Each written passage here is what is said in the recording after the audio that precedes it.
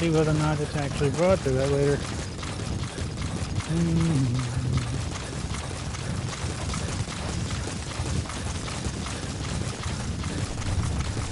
Let's see.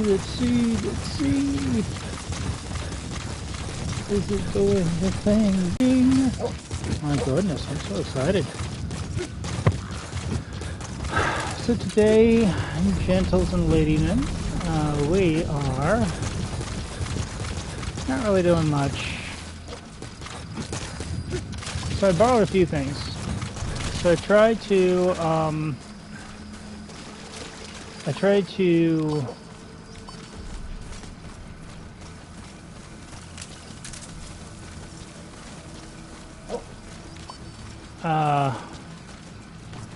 I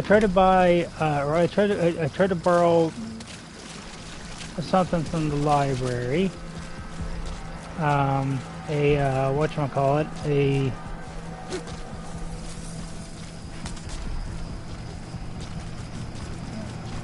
an internet hotspot, because that's the only way that I'm going to be able to do what needs to be done here. And actually get the ability to stream.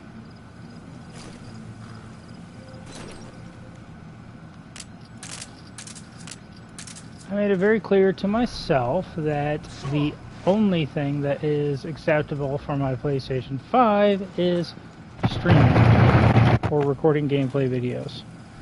If my voice cuts out, the headset I'm using is being a real pill.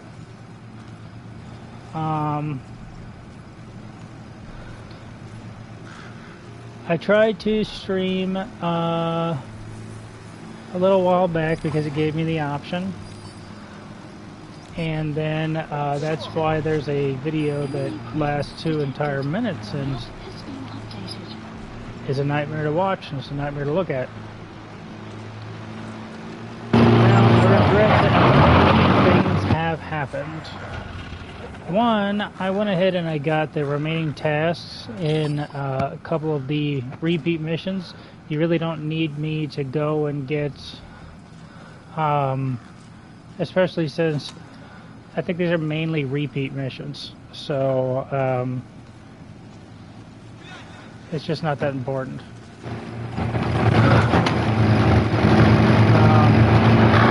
So unfortunately I did do that off camera. But also, on top of everything else, I went back to Mother Base. I went back to Mother Base off camera. It was raining. And no, you know what? Sure. I went back to Mother Base off camera. And they played out the quiet torture sequence. It's the torture sequence where they find out that Quiet was indeed the lady that choked our main character in the hospital at the beginning of the game. Naughty, naughty. That's not something that you're supposed to do. So they shocked her like the world's most, I don't know, primitive taser, and she didn't talk. Then she revealed that she can actually speak in Navajo. So she talked to Code Talker. And Code Talker, he said, what parasite are you infected with? And she said, English, but I'm not going to speak English ever. So that sequence of events, it happened. And it happened off camera, unfortunately. Now, I don't think that in this particular save file, let me see, guard post, outpost, you can see, okay.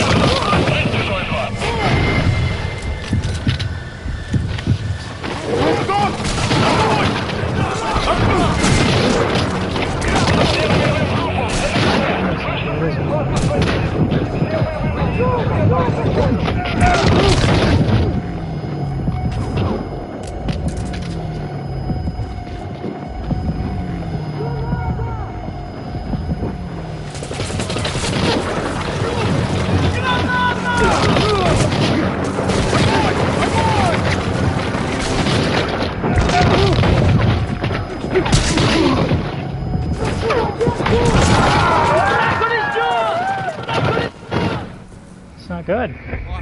What happened? Boss! Whatever. Maybe I could just do this fast and loose. How about them apples, huh?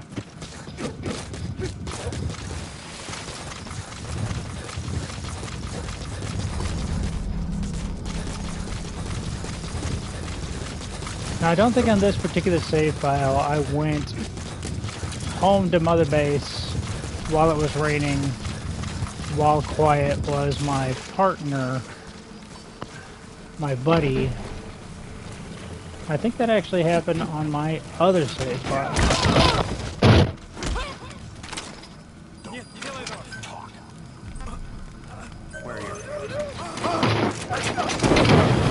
See, like,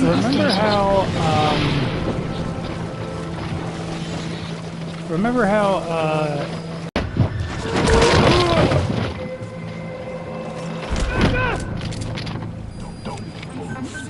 so I had this Let's Play of Demon, of the remake of Demon Souls. You gonna help him?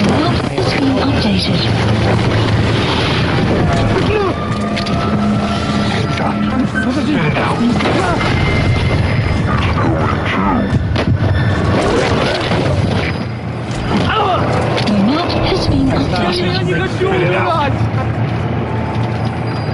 Where are the others? Talk.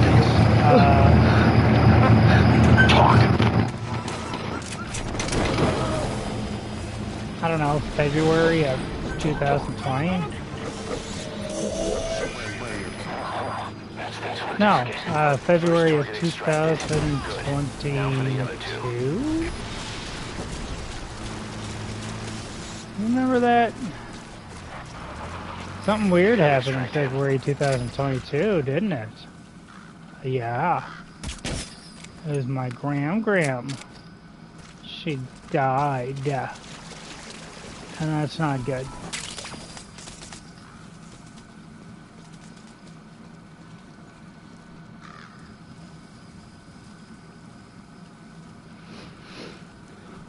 So I'm living on my grandfather's land, right? Which I'm almost 200% sure is something that my grandmother convinced him to do. Convinced him to let me do.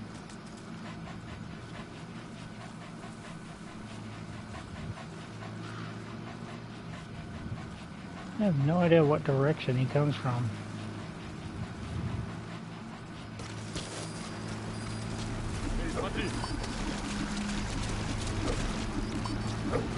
Oh, he comes in the same direction.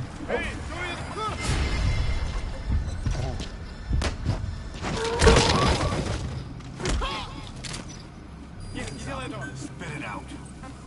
Where are your friends?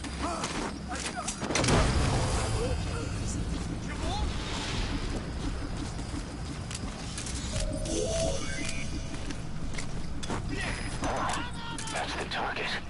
Target extracted. Only one left.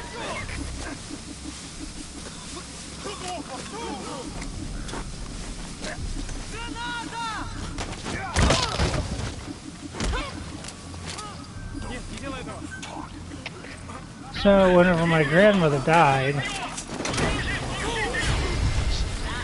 that was a thing that I didn't want to happen.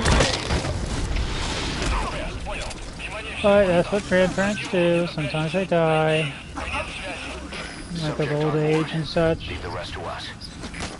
So there really wasn't anything that anybody could do. But as a result, my priorities massively shifted. And instead of doing Let's Play videos in hopes that they'll, you know, technically every Let's Play video is a digital product, right?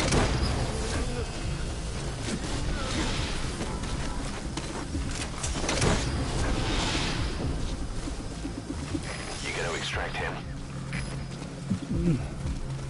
So instead of doing Let's Play videos in hopes that, you know, there'll be a digital product out there that may or may not, you know, make me money at some point in time in the future. Instead, I shifted my priorities to, Leave the rest to us. Where are your friends? something solid, something guaranteed.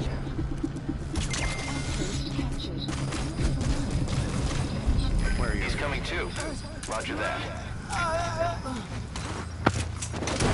And so, pretty much as soon as I got home from the funeral, or maybe even before the funeral started, I went home and started building my cabin. I had all of these intricate plans and everything that was all part of, you know, the cabin building process. But I didn't have a cabin. It's like you can make 1,000 blueprints, but I didn't have a cabin. And I was taking my time. I was trying to, at first I was looking at like, okay, you know,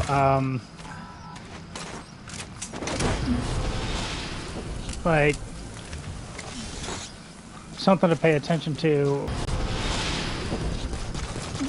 that I need to slowly build up everything involving a cabin. So what I did was I successfully made a foundation for a cabin. So that was the first thing. I successfully made the foundation for a cabin, and I made it level and everything like that.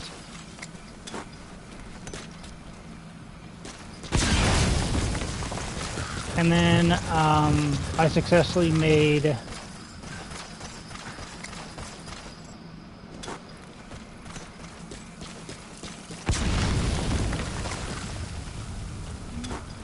I thought about like successfully making a roof for a cabin. And then after I did those two things, then maybe I could successfully try to make walls to a cabin. It's like all improving one at a time, you know, the scary process of making something that you're supposedly going to live in.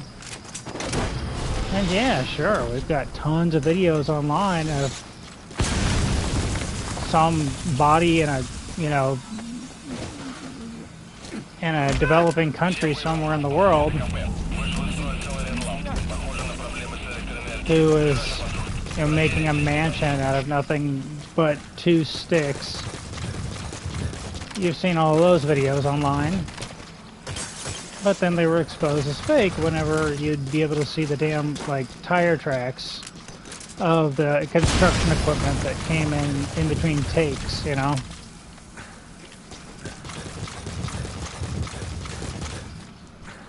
So,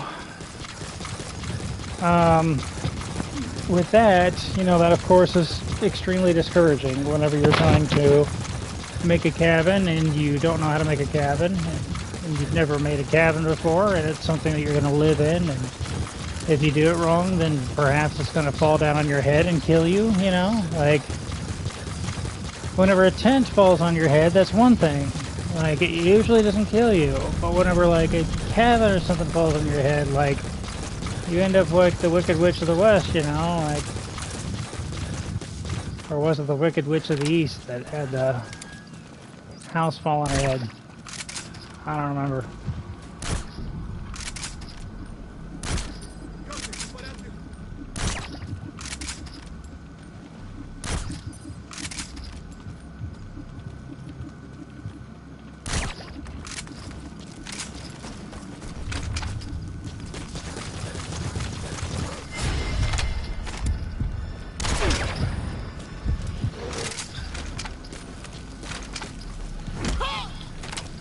So, I was trying to do it like nice and slow and easy and everything, but I had like a ton of, like, I had all these like plans inside my head and I wanted to do it perfect, and, you know, I saw like plans online. I purchased plans online. There's a guy named Derek Dietrichson, and he has a cabin that he has a cute little A-frame cabin that he made out of Subject on like board. recycled material, Leave the rest to and us. while he quotes the price as being around $1,200, he had some people that made it He's coming too. that he showed on a YouTube video of his, and he made it, or they made it, for a grand total of only $700 with all this material that they had, which was recycled. And I was like, oh, I can do it even cheaper than that. And I had this idea of pallets. I had this idea that pallets were modular in a way and could connect to each other. And then I found somebody who did make something out of pallets that he, you know, could spend the night in. He doesn't necessarily live there, but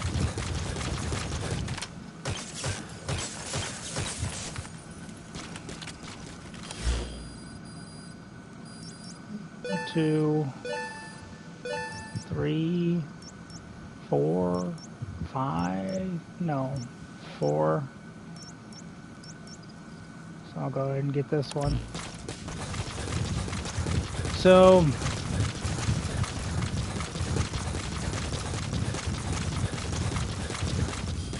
I had like a proof of concept and everything, but I didn't have anything in reality, and I was like going real slow with it. I thought like this couple that had made this A-frame cabin with the plans that I had also purchased, like they made it within 2 weeks, and there's 2 of them. So perhaps I could triple the size of the cabin, and it would only take me triple as long times 2, because they had 2 people working on it, and I'm only 1 people. So I made like a 300 square foot foundation for it. What I'm trying to say is that I'm stupid. I'm a moron. I'm an idiot. I'm the dumbest human being I know. And so it didn't work out.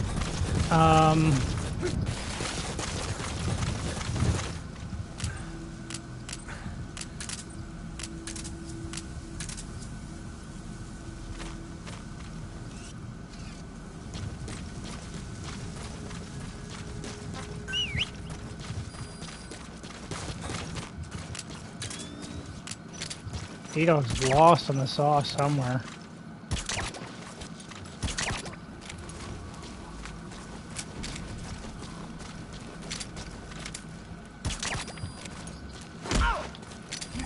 Spit it out. Where are your friends? I moved here. It had to be February of 2020. Yeah, I moved here February of 2020. This place has no building codes. I could do whatever the hell I wanted. I had full permission from my family and everything. And I had failed to make a cabin. And I had hemmed and I'd hawed about it for so long, trying to make the perfect cabin.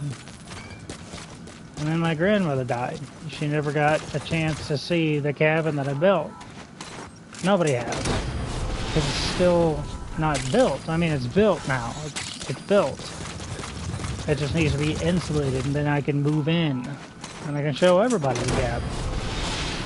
Which is highly important, because if I make a video showing everybody the cabin, obviously that means I'm going to get, like, likes on Facebook and shit, which is extremely important to me. Obviously, that's... Like, if I don't get enough likes on Facebook, I think I might, like, die, you know? You look at, like, the Maslow's hierarchy of needs, food, water, likes on Facebook. It's right down there towards the base of the pyramid, I'm telling you.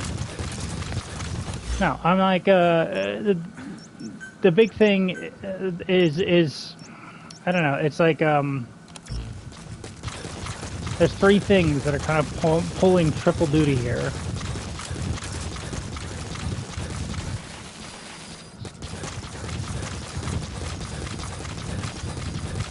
The plan has always remained the same. It's very, very simple. I build the cabin. the cabin allows me, with proper insulation, to use up far less electricity heating and cooling the cabin than I do this mobile home.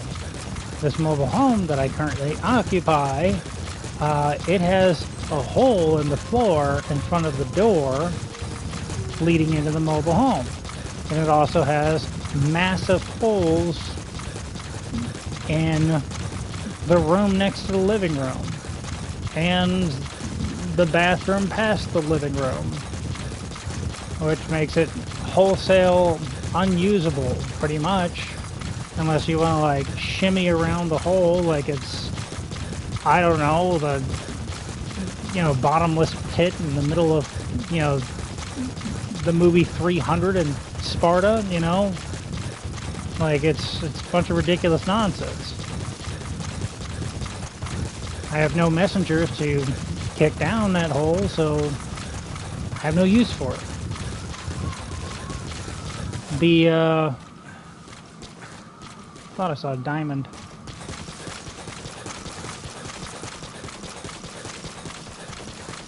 The walls in the living room in which I now sit, the walls sometimes don't go all the way to the floor. So there's like this hole that I can see daylight through during the daytime.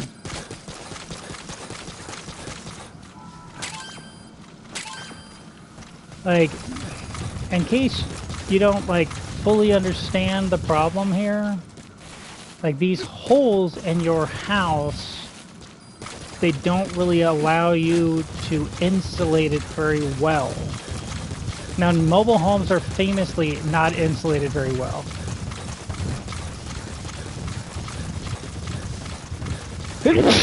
Sorry, I've been working on that sneeze for a good 20 seconds now. I thought I was going to lose it. That would have been a tragedy, truly. A tragedy, a travesty,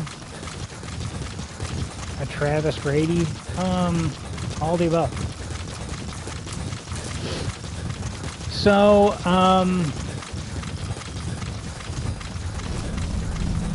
there's also, there's a room, like, I'm currently sitting in the living room.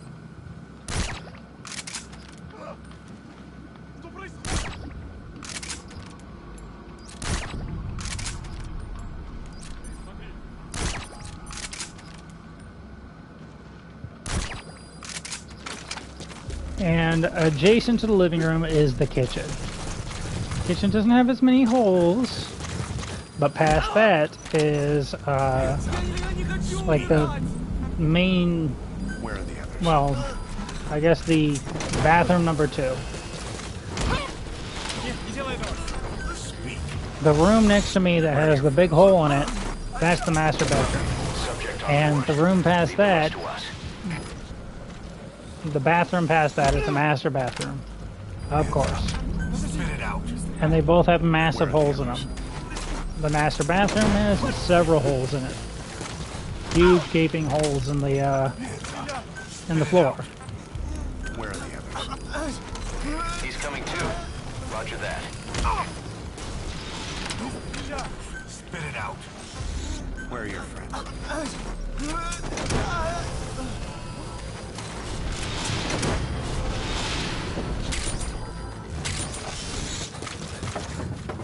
Subject Now on board. Leave the rest to us.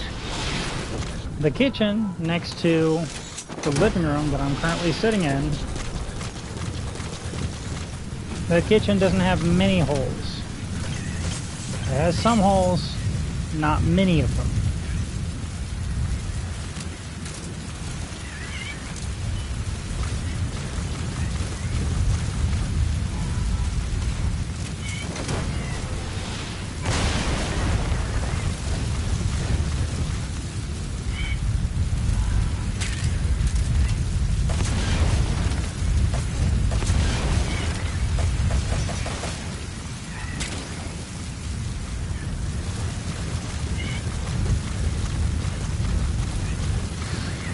So there's not too many visible holes in the kitchen, but past the kitchen is the like main bathroom for like the entire, like the rest of the house, the people who aren't in the master bedroom.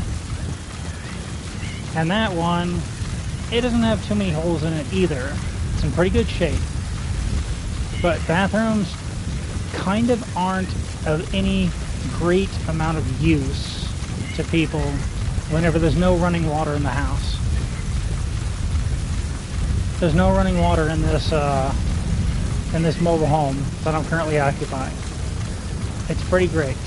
I get to take a shower literally every time it rains. There's this one video, like,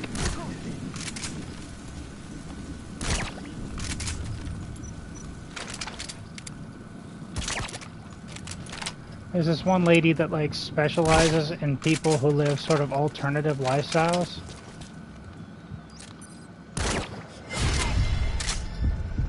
And she went to this one guy that lives.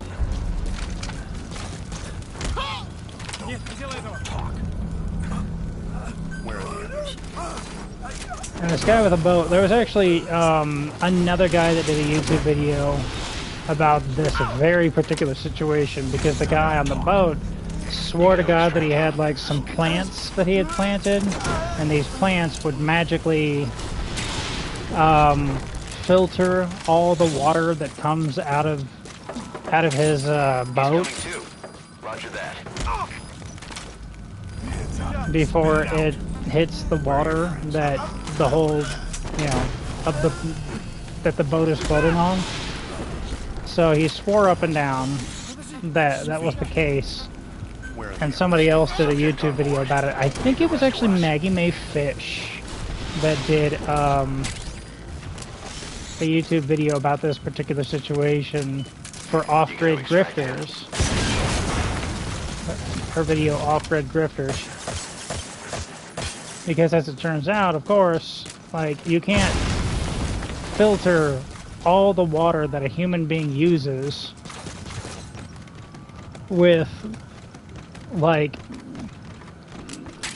with the damn plants that you can plant on a boat. Like, I don't know how many plants that you're imagining that this man had in this particular video that I'm talking about, but it wasn't many. It wasn't like an extraordinary amount of plants, because he lives on a boat, not a super yacht, like a boat. Like a regular B-O-A-T boat.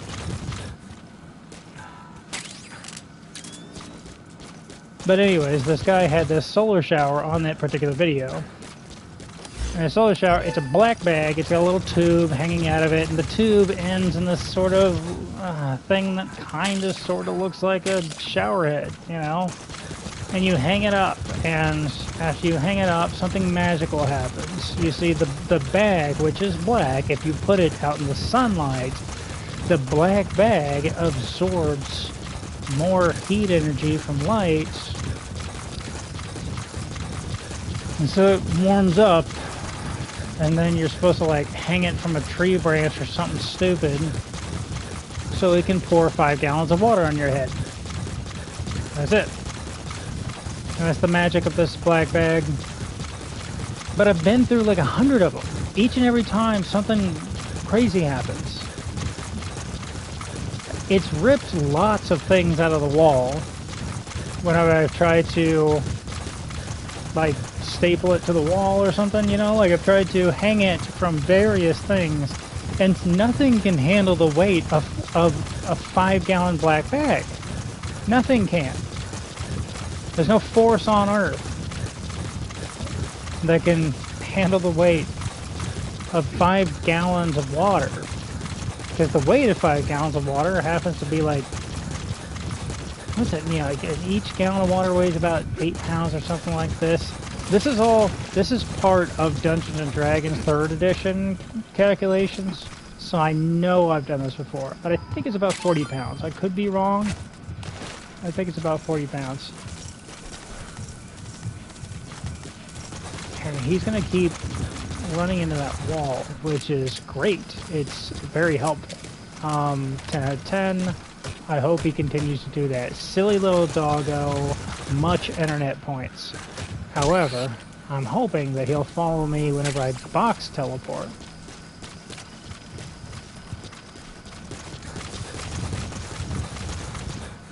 Which is also very important and plausible. Another thing that really happens all the time. I can't tell you how many times whenever I was in the military that I box teleported from place to place. I would just get in a box, I'd teleport from one place to another. It's like standard military procedure. What the fuck was that? Did you see that? The fire was just floating there. I feel like that Japanese dude. I think he was a Japanese dude. There's this like meme image of this guy who's like in a cave or something. And he's like, he's looking at these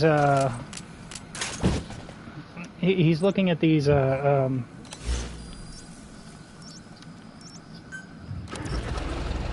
stalactites and stalagmites with this look of disappointment.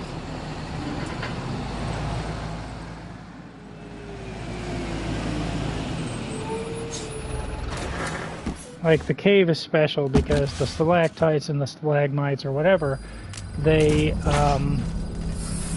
see? We fixed it.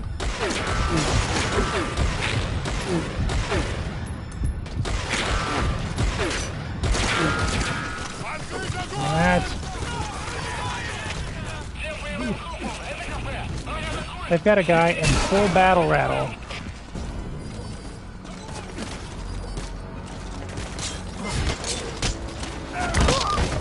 Up here, manning the fucking spotlight. That's beautiful. It's gorgeous. I love it.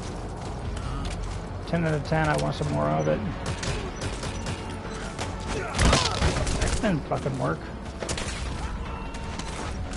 I'm gonna do things. I had a plan.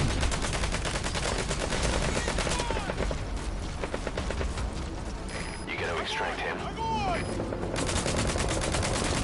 I got a tiny rock in the way. This is very, you know...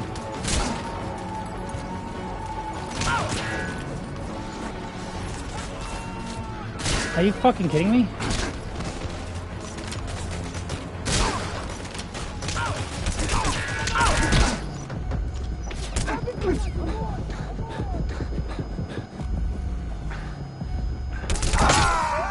Fantastic.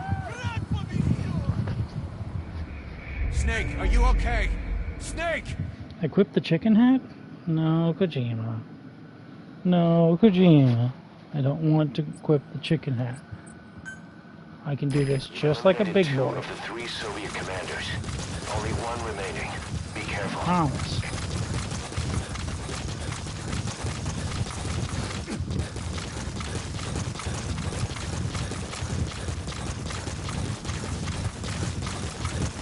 What God's name was I talking about?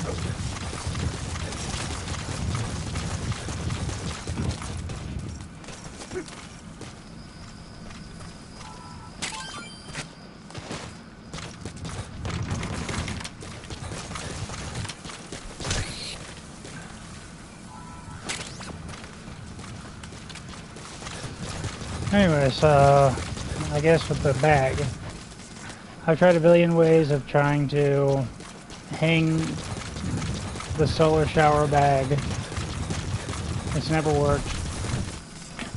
So whenever I shower, I do so whenever it rains. That's it. That's whenever I get to shower. Otherwise, I heat individual pots of water over the stove. And then once I feel like I have enough, I pour it on my head. It's really cool. 10 out of 10. I highly recommend.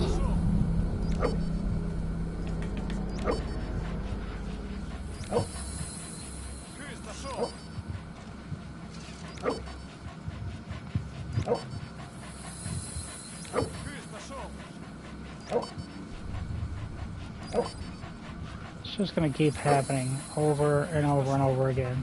Fulton him! He's like, Fulton who?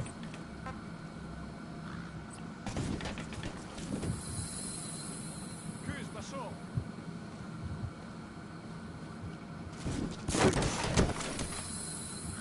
Крыс пошел! Смотри!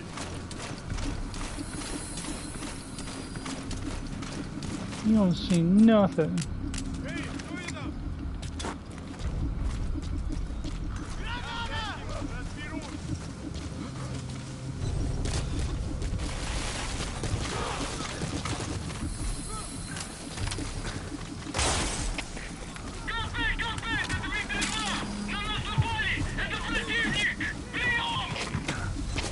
Это КП, понял. Будьте начеку. Выкройте врага. Нет, не делай этого! Where are your friends?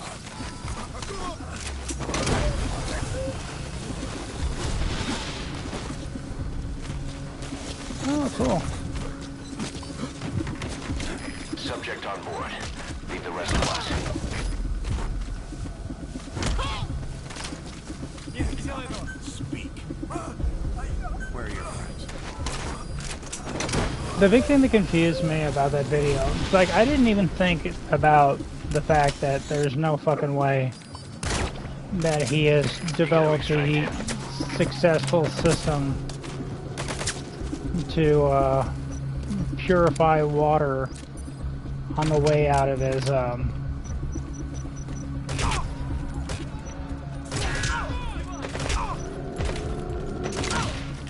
boat. I didn't even think about that. What I thought about is, what the hell does this guy do in the winter? And my best guess was that in the middle of winter, he would fill the bag full of water that he individually heated in separate pots, like I do. Spit it out. But I've tried doing stuff like that, and it's extraordinarily difficult. The rest of us. I managed to do it sometimes with a beer bong. He's coming too. Roger that.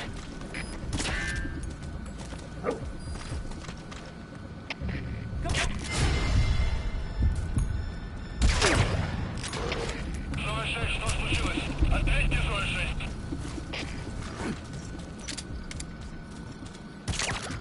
У нас проблема. Тревога по всем постам. Can we please? Thank you. Я не хочу умирать!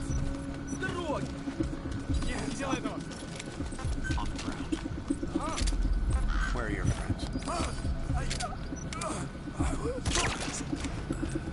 Talk. Where are the others?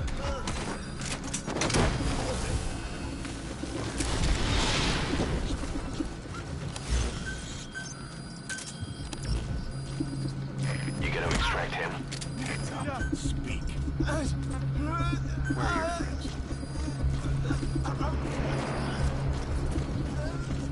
Speak. Where are the others?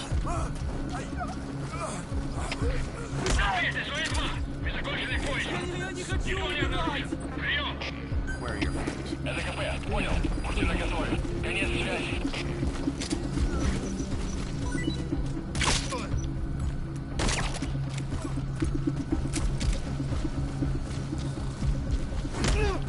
Hands up. Talk.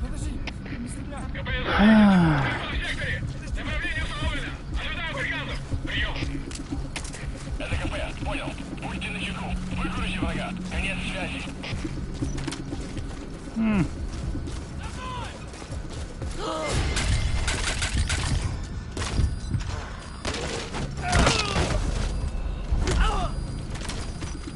Я не хочу умирать!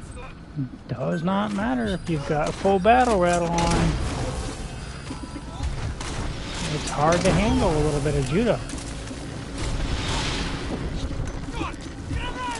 Subject on board. Leave the rest to us. Yeah, the wrong thing hotkeyed. Now I'm all embarrassed. Look at that.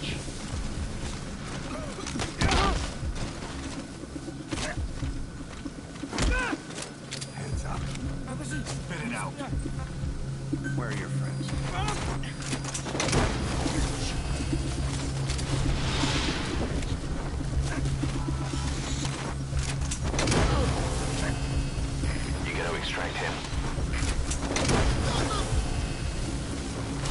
So we have no running water in here, in this mobile home. He's coming There is too. a well. Roger that. Whenever I first got onto this property, the well was not working. But thankfully, my uncle and my grandfather came down and they fixed it. And now it is working. Okay, subject is in.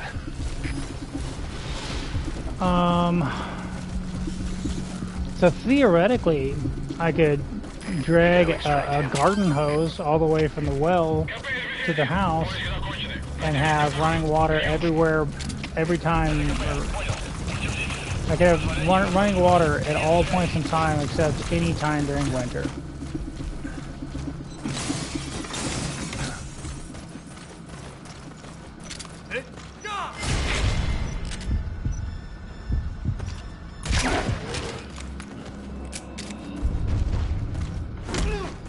Heads up.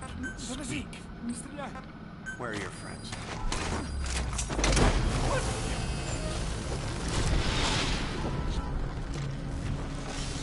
Oh, there we go.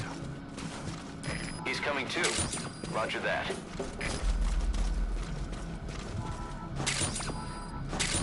So the main bathroom itself, not that big of a deal. It really isn't.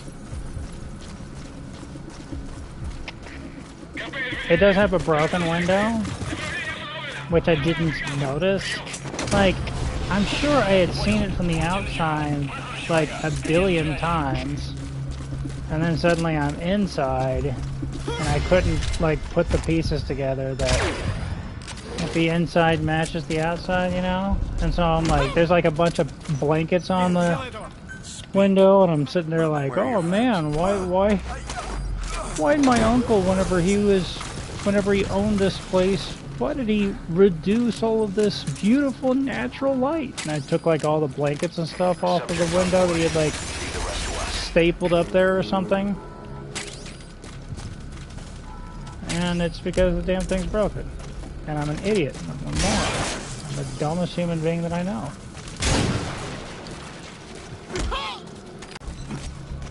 He's coming too. And I'm trying to let no bad happen.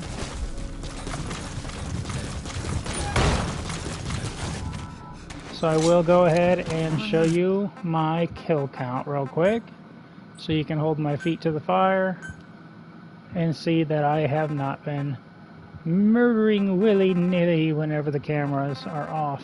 What the hell is the kills? Kills 7-3 apparently. Which the last time that we checked kills was reasonably high because I didn't know that Pequod, his kills counts. Leave the rest to us. But only in the Phantom Pain and not in Ground Zeroes for some reason. Or vice versa. And also, if you kill willy-nilly,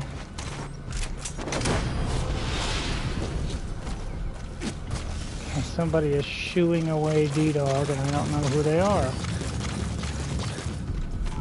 There they go. Oh, they're not shooing away D-Dog, they're shooting away sheep.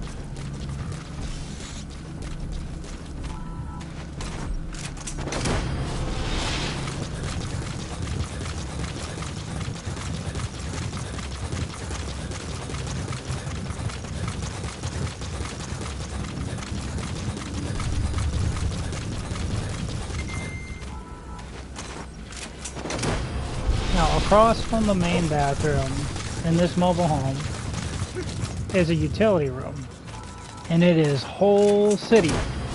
That room is like walls and floor included. Like, it's like it's 75% whole, man. It's crazy how much hole there is in the utility room.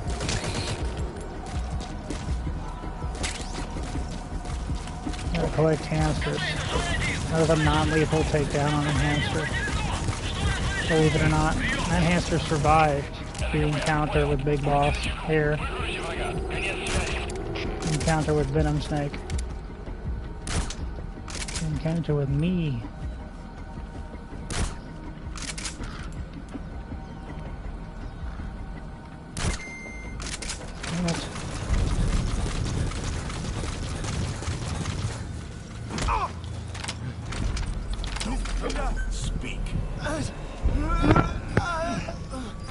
no heaters on in the house right now. None.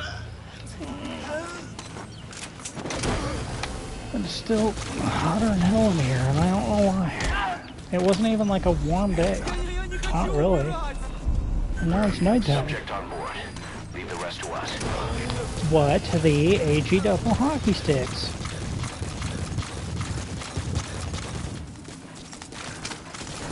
Now past the living room on one side of the hallway, or no, the utility room on one side of the hallway, and the main bathroom for guests, I guess, on the other side of the hallway is an office, and that office is like almost 100% whole.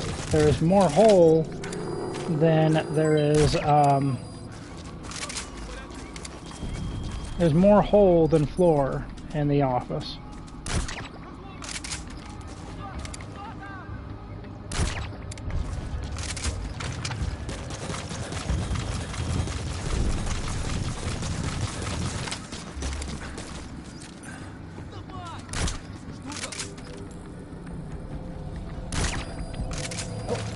Hooray!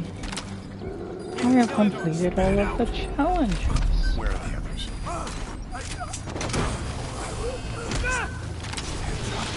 Speak.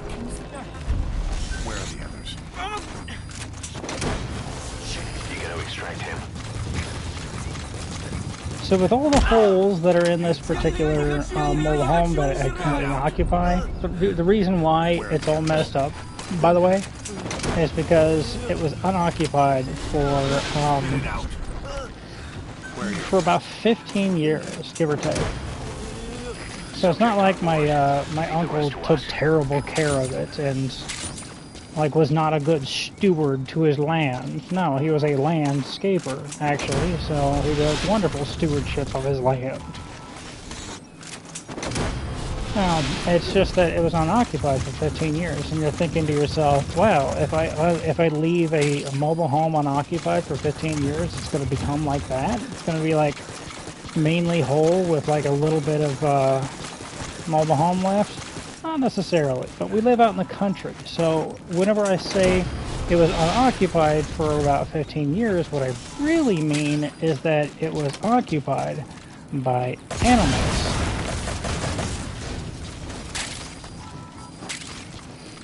So, like, there's large amounts of raccoon shit all over the place. Or there was before I got in here and I cleaned the vast majority of it. There wasn't a single member of my family, myself included, that figured that this mobile home could be rehabilitated. It could possibly house a human being again. Like, that wasn't on the menu to any of us. No one thought that that was possible. But in my quest to build a cabin, I had my 300 square foot foundation for a cabin. And that 300 square foot foundation for a cabin, I had viewed somebody on YouTube. I had viewed a lot of YouTube videos telling me a lot of different things about fucking bird, and that's what it was. That's what I was watching. Bird videos. No, the foundation.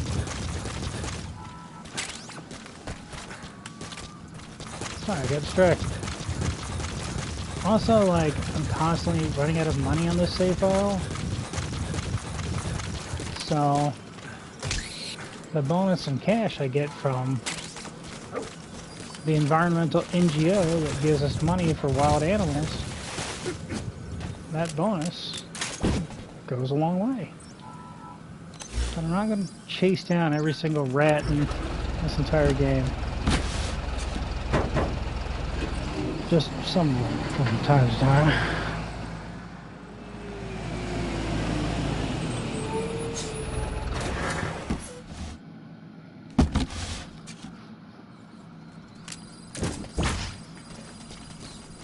Like that. It was right there.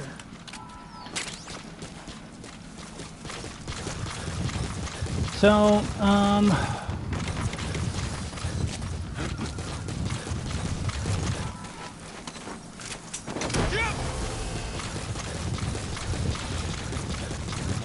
what's the quickest way out of here? Target extracted. We'll let the client know he's been dealt with. Exfiltrate out of the hot zone by chopper or on land. I got an idea.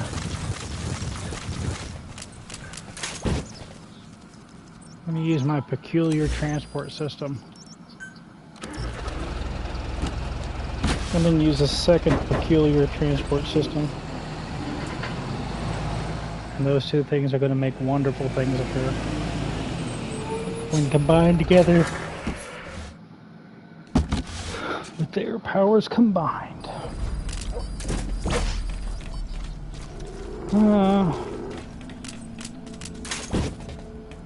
Didn't work.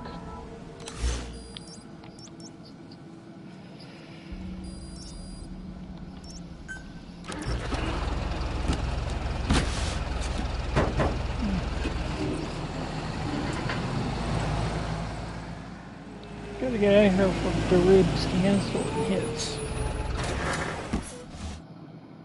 No, really, I don't need to hurry at all, but... There's nothing in Chicago, Calais. What the hell was I thinking? Damn it. Whatever. My plan was to take a ride out of here on a shipping container. On a materials container. That was my plan. That was my big plan.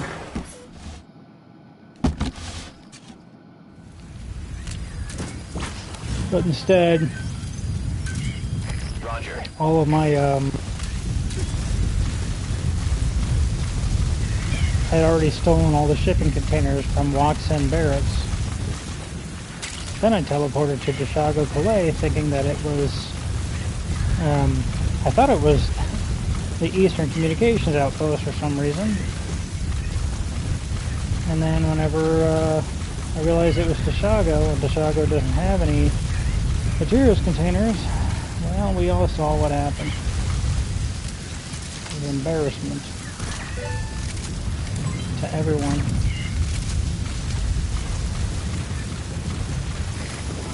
Because of that mistake, I'm going to cry myself to sleep tonight. And every night thereafter, for the rest of my life, for time in memoriam.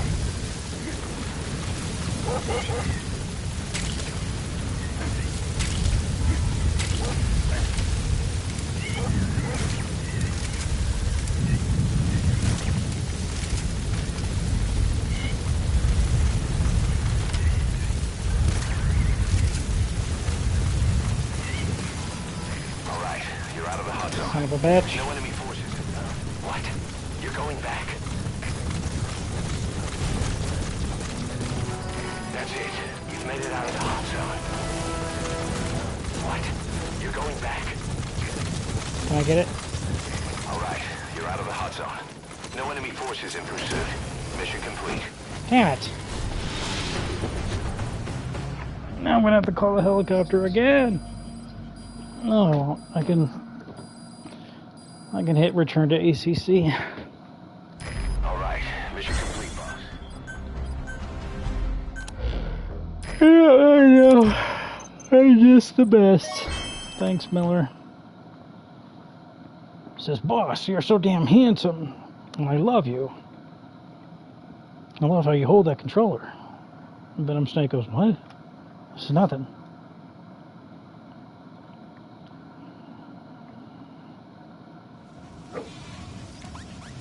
Nothing. I didn't say anything.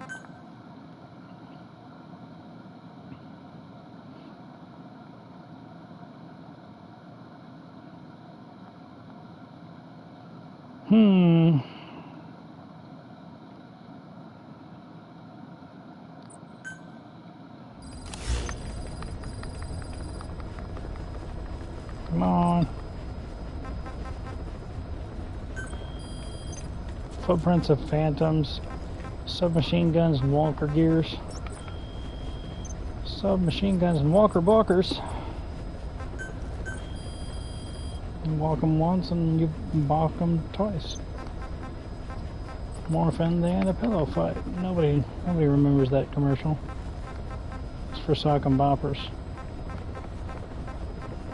They were like giant inflatable things that they were kind of like water wings, but you put them on your hands, and that way you could box other humans, and do very little damage to them.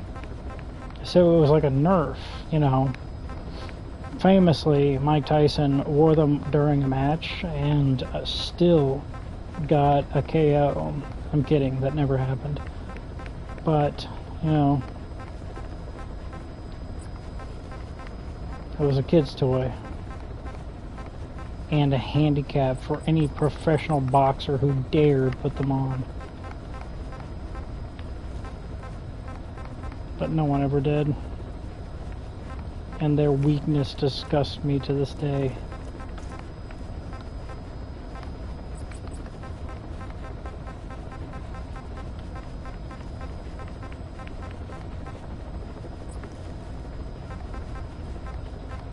Well, we're not gonna need anything lethal. How about that? Yeah, that'll be nice.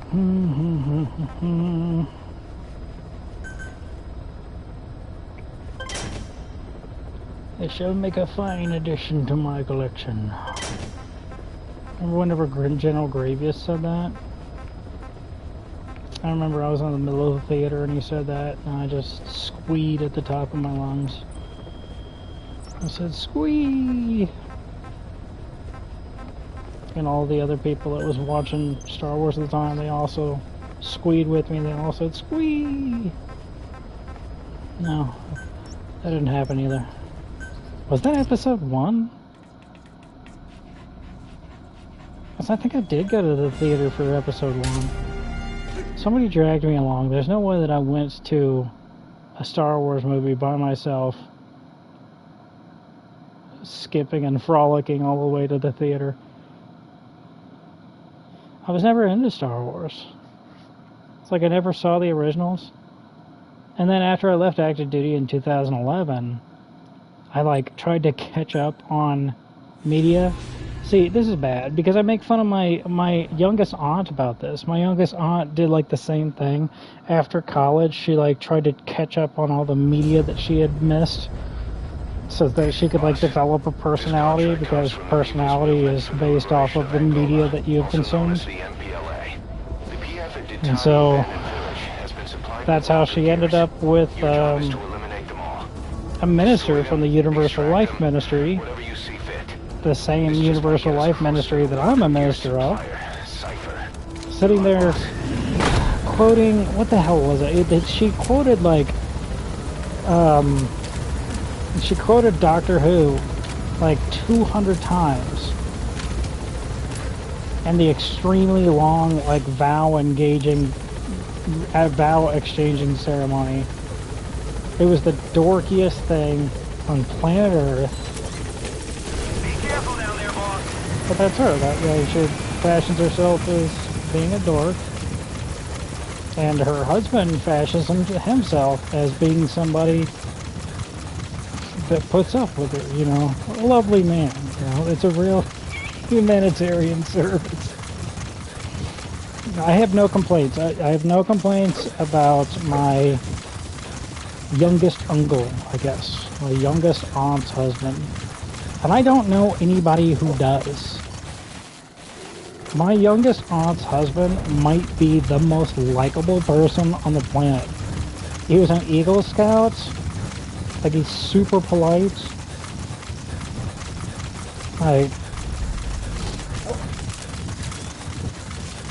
Like there's like a 1 in like 1 trillion chance that every time I close my eyes, he's actually like a monster, but I highly doubt it. I really do. Targets have been deployed to that outpost. Find and eliminate all of them. The thing was to take him out with submachine guns. And I didn't even bring a submachine gun. How much was it? 10 Take out 10 of them with a submachine gun? Yeah.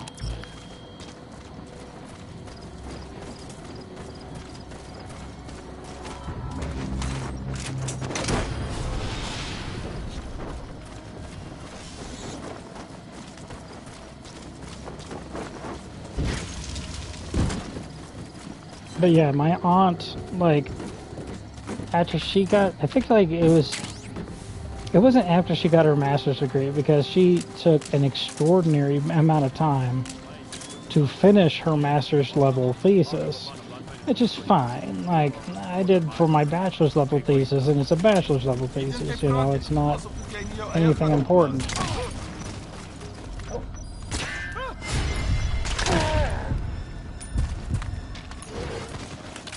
I might not even be able to take out 10 enemies, because some of these guys might be in riot suits. I'll have to hope for patrolmen visiting. If there's too many people in riot suits. I don't know how many guards, you know, guard this camp. There's a couple coming right now. I can take them out real quick.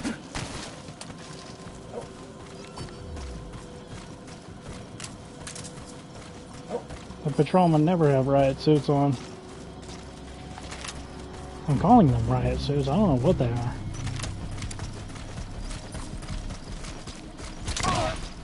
Full battle rattle. Battle rattle is an incredibly dorky way to say Delta gear. And Delta gear is an incredibly dorky way to say, like, the standard loadout for people who are in combat zones. Because it is sure as hell not called battle rattle. You can't, like, head down to, like, your supply officer in, like, a military base and be like, I need some battle rattle. Do you have any full battle rattle for me? They'd probably, like, give you a wedgie.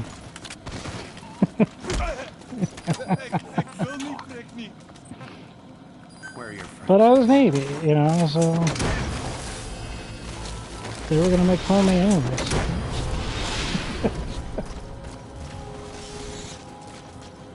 He's coming too. Roger that.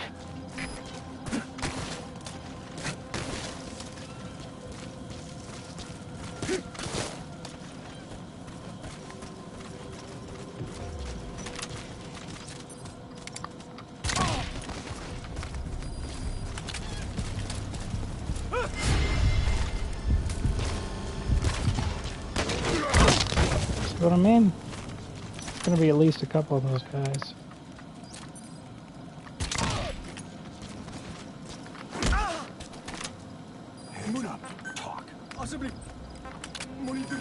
What they have on is more extensive than Battle Rattle. They have more extensive than Delta gear.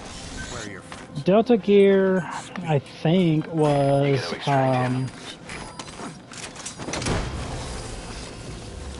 it was a flak vest with bullet. Well, it was a flak vest with ceramic Subject on board. plates. Leave the rest to us. Where are your friends? It was like a 50-pound ceramic plate or something stupid like that.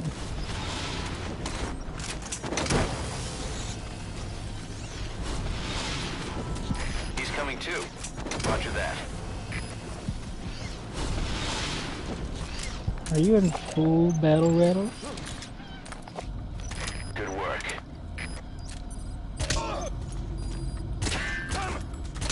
Nice work. Keep it up. There we go.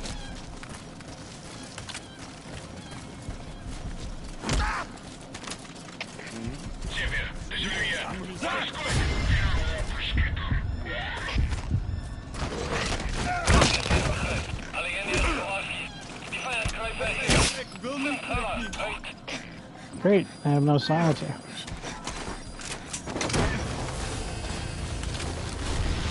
Spit it out. Where are the others? Subject on board. Leave the rest to us.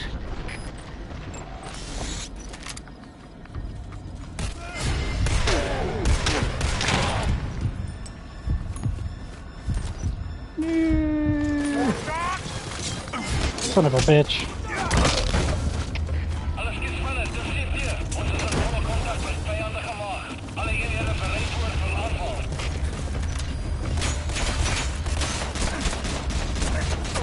He's coming too. Roger that.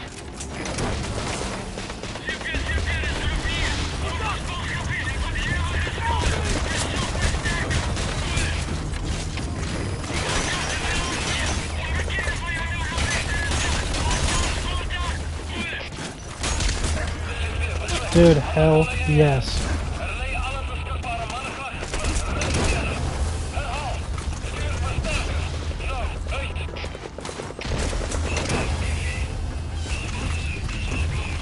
Subject on board. Leave the rest to us. LOL, eat shit.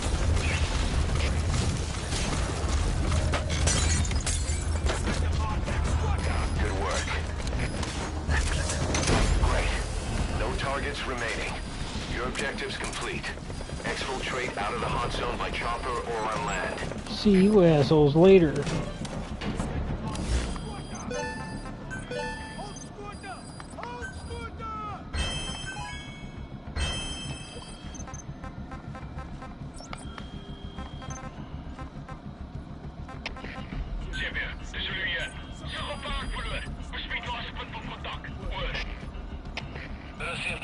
CP, I'm so fucking scared right now. I am so fucking scared.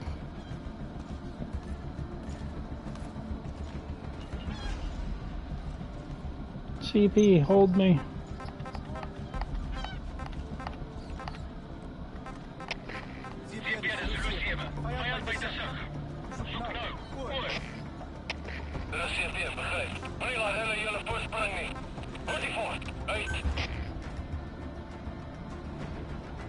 Dude, there's guards swarming around here, man. It's not good.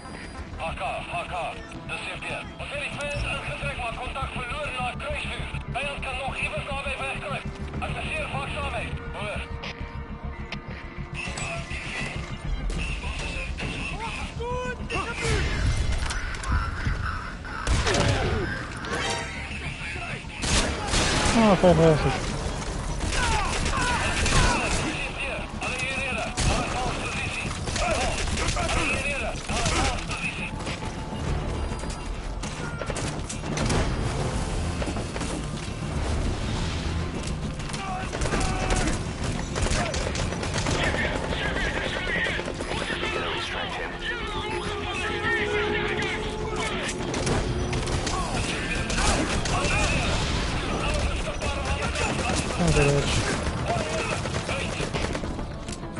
Subject on board.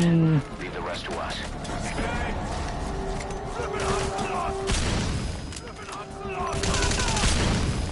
Lol. Feed me more men.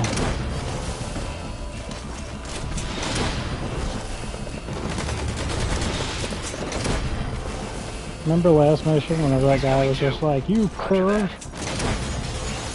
You think you can take on the whole 40th Army? Yes.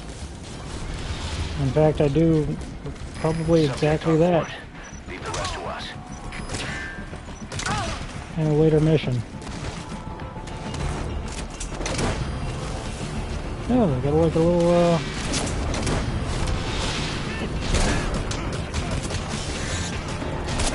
He's coming too. Roger that. got a little P. Risner over there.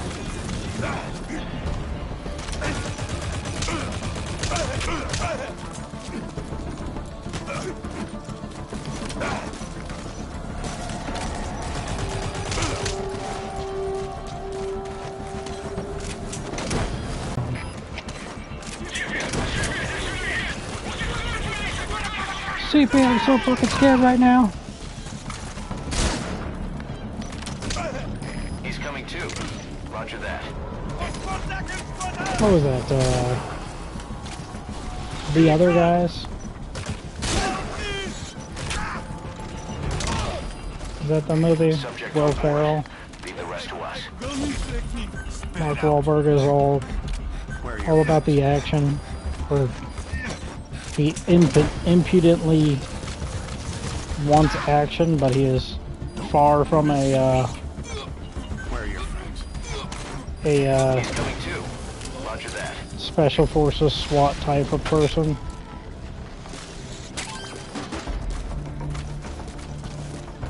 And Mark Wahlberg thinks that the pencil pushing Will Ferrell is a weak person, unfit for what, law enforcement? He's like taunting him in the movie. He's like, you shut up. You shut the fuck up. I'm so fucking scared right now.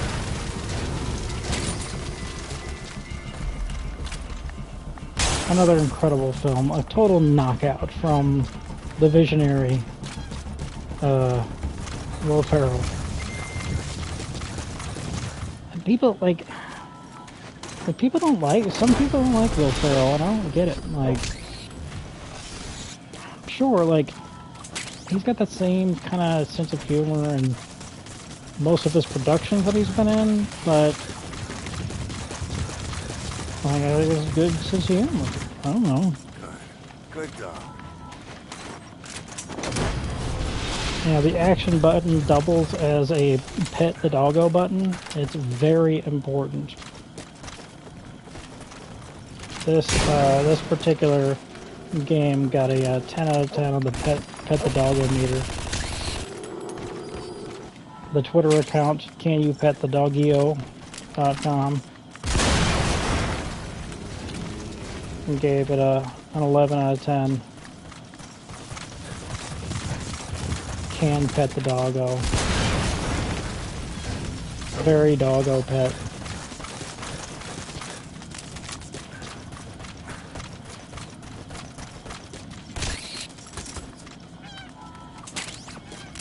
I think it was because of that Twitter account. Like, somebody, like, it tweeted out that you can't pet the doggo and enter the gungeon.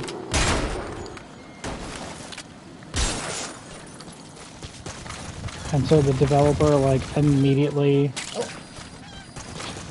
programmed in the ability to pet the doggo. Highly important. It's a great use of people's time. If programmers didn't want to allow you to pet the doggo in their video game, like, then why did they take the job? What do you want to do, program a video game? Like a simpleton? If you ain't programming in doggos that you can pet, then what the hell are you doing with your life?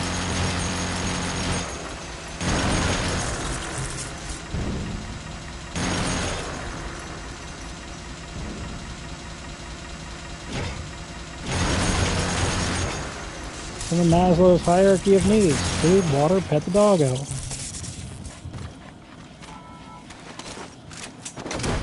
I'm right towards the base of the pyramid, I'm telling you.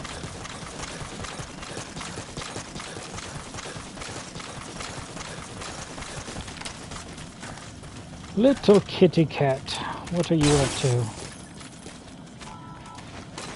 You know, I talk to him in English, he never answers me in English, which frankly I think is fucking rude.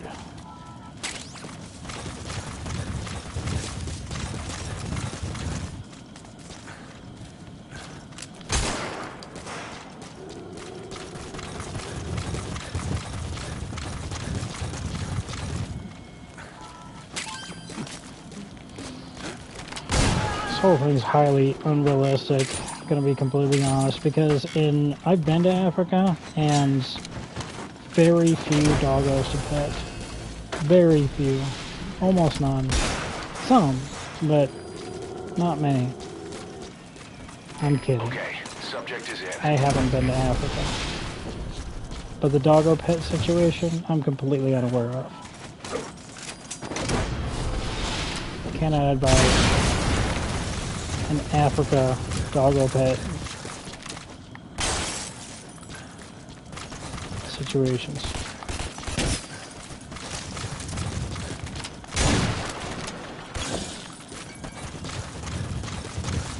Well, petting the doggo doesn't even do anything in this game. You would think that that would increase your bond level with D-Dog, but no. I think it's entirely dependent on how many missions that you've been on with it. That's why you can spam C2W over and over again and just stay in the helicopter.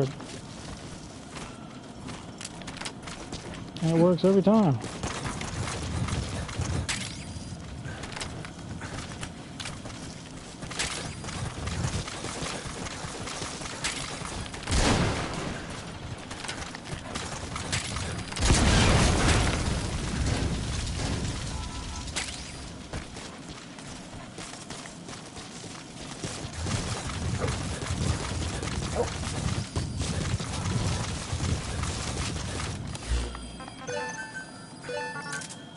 Roger.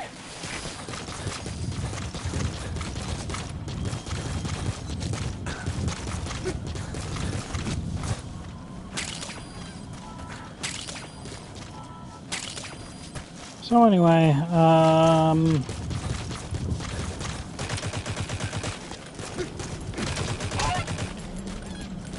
whenever you have holes in your house, it's very difficult to insulate. That's the real lesson.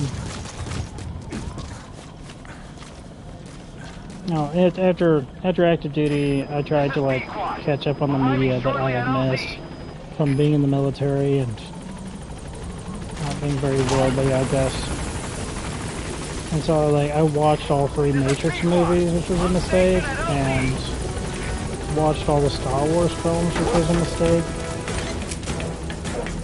and watched all of the Lord of the Rings films, which, let me tell you, those Lord of the Rings films, especially since I watched the extended edition of those Lord of the Rings films, they were all just classical masterpieces, and every single one of them changed my life and had me crying profusely from my eyeballs. And I leaked bodily fluids out of every single pore that I had. And afterwards, I went to New Zealand, and I explored New Zealand, and I got a wife and 3 children in New Zealand. And I lived happily ever after, all because of the Lord of the Rings movies, because that's what you want me to say, right? I thought they were okay. I don't know why everybody thinks that, you know, I know it's an unpopular opinion, but I don't know why everybody thinks that the Lord of the Rings movies are like cinematic masterpieces. They were good. They were good movies. But especially the extended editions, what's wrong with you people? Like, I can remember, like, falling asleep during a battle. There was a battle in one of the movies, in one of the extended editions, and I was falling asleep during that battle, I promise you. Falling asleep. Sleeping. I don't know how the hell a movie can make a battle, like, boring.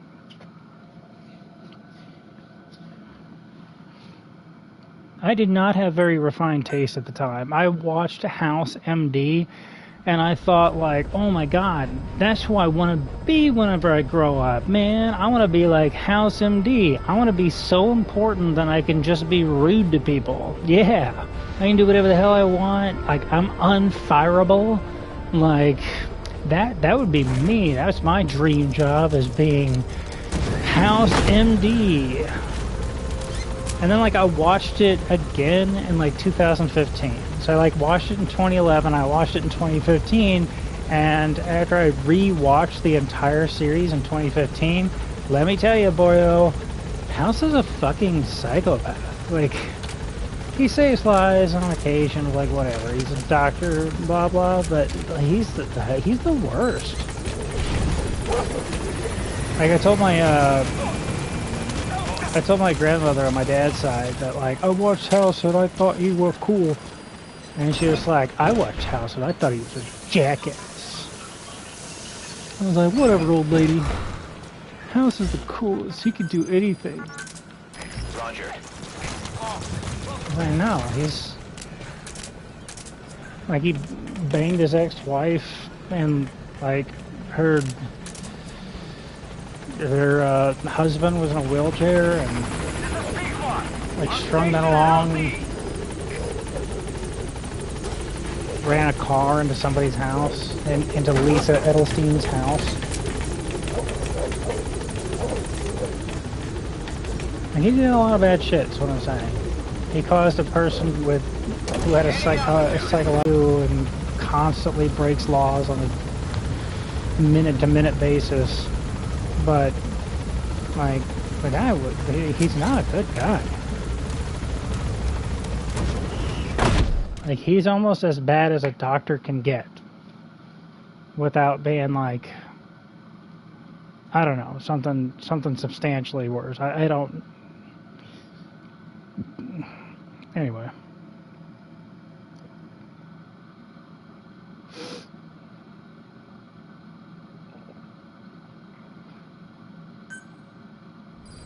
But yeah, I went and I watched all the Star Wars films. And I watched them in order. It's a terrible thing to do. I watched them, like, in order, like, the number that's on the box. It's like, movie number 1, movie number 2, movie number 3. You know what I mean? No kills, no alerts. That's gonna be a son of a bitch.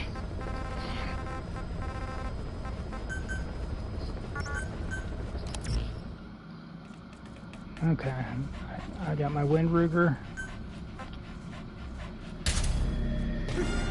Windruger, Doggo. Man, I got everything that I need, man.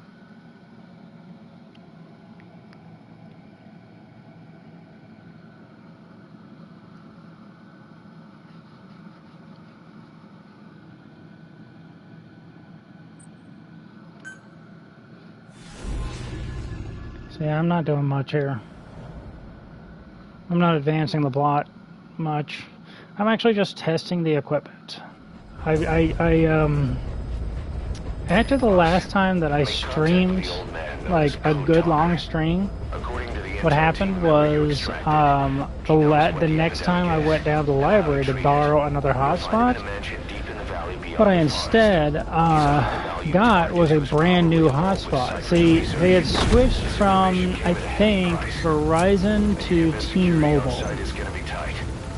And Verizon was working fine, you know, you saw it. Like, I streamed plenty of times with Verizon. And they were like, it didn't work very good, so we switched to these brand new hotspots. I was like, oh, okay, so is it the same carrier? They said, no, we switched to T-Mobile. I said, like, I've got T-Mobile at home. Be careful down there, boss.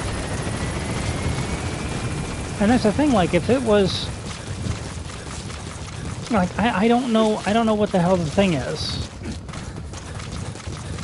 So, like, whenever I signed up for ACP Internet, well, actually, I found, of my own accord, PCs for People, and PCs for People was offering internet for $15 a month. There was a $1 whatever charge, so that grand total $16 a month. So that's what I was paying whenever I first ordered it, and I paid like $50 for the hotspot or something like that, and then they sent me this hotspot. It already came with the damn SIM card in there, so bingo, bango, bongo, I had, you know, unlimited internet service for $16 a month. I was like, holy shit, even as a poor veteran. See how I picked out the magic cutscene rock? That was beautiful. Take notes. I'm going to be taking extensive notes. I've played this game more than I've breathed or blinked in my life. Possibly.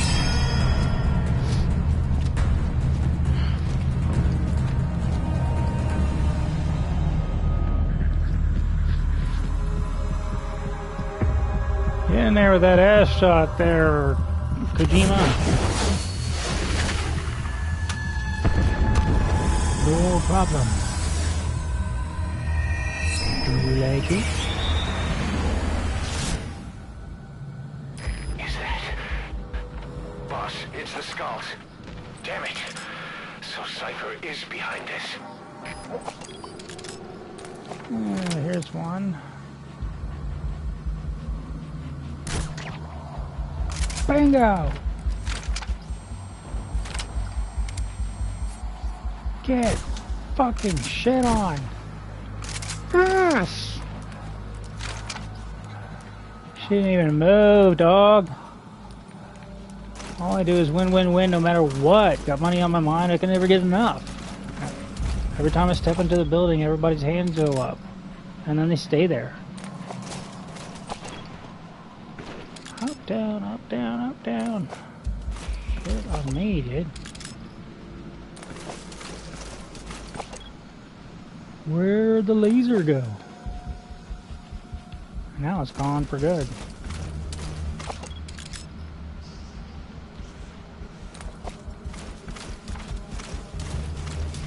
You ever watch that movie American Sniper about the late great Chris Kyle?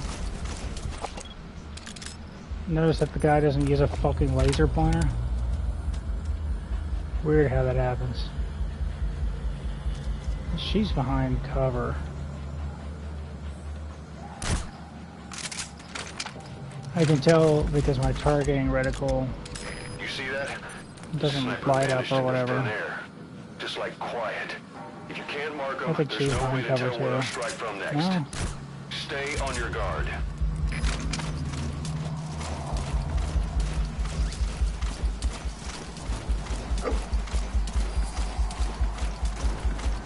Thank you, D-Dog. God knows in the middle of combat I might need a medicinal plant. Like, we're not playing Resident Evil here. Like, medicinal plants don't cure you in the middle of combat.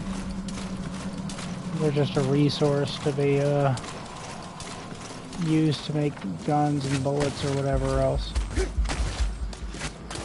Holy shit. That was so fucking close.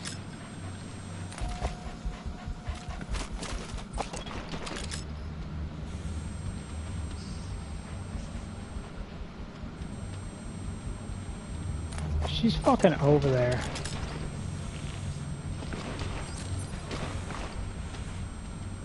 Yes, she is.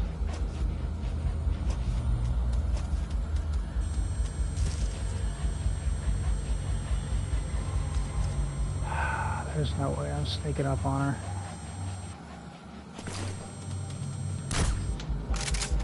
Eat shit!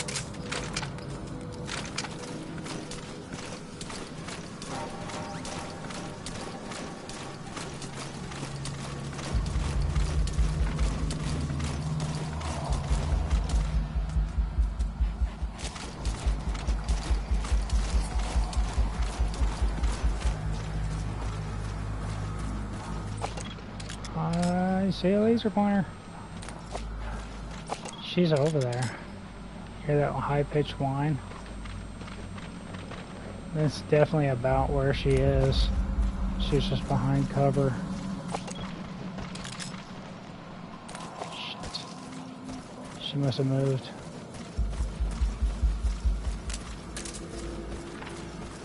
Hello? Here we go. Ba-da-ba-ba-ba. Eat shit.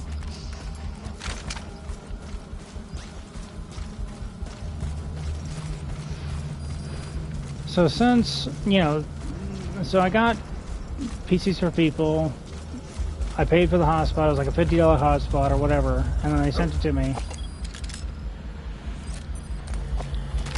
And it's pretty damn good. Unlimited internet for $16 a month is pretty good. Then, sometime during the pandemic,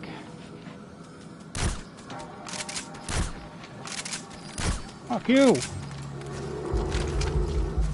Sometime during the pandemic, shit.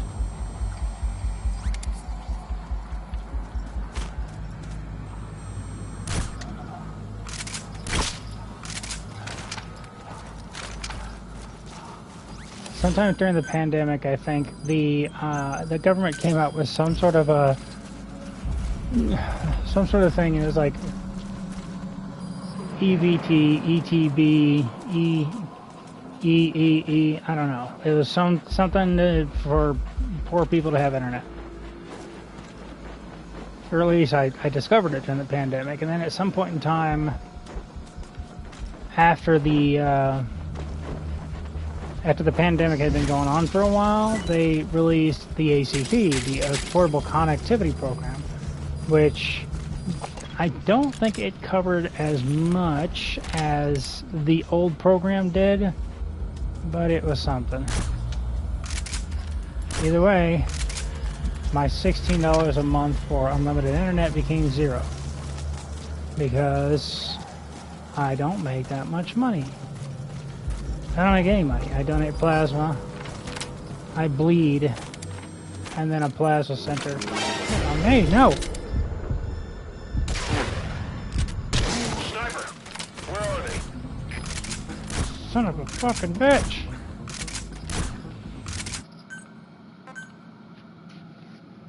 I can never remember whether or not getting spotted by the snipers counts as counts as getting spotted for like mission tasks and stuff like that. Cutscene rock? No. Cutscene rock? No. This is it. Cutscene rock? Yes.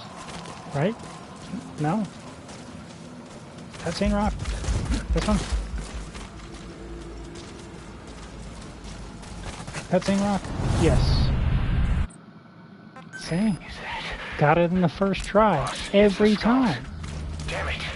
I'm fucking unbeatable, dude. You gotta be kidding me.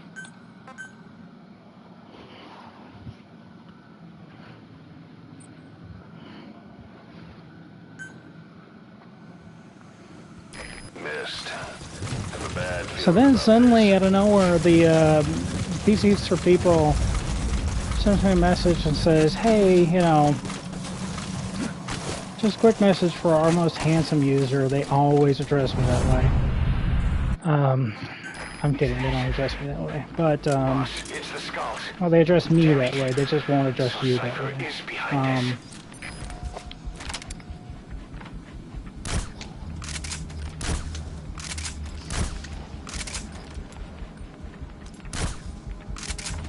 Motherfucker. You see that? The sniper vanished into thin air. Just like quiet. If you can't mark them, there's no way to tell where they'll strike from next. Stay on your guard. Son of a bitch.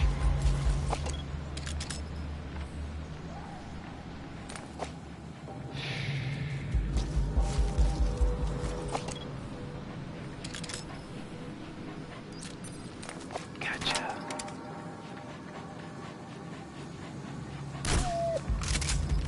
Son of a bitch. She's behind cover. Behind cover, not even concealment. Son of a fucking bitch.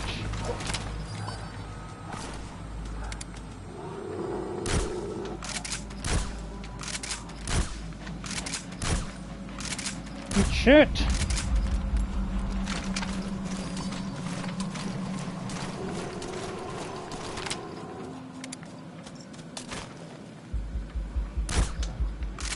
LOL. Come on.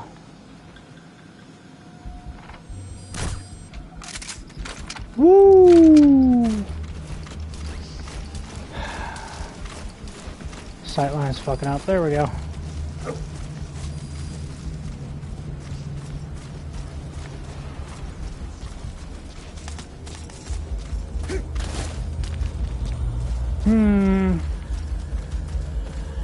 Where are the rest of you?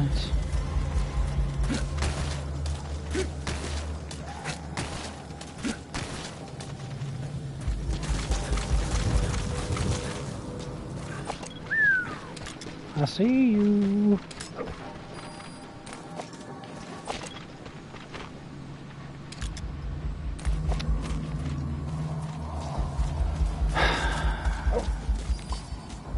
Ooh.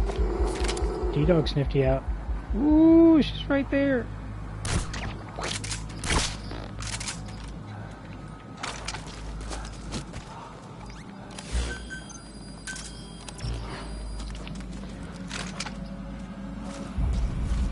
I request supplies for a new silencer. That was close.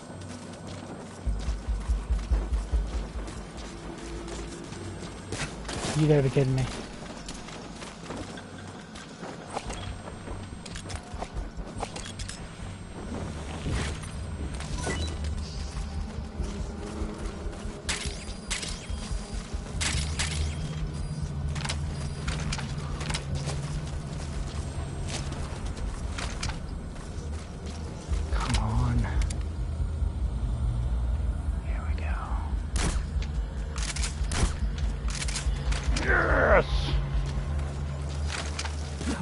No weakness. Sorry, I have no weakness is actually from a Newgrounds animation starring, well, featuring Egoraptor.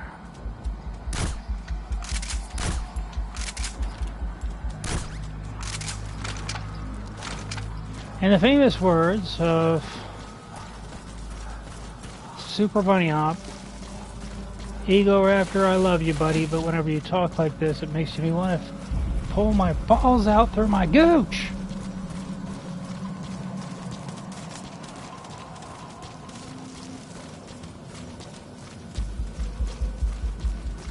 There's this fantastic series that Egoraptor did on Newgrounds, which is a fantastic website from the days of Macromedia Flash. And that fantastic website had a fantastic thing with it. How many times can I say the word fantastic? It has no dicks on it. There's no dicks on Newgrounds. I cannot emphasize enough the lack of dicks that are on Newgrounds. So just know that going into that website, that if you think that there's dicks on the website, there's definitely not. No penises. You fucking bitch. Sorry, that's derogatory, but I mean, she's a bad guy. Doing bad guy things. Found enemy, okay.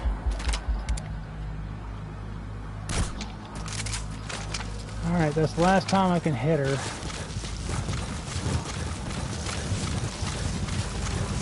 Or else I'm going to win this fight. I don't want to win this fight just yet. I want to gather troops.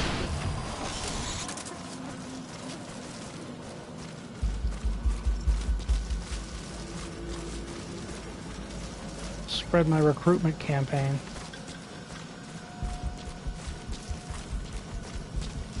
She fucking moved again? That's bullshit. Spotted you again.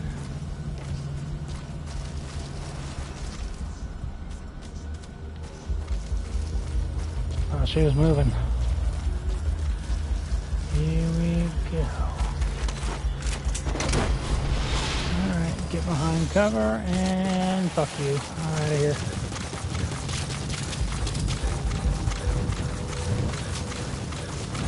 See you later, Stinky. Alright.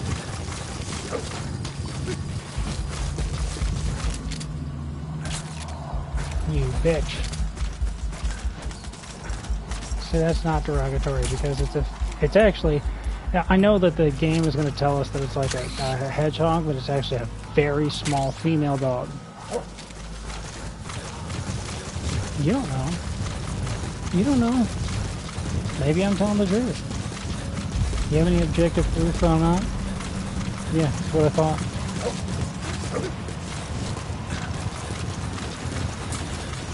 Stick that in your pipe and smoke it. Son of those snipers. Did they give up? Whatever. Just get to the mansion. Pronto.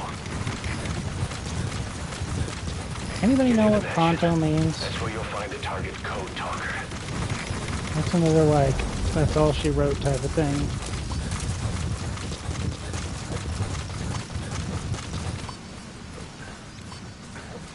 Let's see if I can get the coveted They're thing with the where... PF zero risk security. Looks like they're protecting the target. Why don't you try interrogating them? They might know the target's exact location.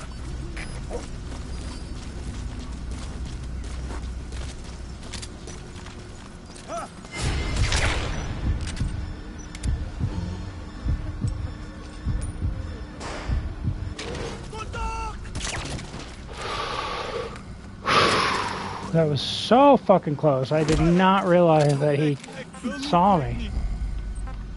Where are your friends? iDroid information updated.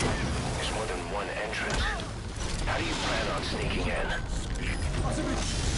Where are your friends? We know where to find the target. Do whatever it takes to bring Code Talker back. Spit it out. Where are your friends?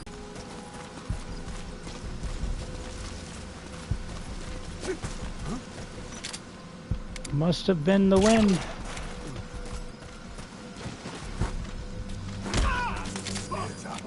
Spit it out. Where are the others? From 15 meters away, they can hear me kick one of the guys. From 30 meters away, they can only hear me folding them out. If they're awake whenever I folding them out, and I'm using a regular Fulton, then they can hear it from 60 meters away. In real life, they can hear it from an actual reasonable distance. Here we go.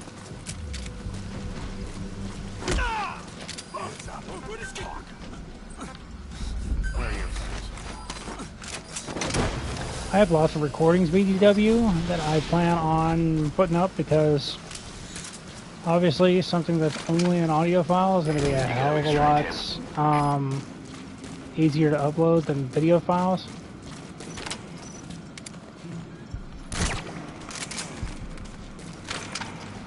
So, wow. Didn't realize that they were going to bed.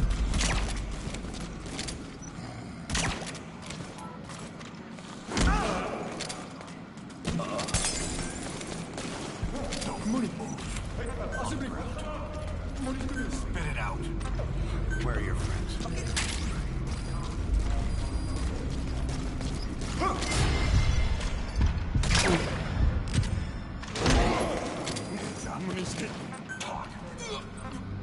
Where are the others? And one of my audio files that I made was a review of Baraska, which is a short story. Apparently it was a full novella, and boy howdy was it written that way. It was a beautiful little piece of writing, and this one particular YouTuber did a little video on it that I watched, and it was just fantastic. But I'll leave the primary review to the recording that I made.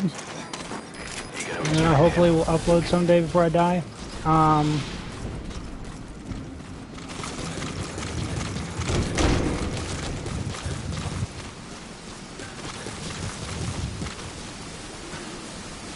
And whenever I made the recording, I hadn't listened to the audio drama that was starring Cole Sprouse, and now I have both seasons. And man, it was beautiful. It was beautiful. I did fully predict the final episode.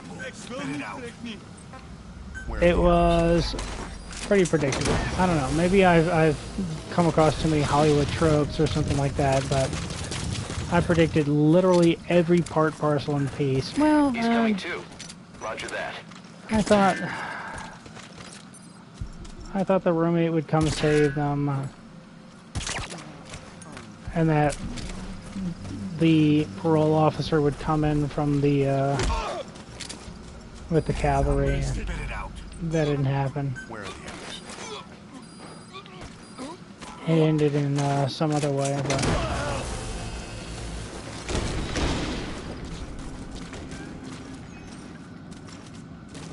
besides that, I predicted the twist and everything.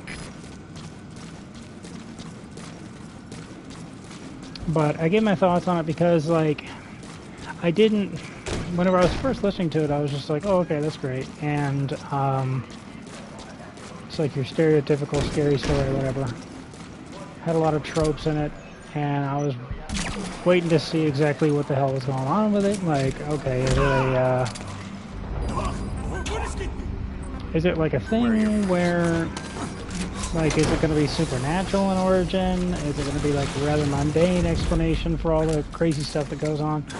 And then it turned out to be a scenario that was way too realistic. Roger that. And that took me out of it, because if a scenario is too realistic, what tends to happen is that I start thinking about real life.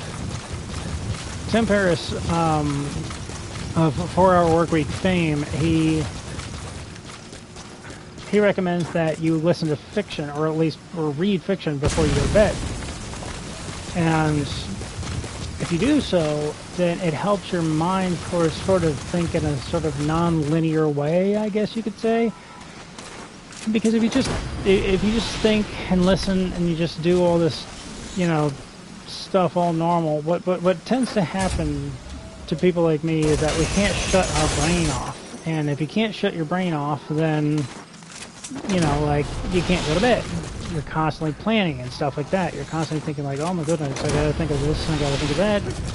And actually, let me roll over real quick and see whether or not, well, what was the price on that thing? And actually, let me see if this would actually work, or something like that. So, like, you can't stop, you can't shut your brain off. And if you think of fiction, then, like, it helps to shut your brain off. That's the theory, anyway. Now, the reason that I made sure not to be spotted, besides the thing, is to hear Miller say... Excellent work, boss. They don't even know you're there. Yeah. That just gives me the warm fuzzies. Yes! That was the sound of me powering up because I have so many warm fuzzies in my system right now. You have no idea how many warm fuzzies I got right now. It would blow your mind. So, I've been waiting. so like the scenario was way too realistic, and the YouTuber that did the whole thing, he ended the video after like the downer ending of the first season, essentially. And apparently, like, it wrapped up later on, and I didn't know. I had no idea. But so it wrapped up or whatever. But Could be in here.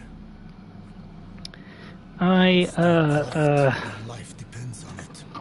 I hadn't listened to the audio drama starring Cole Sprouse, and I heard that it was really good.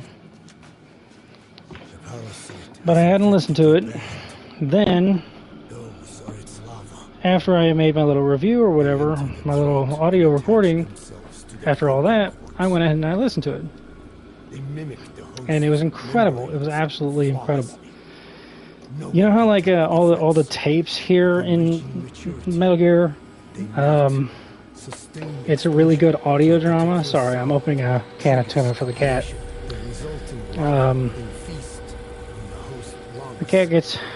One of my cats used to get all dried out in the middle of winter, because that's what happens whenever you heat your home with wood. You get all dried out.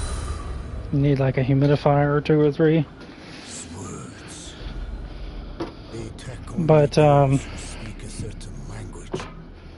now I'm only down to 1 cat, but I don't know, like, I'm just trying to keep tradition, I guess. I don't want him to, like, adjust to too many things because the other one's gone, you know? It's sad enough that the other one died on me earlier this year.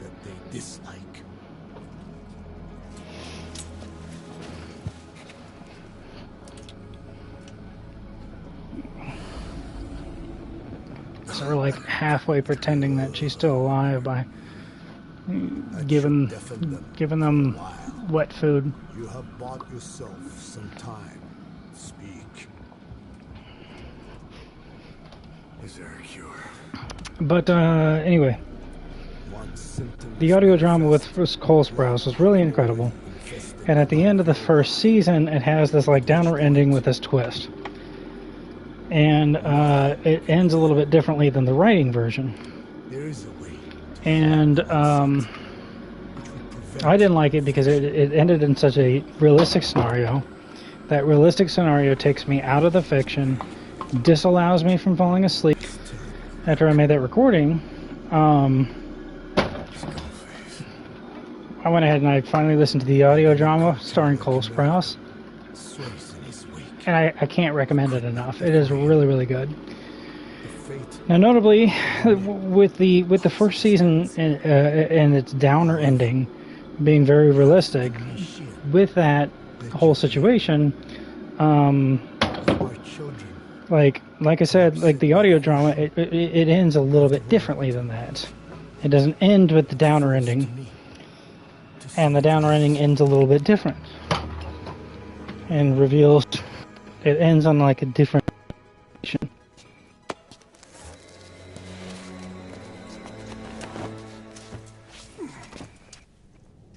The downer, well, the ending for the first season, it's really. Put Code Talker in the chopper and return to base. Why are they on the radio? That doesn't make sense. Every ruler since the dawn of time. Teach them your enemies' words. Then Is it on? unleash Anyway. on his lands, destroying only those So the first season, downer ending, calls them stuff like that. The audio drama ends a little bit differently. Ethnic cleansers. That's what Skullface is after. Then, Inzuya Badiabulo was... Boss, he's gonna wipe every language besides English off the face of the earth. ironic, isn't it? They gave us So, language.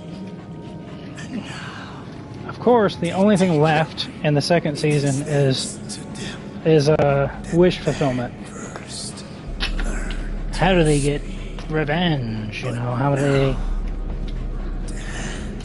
they take down this evil thing that they found and everything? they've been warped And what are the twists and turns from there? So I knew that much going forward, and that brings it more into the world of fiction because the subject matter is a very realistic one that happens all the damn time.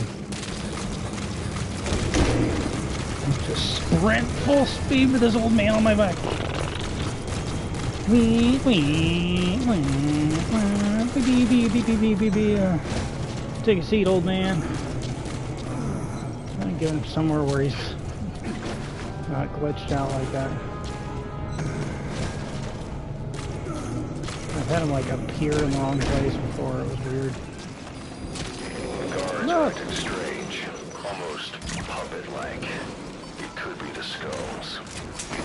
Damn it, they're controlling those soldiers. Be careful. Look, language. You gotta extract him.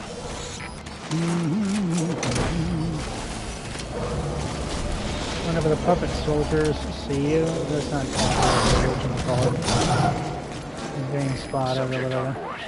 Leave the rest to us. You're not I seriously guess leaving because him they there. don't,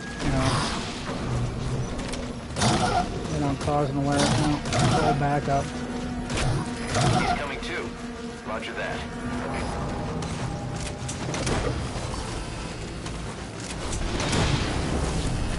This is how you get really good soldiers.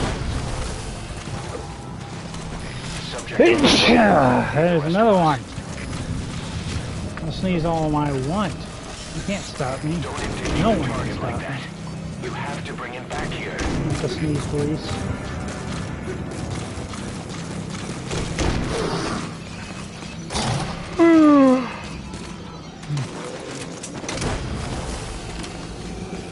So, it helps to be a little bit more, get back into the realm of the fiction whenever He's coming it's too. and whenever the Roger second that. season is this sort of wish fulfillment thing. You're not They wrapped up seriously incredibly leaving him nicely. there. Like I said, I can't recommend it. it's technically a podcast. It's for free. It's on Spotify. That's where I listen to it. And Amazon Music, stuff like that. So I gotta get that out there. For the 0 people that watch me, they need to know really good media to sort of sink their teeth into. Because, you know, they're the people that watch me. They're the, you know... Don't endanger the target like that. They're the fictional people that watch this. Crap, it's utter garbage. Whatever it is. These bad videos. It's bad content. Starring a bad person. Who's bad at being a person. It's very important.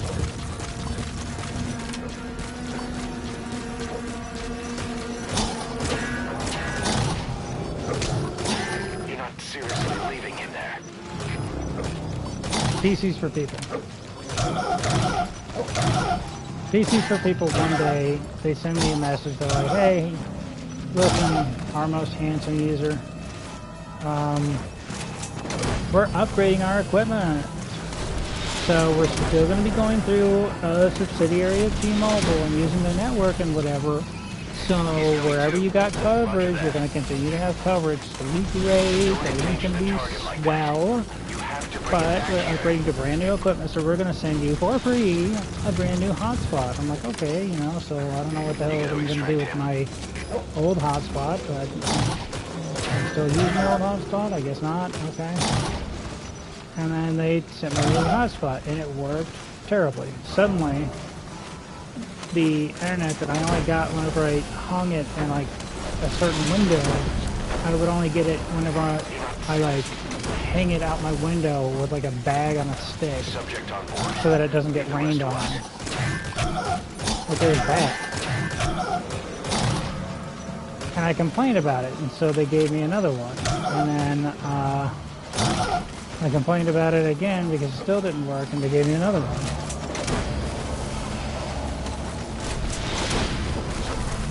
And then I found a spot that, like, on good days when it really felt like it would, you know, get internet. And then I had to move my hotspot from the mobile home that I currently occupy to the cabin that I built and go buy a hotspot extension, a Wi-Fi extension thingamajiggy.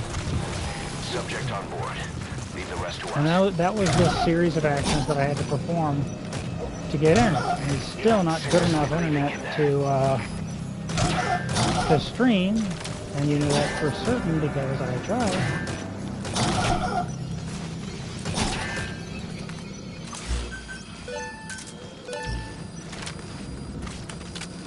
Because I tried and I produced that 2-minute video because I couldn't produce a video that was any bigger than that or any better than that. So whenever the library changed from Verizon Wireless to T-Mobile and all running through a brand new hotspot, I thought to myself, wow, that means I'm no longer going to be able to stream. So I've been running with that base assumption for quite some time now. And that's why I haven't streamed in quite some time. It's because I've been running with that base assumption and I never challenged it. You're not seriously leaving him there. And I just continually forget to do, He's coming too. like, anything. Roger that.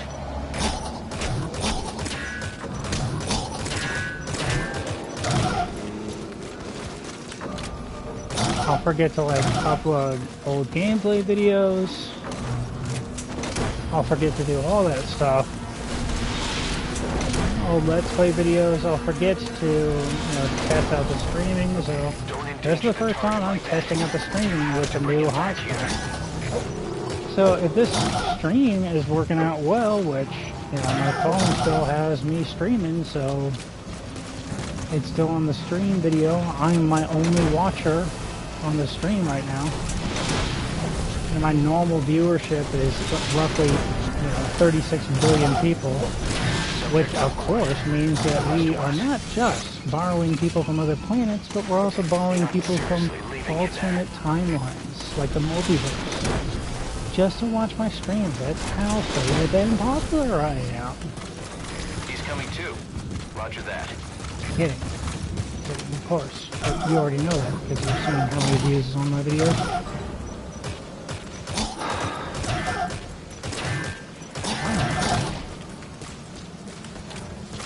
Gotta get him in the head. My zombie. Don't endanger the target like that. You have to bring him back here.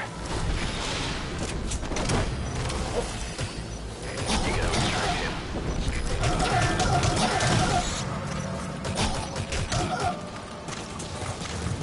So, is the sniper over there perched on the canyon? Because I don't think that she is. Because if she was, then she probably would have already spotted me with all this loud gun usage. Sometimes she's perched over there, right there-ish, and I don't think that she is, so she must be in the forest. This is the bad part of this whole process. Sure, you get like a ton of soldiers, and they're very good soldiers because they've been injured or whatever, so they get like a little extra thingamajig that raises their stats. However,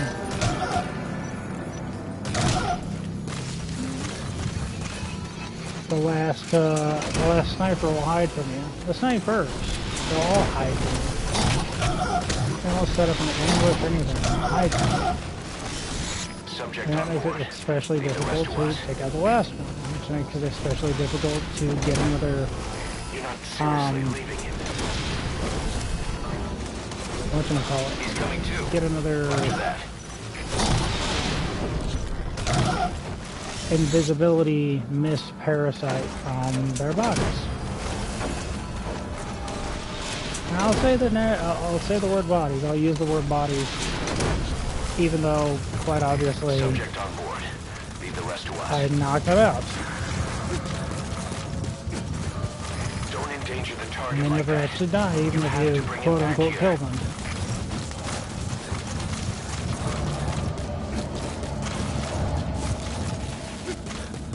You have to take the old man and put him on your back, boss. It's very important, boss.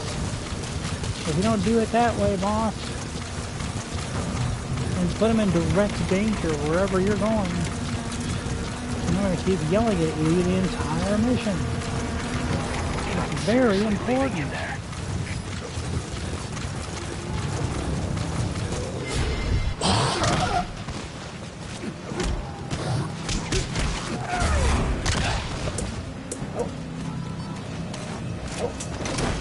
You can knock him out with a choke.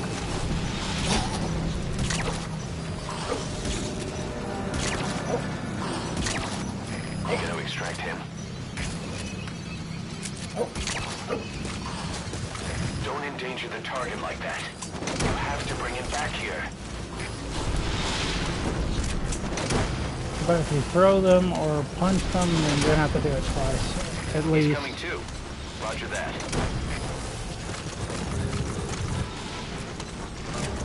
They are more knockout resistant as zombies. You got to extract him.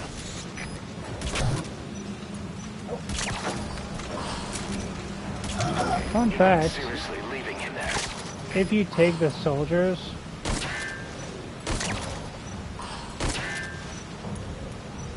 if you take like regular soldiers and lead them to an area where there are puppet soldiers, then like the regular soldiers will see the puppet soldiers and then immediately pass out. It's just so frightening. He's coming too. Soldiers acting like zombies. Scary. Don't endanger the target like that. You have to bring him And back Metal here. Gear Solid 2, you can knock out guards by punching them in the nuts. Both these things are important pieces of information. I hope that you're writing this down. There you go. Tell me you took them all out. That's incredible, boss. Our men can rest in peace now. Put Code Talker in the chopper and return to base. Where the hell You're not seriously did she leaving go? in there. Okay, she went way over there. I'm gonna use the last of my parachutes on her. My Fultons. And I'll try to get as many soldiers as I possibly can until the game literally won't allow me to get any more soldiers.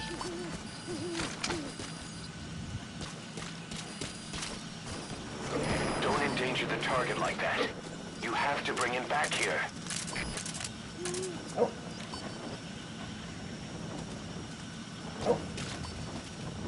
So now, like, I'm wondering, like, the library, apparently they have these hotspots, and the hotspot is working right now, right? It's working, and it's allowing me to stream. I could become a streamer, like Moist Critical, like Charlie, you know, like PewDiePie, and become a millionaire streamer just like them. I could be the next Markiplier. That's just how popular and handsome and incredible I am. So, like, that's super important. If this hotspot from the library, if it comes, you know, from if it's using son of a bitch. You see him? The poor guy drowned. Like, I didn't kill him. He drowned in that puddle of water. Which happens sometimes. It happens much more often in Oregon Trail than it does anywhere in real life, but hell, in Unbreakable 3, they drowned Bruce Willis in a mud puddle. I don't remember what they called that movie, Seriously leaving him there. but it was Unbreakable 3. Unbreakable. That was Bruce Willis as a superhero. He's coming too. Roger that. There was Split, or something like that. Splitter. I can't remember the name. The second movie, but it was the guy that played young Charles Xavier in the X-Men films. I can't remember his name either. He did a fantastic job.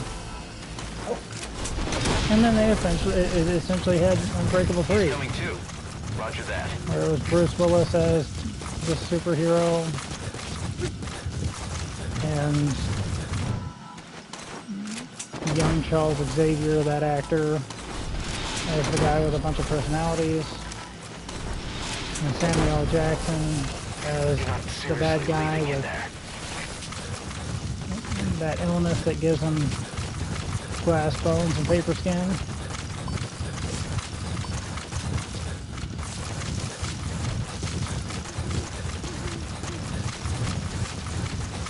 And they drowned him in a mud puddle because his superhero weakness is water. That thing that makes up 70% of his body. I'm telling you, man, like, see, the game won't allow me to get any more. You have to bring him back here. And look, like, the crazy thing is, the game won't allow you to get any more. So I'll show you what I mean here in a minute. If I haven't shown you this before, but I'll show you what I mean.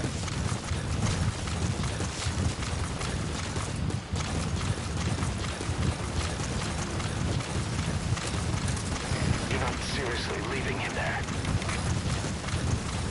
I'm coming. Chosen one! I'm coming! Chosen one! I'm coming! Chosen one! I'm coming! That's comes out into the fist. I think they said, like, they didn't even edit that scene at all. It's just like the original movie that they stole the scenes from. Like, it really did just look like the character was coming from a very far distance away.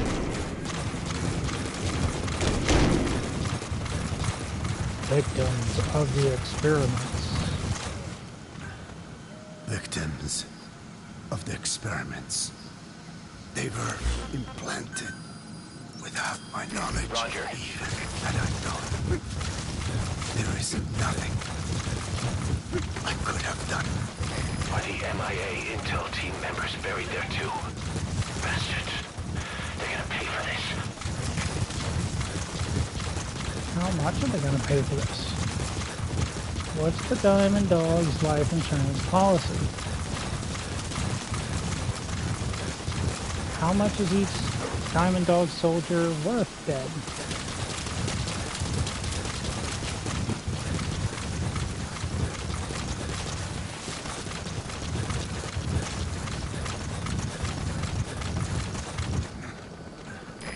This is Pequod.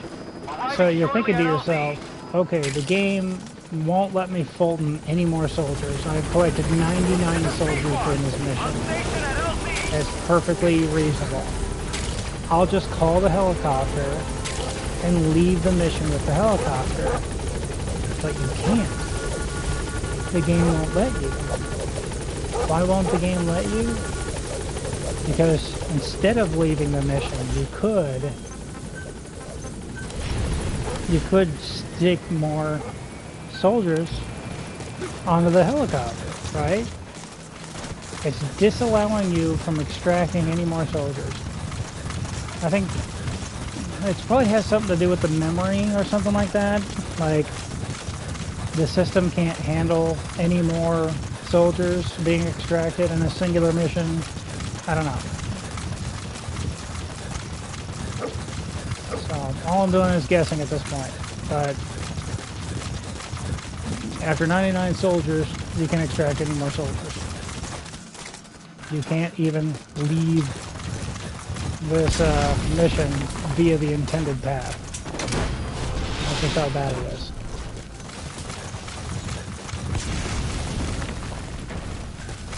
Instead, you have to leave on land, and the game will simply pretend that you left via helicopter. It's fun. It's like a little Easter egg or something, you know? Not a whole lot of people know this. I told you to fucking take notes. If you're not taking notes by now, I'll find you. Don't get a big head and think that you're a really good hider, and that's why I won't find you. It's because I'm not looking. If I was trying, then like maybe. But I won't. As far as you know. I won't.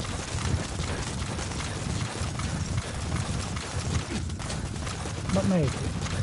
But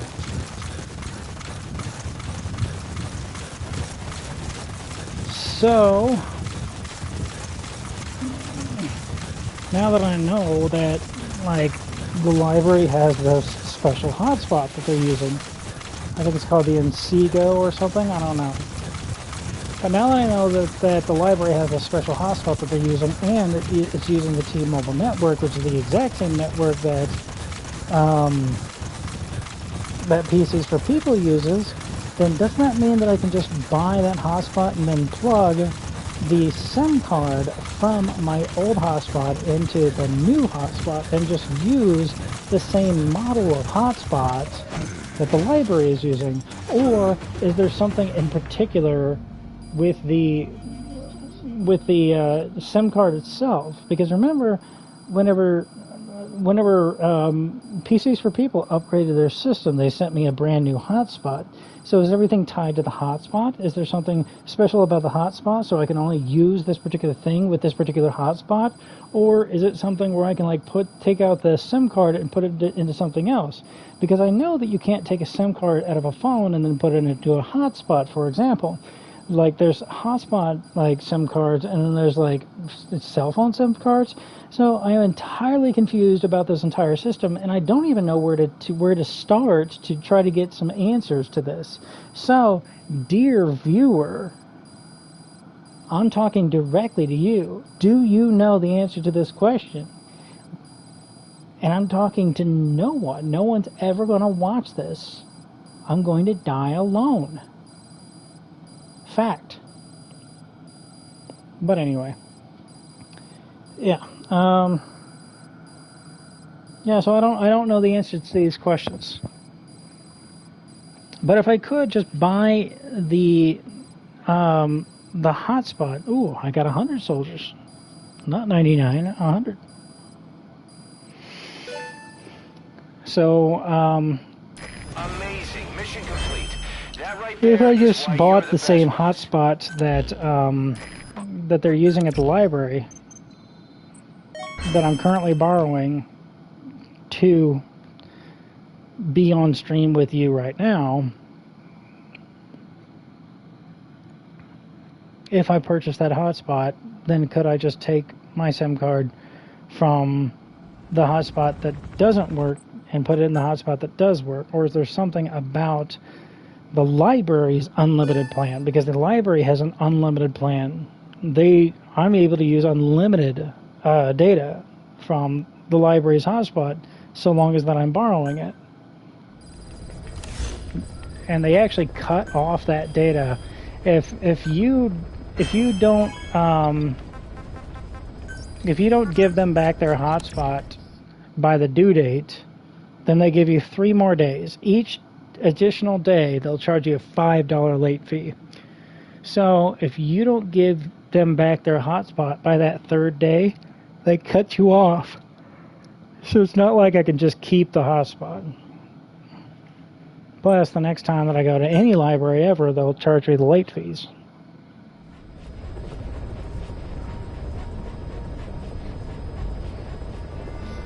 So anyway, I was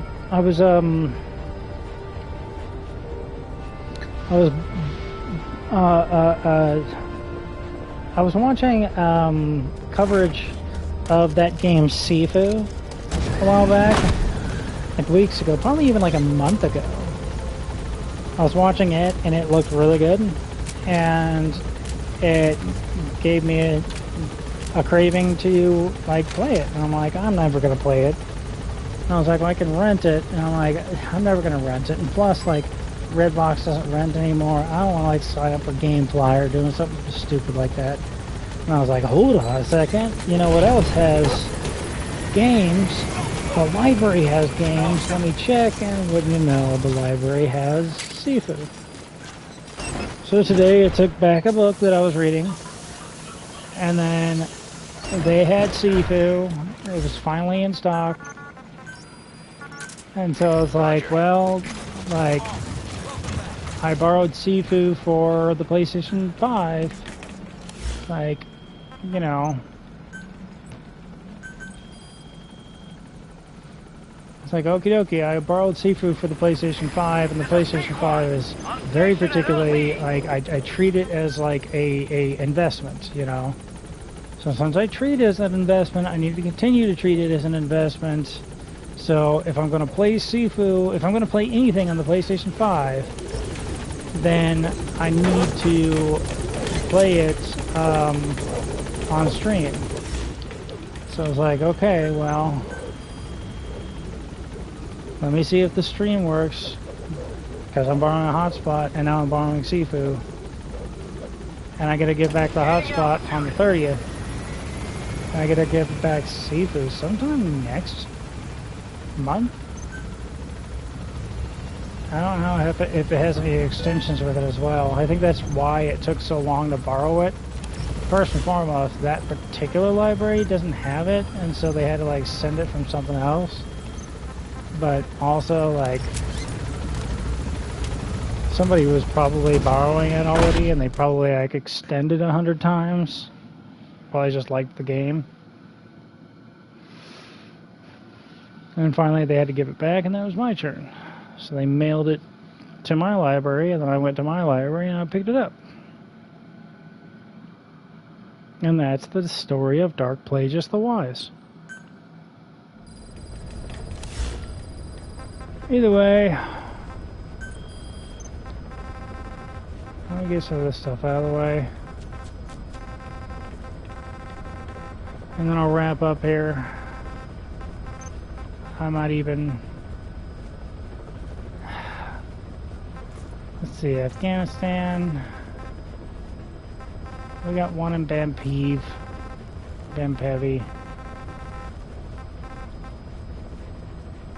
Everything else is in Afghanistan. We'll get the one in Bampevi, and then we'll wrap up for the night. I'm not going to go out there, and if I go out and I get, like, if I go out there and I get the AI pod, there's like 2 major things that happen, and I don't want to be up all night. I don't know how late it is right now, but I don't want to be up all night. I think that I have an assignment due on Wednesday in my Chem 2 class. So I might not start streaming right away after this or whatever. I might not start like streaming again and doing that on a regular basis. Because like I got stuff to do. Like I got a take-home exam and I can't.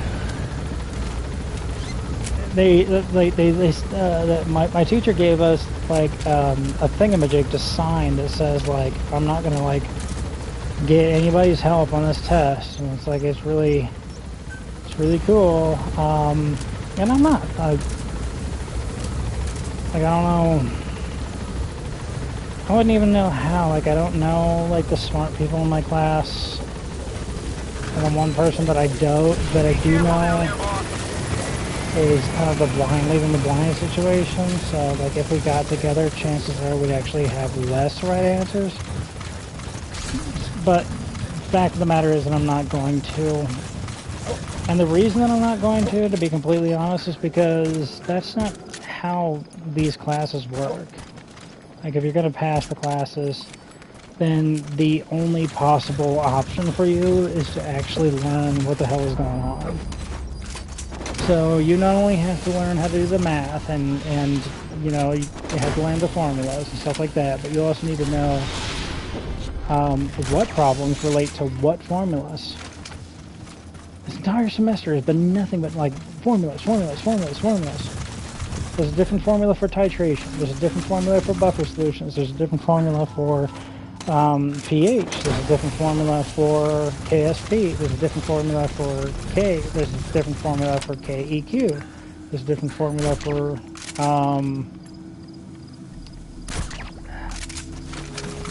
molarity. There's a different formula for moles versus grams, grams versus moles, stoichiometry. It's just non-stop. Formulas. It's maddening. It's so maddening.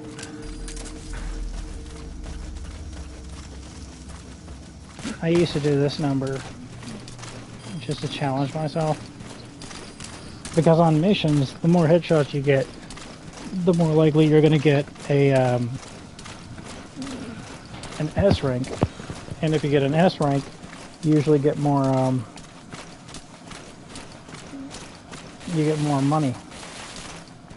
And so it's all good, but I used to do this just to challenge myself.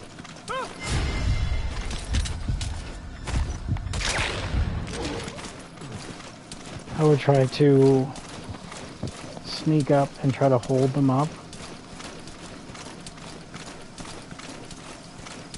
Hands up.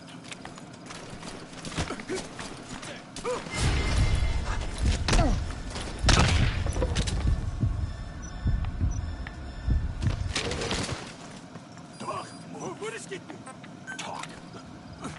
Where are your friends?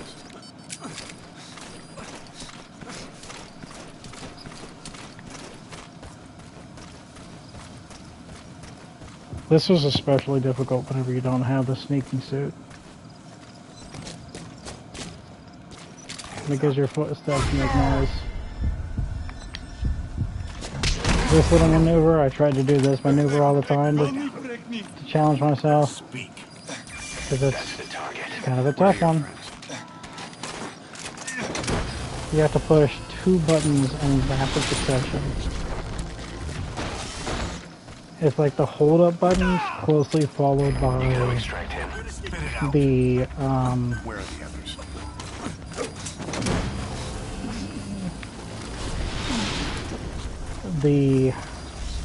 I think it can only be done like during reflex, or at least during that point in time if you have reflex turned off.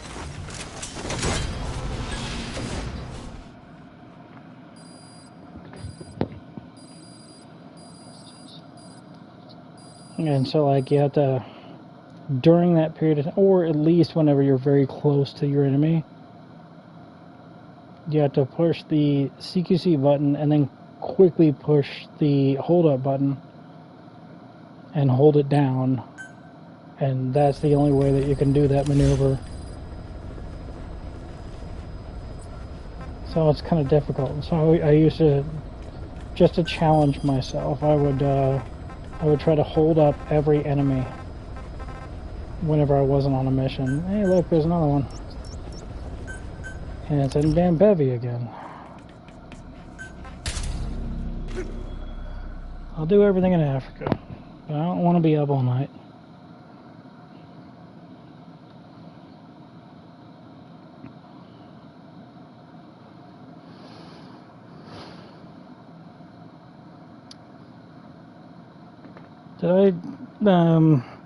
Did I do good, viewer? Did I actually finish all of my thoughts this time? This particular stream, did I finish all my thoughts? Or did I leave some of them dangling and hanging?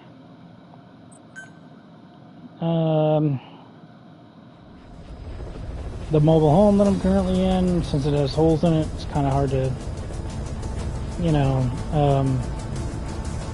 it's kind of hard to insulate it. If you want an example of that, get into your car, get into a car, and then roll down the window and see how warm you are, you know, in the middle of winter. Even though the window is just a little hole, you could even like crack the window, right? And like, I'm not talking about like when the car is moving. They're like, okay, that whenever the car is moving, there's lots of air exchange. Therefore, obviously, the warm air in the car is going to be replaced with the cold air outside of the car in rapid intervals. Because it's kind of like having a fan on. And like the fan is essentially a parked car. And like you got the heater on or something like that. You turn the car off. The reason why it very rapidly gets cold in there is because the car yeah, take that.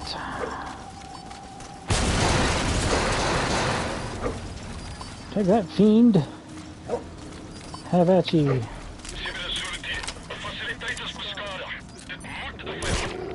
One time I took down an entire village. I took down an entire village by only attacking people when they were on the radio. It was fantastic. It felt so good. They would get on the radio, they would say like, oh, something happened and I'm scared, and then like, I would take them out in the middle of the radio call, and then like, CP would go through that whole thing where they're like, what's going on? Respond, what's happening? Send it back to the unit to investigate. So like, they would do all that. They would go through that entire sequence, and then somebody else would pick up the radio, and I would shoot them in the face in the middle of the radio call. It was great. It was fantastic. It was the best feeling to take out an entire outpost while people were on radio calls, trying to start like the alert phase. Not the alert phase, whatever the hell this is, the investigative phase, I guess. It's half alert, everybody's taking cover, everybody's suspicious. They sent out a team of two to try to figure out what the hell's going on. Roger that.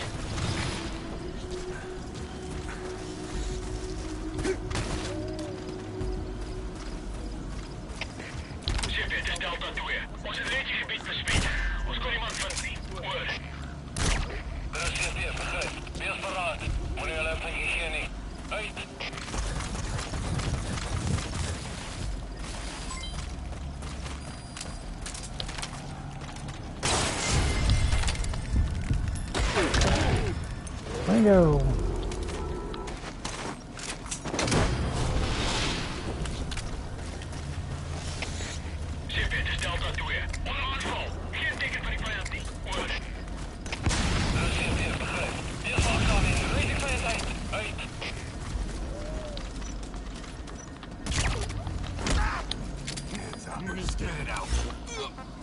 I don't like all these fires.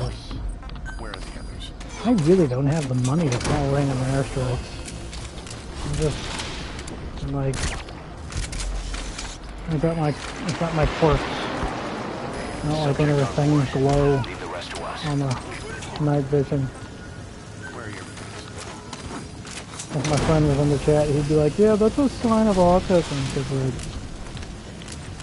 sits there and he refuses to listen to actual like card-carrying medical professionals, and instead like gets all of his advice from like periodicals that he finds on the internet, Joe Rogan and whatever else he could find.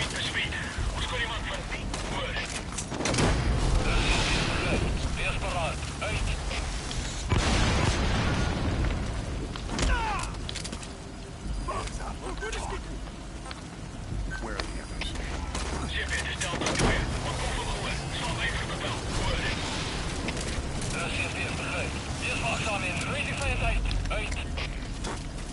You gotta extract him.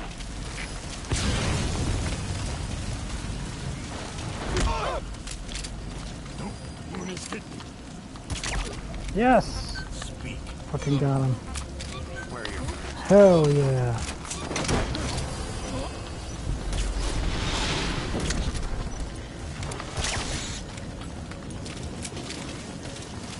Subject on board. Leave the rest to us. Where are the others? So like even like if you're in the car and you you had the heat on, so the car was warm. He's coming too. Roger that. And then you turn the heat off, and then it gradually becomes cold in there. Like, that's a matter of insulation. Your car does not have very good insulation, therefore, like, it gets cold rather quickly. The temperature changes inside the vehicle, right? So that way, that's what makes cars for shelters that survivalists will tell you, like, they're like last resorts. Really? It blew up the fucking thing, but it didn't blow up the thing I wanted it to blow up? And that is Bob Kiss. Pardon my language.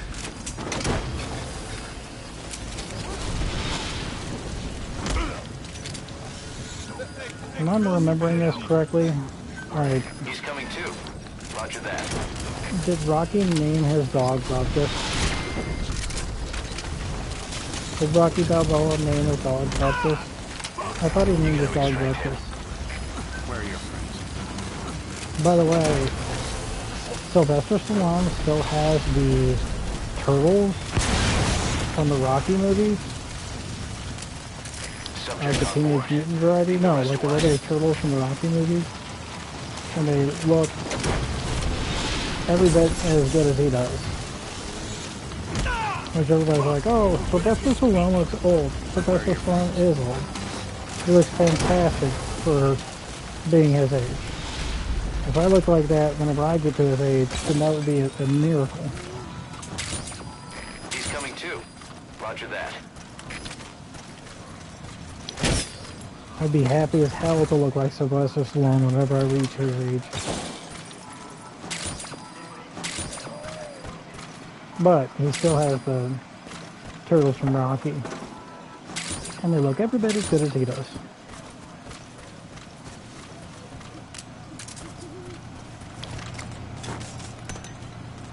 And I think the dog from the Rocky movies, damn it, B-Dog. I saw the grenade indicator. It was far enough to not damage me, but damages D-Dog. I don't like hurting dogs.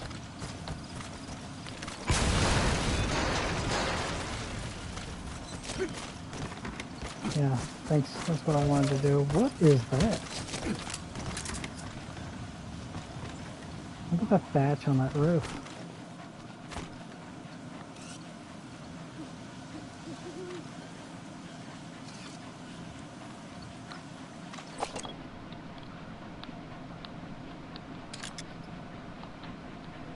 I'm sorry, I'm into home construction.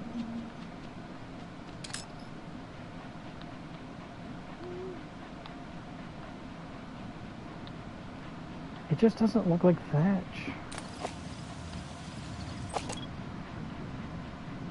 Like there's lots of thatched roofs in Europe. And that doesn't look like thatch.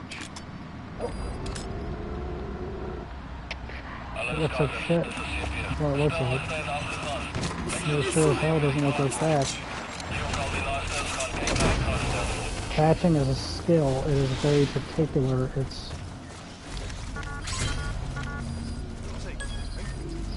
Okay, subject is in.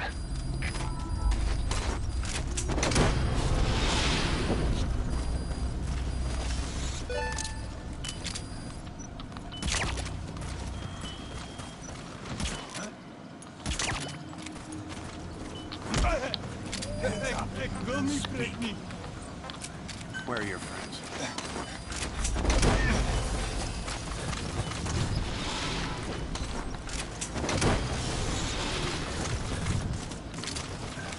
The thing is, like, if you thatch a roof and it works as a roof, then, like, thatch is free, it's grass. Like, if you want to buy grass thatch, more power to you, but, like, it's grass, it's free.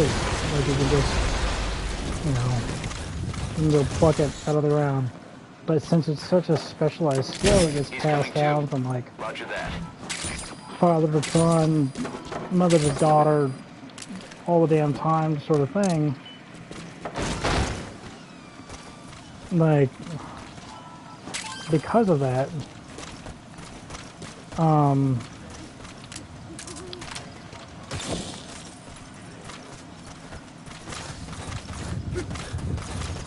like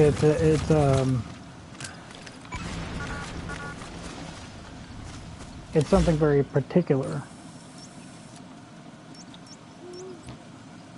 But that doesn't look like thatch.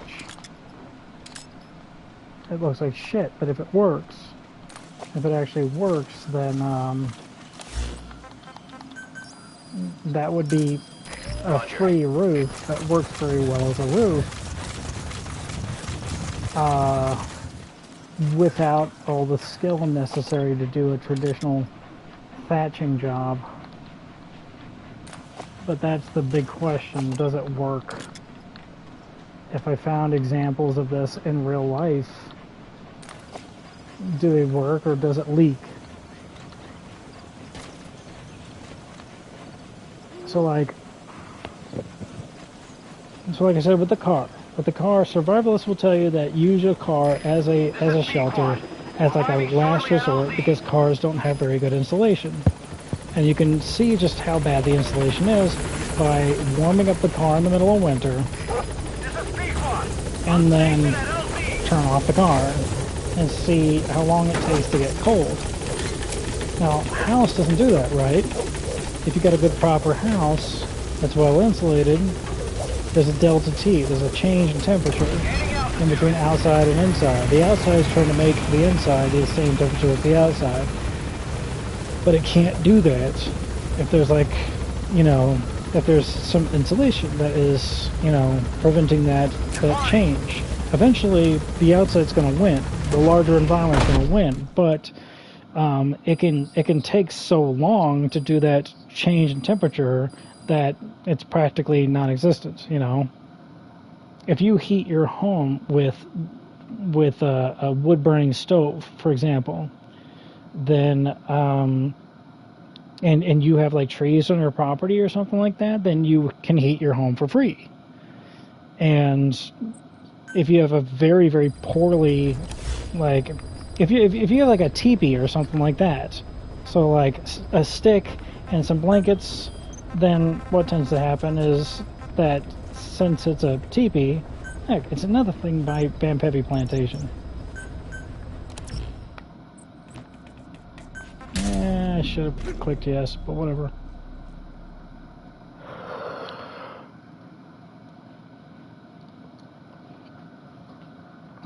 So, if you're living in like a teepee or something like that, then the teepee is exclusively warm whenever the fire is burning. As soon as the fire goes out, very quickly the teepee is going to get to the same temperature as the outside. So something like a yurt is a much more, it's a much more solid structure. It takes longer to set up and everything because it's not like literally just a tent. But the reason why it does so good in the steppe environment is because it's not just like a teepee is basically like a stick and a blanket, right? That's like a teepee. You can do like more sticks and everything, but that's it. Like it's sticks and it's blankets. Sticks and blankets, they're not good for insulation. So, like, but one blanket's not good for insulation. But a ton of blankets, obviously, that's good for insulation. So what do you see on a traditional yurt? But you know it, a ton of blankets. So instead of, covering up, yourself with a ton of blankets, you're covering up your entire house with a ton of blankets. And so that's why it does so much better on the steppe, on the frozen steppes of Mongolia and stuff like that, where they come from. A yurt or a gur, they call it between those two names interchangeably. But the reason that they do so well, the yurts and gurs, is because it's essentially a tent that is essentially like a teepee, but it's made of a ton of blankets.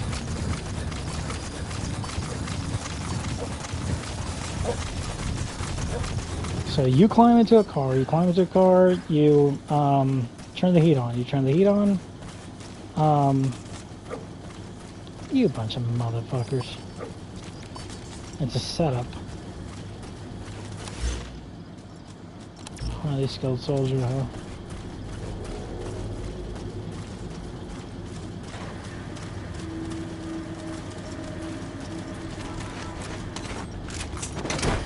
It's not blatantly clear, but to make this make any amount of sense. Roger that. Look, like it's this side up that we're on right now. Oh, there's another one over in Guayamasa. But this side up that we're on right now, it's going to pay us $100,000 to snatch the highly skilled soldier. That's the thing. It's a hit on the highly skilled soldier, but Miller is changing it. They say he says it's a highly skilled soldier. I'll release the money to Diamond Dogs. That's the target. If you instead capture him. So it's not likely that somebody is actually paying Diamond Dogs to, $100,000 to go kidnap this guy, right, and recruit him. What's likely being done here is Diamond Dogs gets hired to take this guy out. Miller changes the orders and then releases that $100,000 only when and if oh fuck. I have to lose my marbles.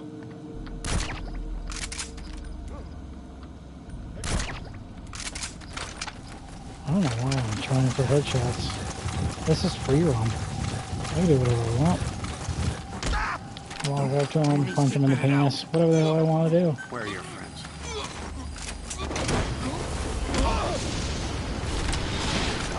So whenever Diamond Dogs is hired to take out a high-ranking soldier to weaken the enemy, and like this assassination mission, and then we've got like a tank guarding a soldier.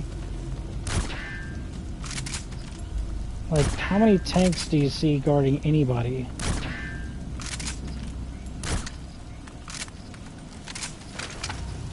Like, the president doesn't get a lot of escorts in a tank. Like, we didn't even learn from JFK Jr. After JFK, it's obvious to me that it's meant to be like a setup, right? Subject on board. Leave the rest to us. Like Diamond Dogs gets hired for $100,000 to take out a high-value target. He's coming too. And they get there and the high value target's getting like is covered by multiple snipers and a tank, and there's like a gunship flying around. Like, it just doesn't make any sense, right? To me, that obviously screams setup. Like, the idea, it was not actually to take out a high value target from the enemy. Damn it! Where are your friends? You know, D-Dog is very realistic for a dog. It's like he's constantly underfoot. Leave the rest to us.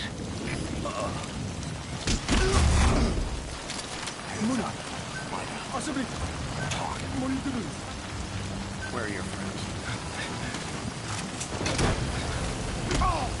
You know, it's got a craving to do. It's got a craving to play the bouncer on PlayStation 2 of all things. Too. Roger that. Where the hell is that come from? Something about the way that guy like raised his hands up or something. I don't know. Because I did the animation for trying to steal his gun and he didn't have one equipped. Which would have teleported to his hand eventually.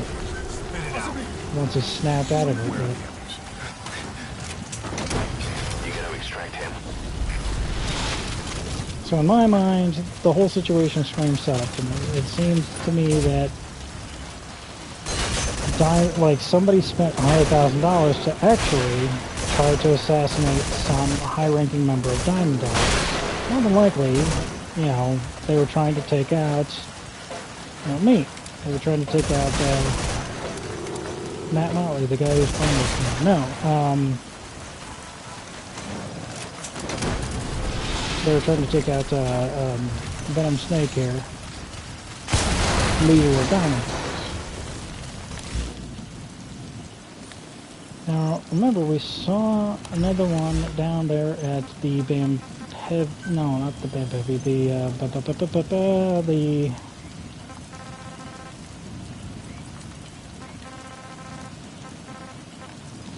Waliamasa.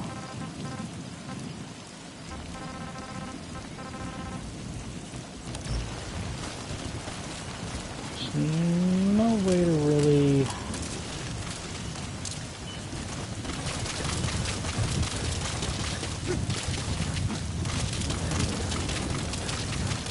no real box teleportation zones nearby.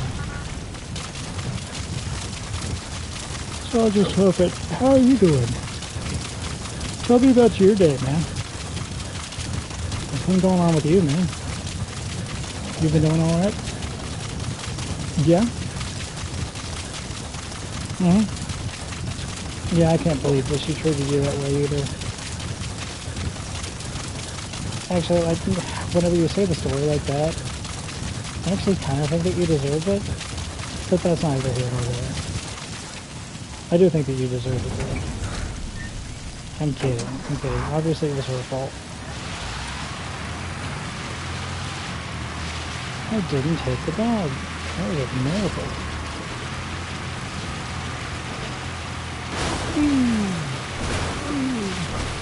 If you hit enough trees, you will bust the car.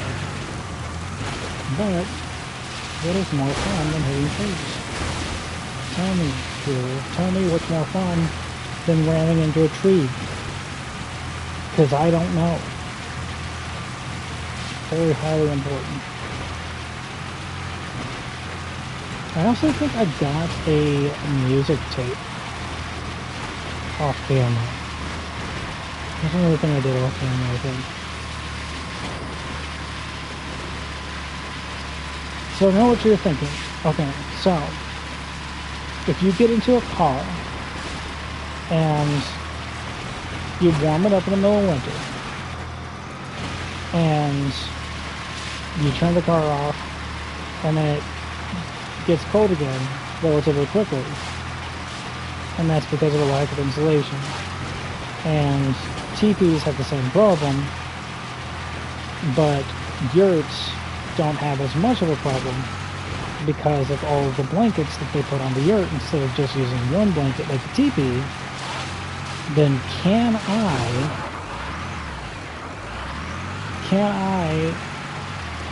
get into a car and then insulate it well by just putting a ton of blankets on the car? The answer, dear viewer, is yes. Yes, you absolutely can. You can live in your car with the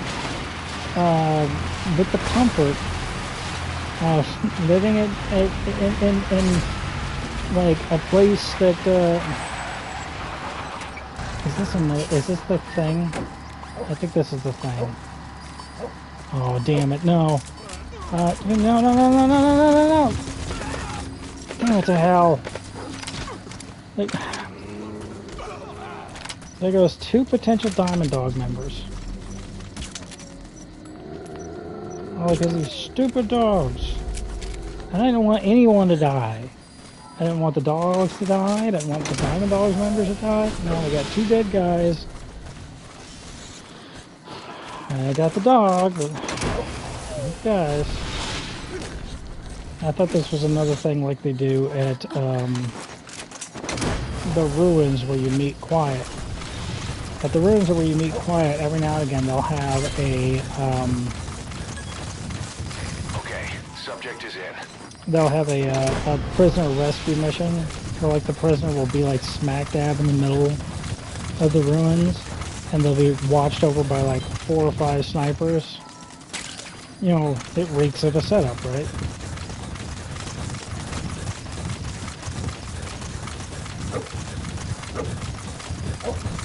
So we're going to the village because the village is the nearest place that has a shipping container if I haven't stolen it. Huh. You know what I could probably do? Look at that. Venom Snake's got a hell of a throwing arm. Alright, here we go.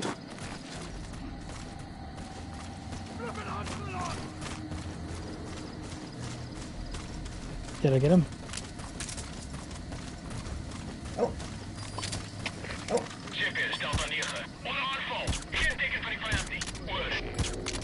Damn it! Woke up the sleeping soldier. That's one more person that I'm gonna have to head over there and give a hearty handshake to. Where are your friends?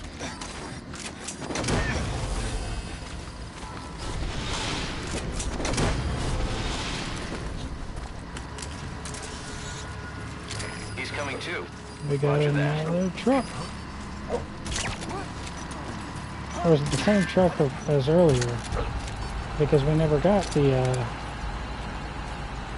we never took out the patrolman with the truck earlier.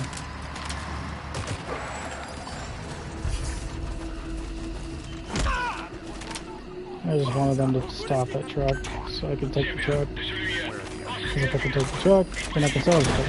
If I can sell the truck, then that's more money for Diamond Dollars. I can use that money for Diamond Dollars to make new equipment. And if I make new equipment, then I can be more happy.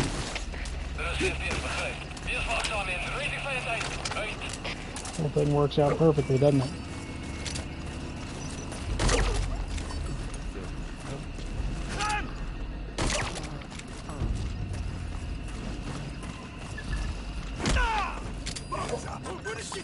They have, no, this was the investigating team.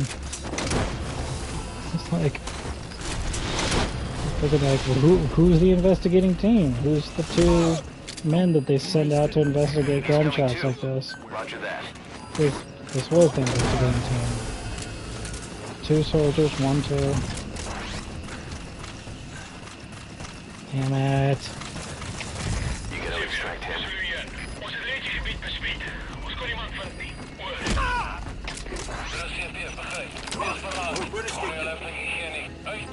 Where are your friends?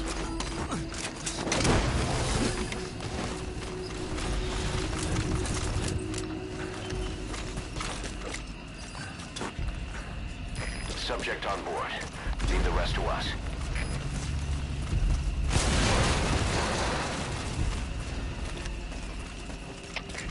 Shipje, de Zulu 6. Ons het skade aan 'n fasiliteite. Spoedig vaardig activiteite werken. Oor. Er is CP, begryp. Beweeg met onderzoek. Zo gauw als mogelijk. Uit. So, you can live in a,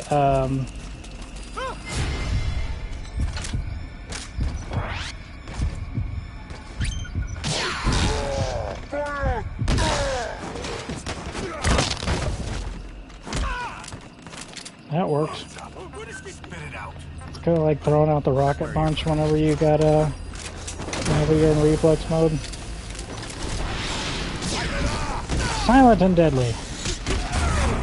Bam, knocked your Kevlar off.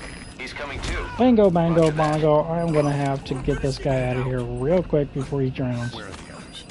Because he will drown in this mud puddle. He will not hesitate to drown in this mud puddle. You gotta extract him.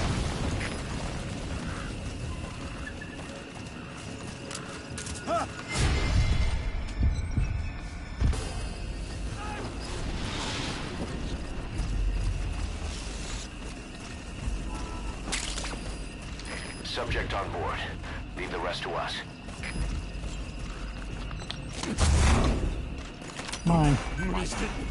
Talk. Where are the others?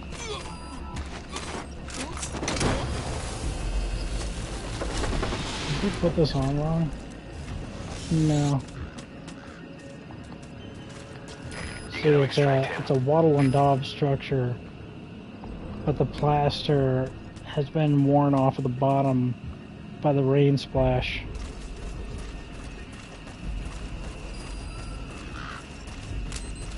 I hyperfixated on this stuff, like it's not...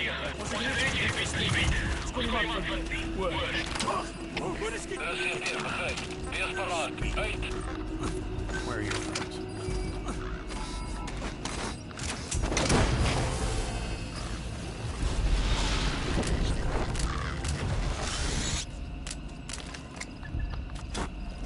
Subject on board. Leave the rest to us. Bedtime riding.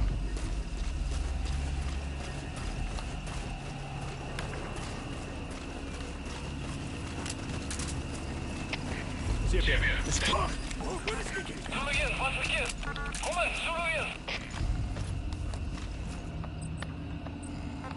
it out. Wat is de situatie? Alle eenheden, staan bij.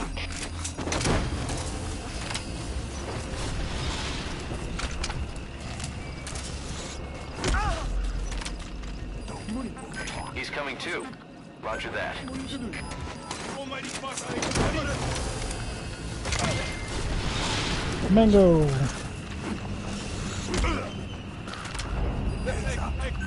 Subject on board. Leave the rest to us. So you can live in your car with all the comforts of home and He's coming too. Roger increase the insulation in your car by putting blankets on it. Like at a rest stop or something like that, absolutely, that would work. Caveat, your car is hot. It gets hot. And if you put a blanket over it, it might cause a fire. And then you might die in your car in a fire. So, the whole idea, I don't really think that it's, I don't really think it's something that you need to put a lot of stock in. I wouldn't try this at home, that's what I'm trying to say. Know what I can do. I can do this.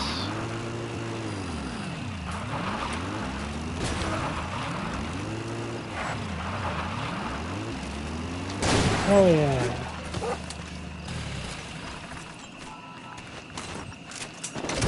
Now I can ram the tower, but that takes out the car. It kills every vehicle if you ram the tower.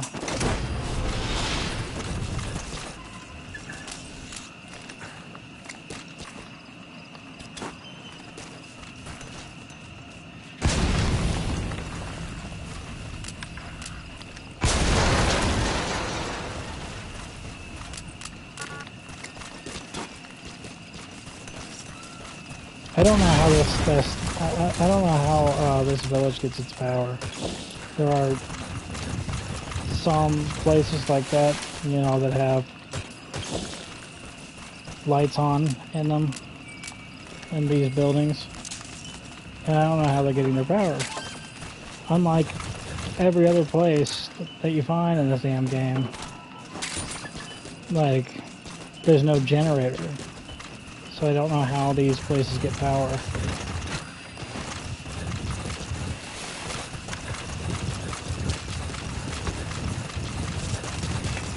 And I don't want to quite literally make it rain.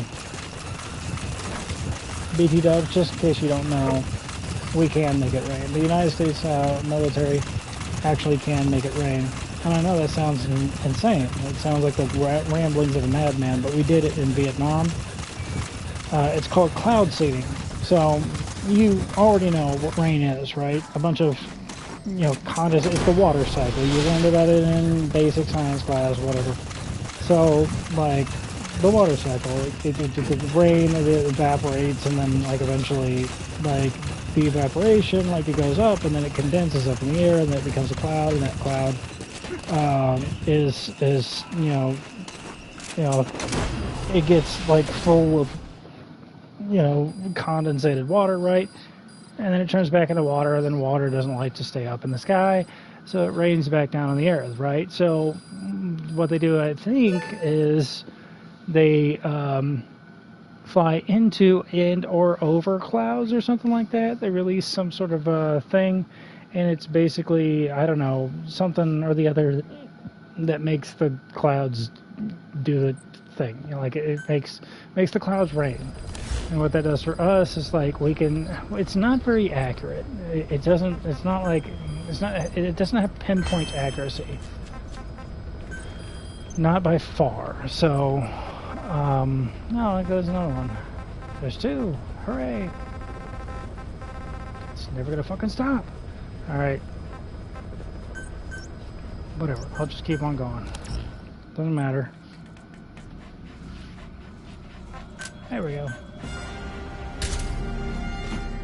So, yeah, that's something, like, it's not very accurate. Like, theoretically, if it was super duper accurate, we could literally make it rain on one side of the battlefield where the enemy is, and where our troops is, it would be clear. And the advantages that would have is that, you know, the enemy would have reduced visibility, and they would have trouble moving, because, like, the rain, like, makes the, you know, the ground slippery, it makes everything muddy and stuff like that. That's the idea, but since it's not that accurate, you know, we're stuck with what we got.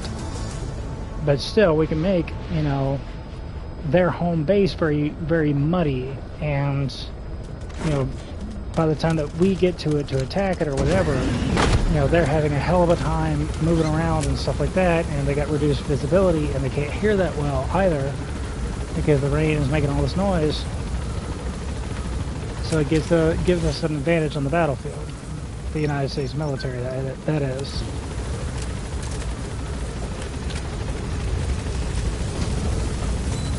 And since I use the words theoretically so often there, now you know why we really don't do cloud seeding that often. You think, like, oh my god, like, cloud seeding? That sounds insane. Like, can't you, like, what about, like, farmers or something like that? Like, can they cloud seed? Really, man? Like, farmer would have to, like, spend, like, well over $100,000 just on the damn plane and the pilot license and everything else, and then you get up in the air and you do all that just to water your crops for a day. That's ridiculous, you know. The United States military absolutely can affect local weather patterns, but aside from that, like, it's not that big of a thing.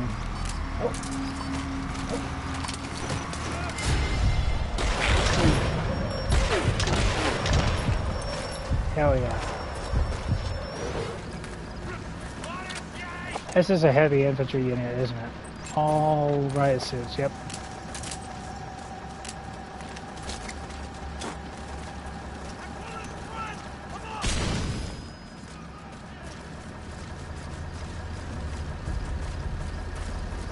Watch this. Even whenever I take his gun away, he's still a tough guy. He's still gonna try to attack me. That riot suit makes him think he's invincible. Where are your friends?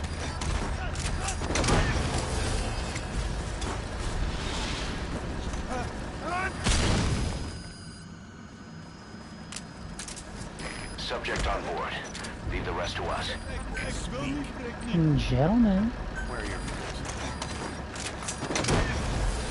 Now, there is a methodology to insulate just the cab of your car, and I've seen it a few times, very sparingly. People will take some form of insulation that's pretty much specifically made for that purpose, and they'll kind of like, they'll somehow or another hang it on the side of their vehicle. Now, each and every time that there's not, like, if, for example, if you, like, if you try to insulate your house, and the way that you try to insulate your house is to, you know, put a couple of nails through a blanket. Every single time there's... Have I showed you this, by the way? Watch, this is non-lethal. You gotta extract him. You think, good God, that had to be lethal, right? Is he a tough guy now that I've... What? Wow, he still thinks that he's invincible. Even with all of his... His whole riot suit's been blown off. Does he have a bulletproof vest on? Wow, I don't know what the hell that was.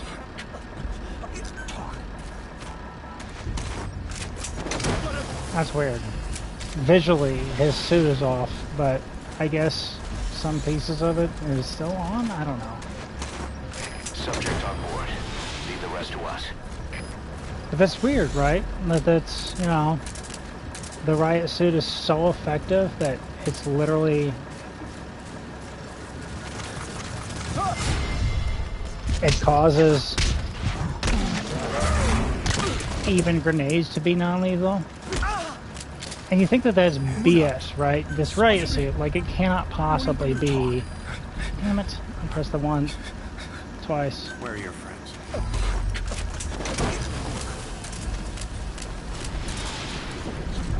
These are all machine guns? Damn it, not one of you had a shotgun? Yeah, one of you had a shotgun. Beautiful, alright. I like that.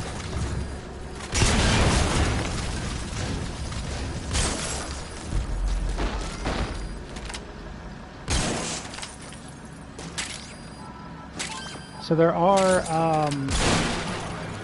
if you try to insulate your home by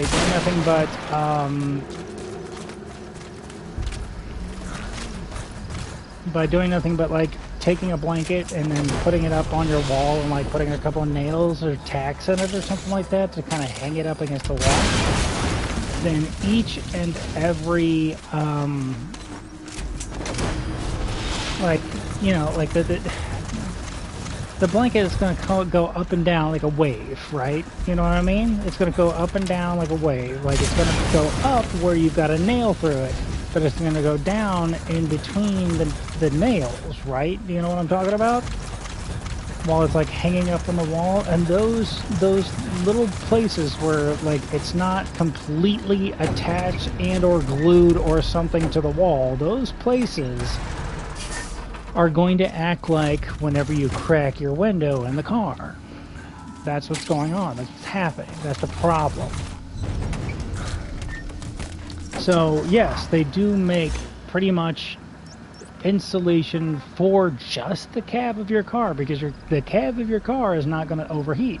It doesn't have anything inside of it that's going to overheat and cause fire or something whenever you just throw a bunch of blankets up against the windows and try to, you know, attach it to the roof of your car to try to insulate the roof of your car and stuff like that. But each and every one of those little, you know, spots where there's no blanket, you know, that is going to, you know, it's going to act like you just cracked a window. And so you can see the effect. You can see the effect of essentially having a hole in your house, right? By just, you know, getting your car in the middle of winter, turning on the heater, and then eventually, like, turning the car off, seeing how long that it takes to completely cool down. That's the effect of no insulation. Now, do it again, but this time with the window crack. Even if you're parked, it's going to be pretty bad, right?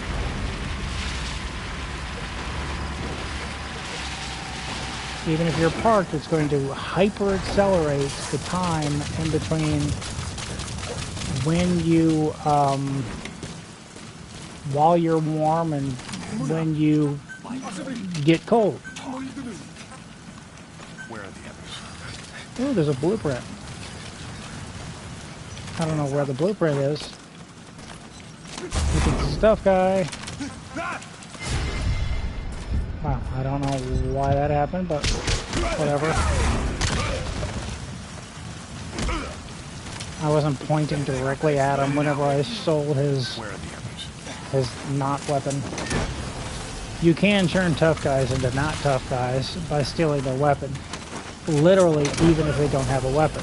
If they just put their weapon down and you do the stealing your weapon animation, it'll turn a tough guy into a not tough guy. Because the game pretends that you just stole their weapon, even though all you did was do the animation. See, if this guy's a tough guy, I'll show you. And everything. It's not the most ideal situation. Sometimes somebody says hands up, get your fucking hands up. Live to fight another day.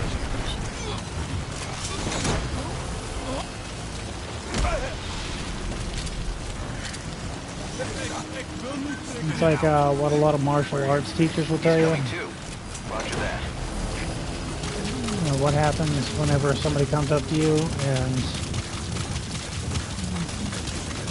puts a gun to your face and demands your wallet? You know what you do in that situation? Give them your fucking wallet. Live to fight another day. Whatever the hell is in your wallet, it's not worth your life. It's not. Money grows back, you know. Cancel your credit cards, whatever. There'll be very little damage done to you.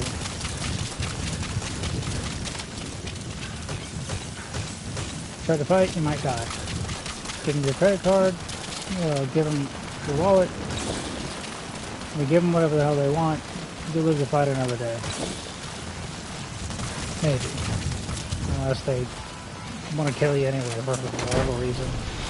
Well, why not just kill you first, take the wallet off of your corpse, right? Not even give you a chance to fight, so chances are low. Most time they don't want to deal with the cleanup and everything of killing somebody.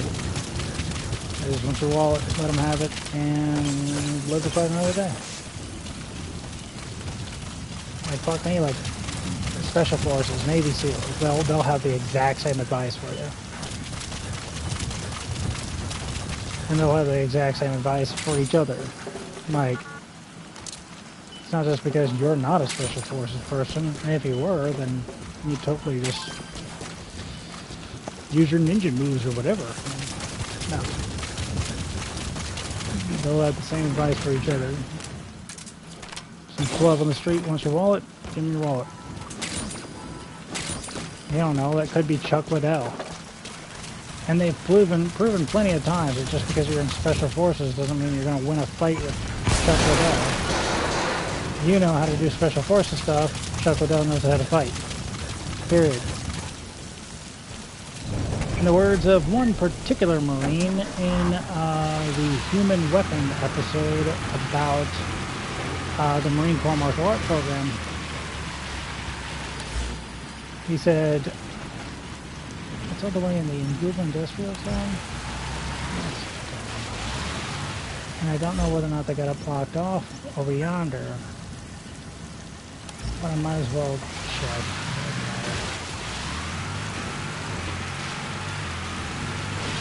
So we're headed towards Delta.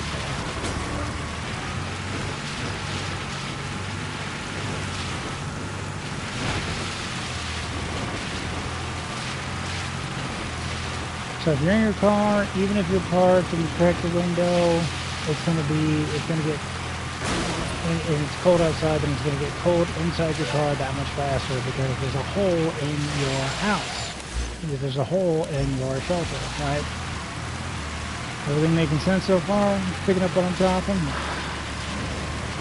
So, there's holes in this mobile home that I am currently occupying, and it's kind of like having a cracked window. Whatever temperature it is outside, it gets to these holes, and it makes this enormous impact, even though it could be that your window is just cracked, you know, it's just a little hole. Then why the hell should it make that big of a difference? It makes a huge difference, and you can experience it yourself. You don't have to take my word for it. Get in that car, go on ahead, crack my window. And I just, do they have it blocked off or not? Sometimes they do, sometimes they don't. Sometimes it's before you do a certain mission. Son of a bitch! They got it blocked off. See what I mean? It's right here. You know, it's wild. Did I show you this?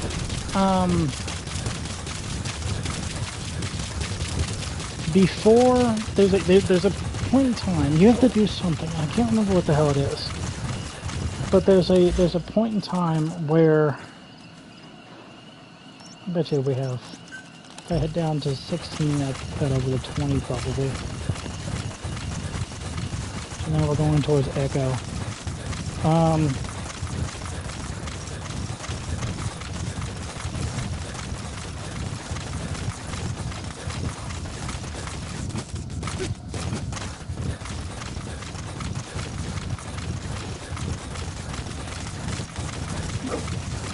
So, let's see.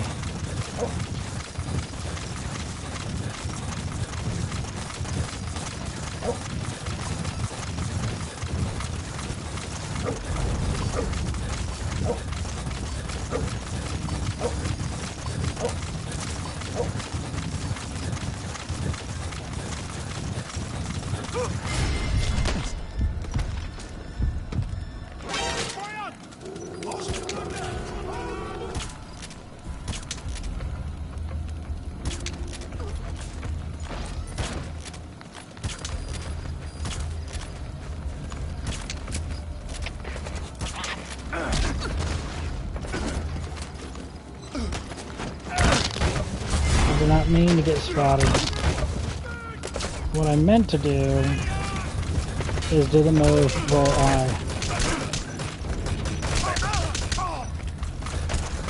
try to steal the guy's gun. A fucking full volley on full auto. Prick.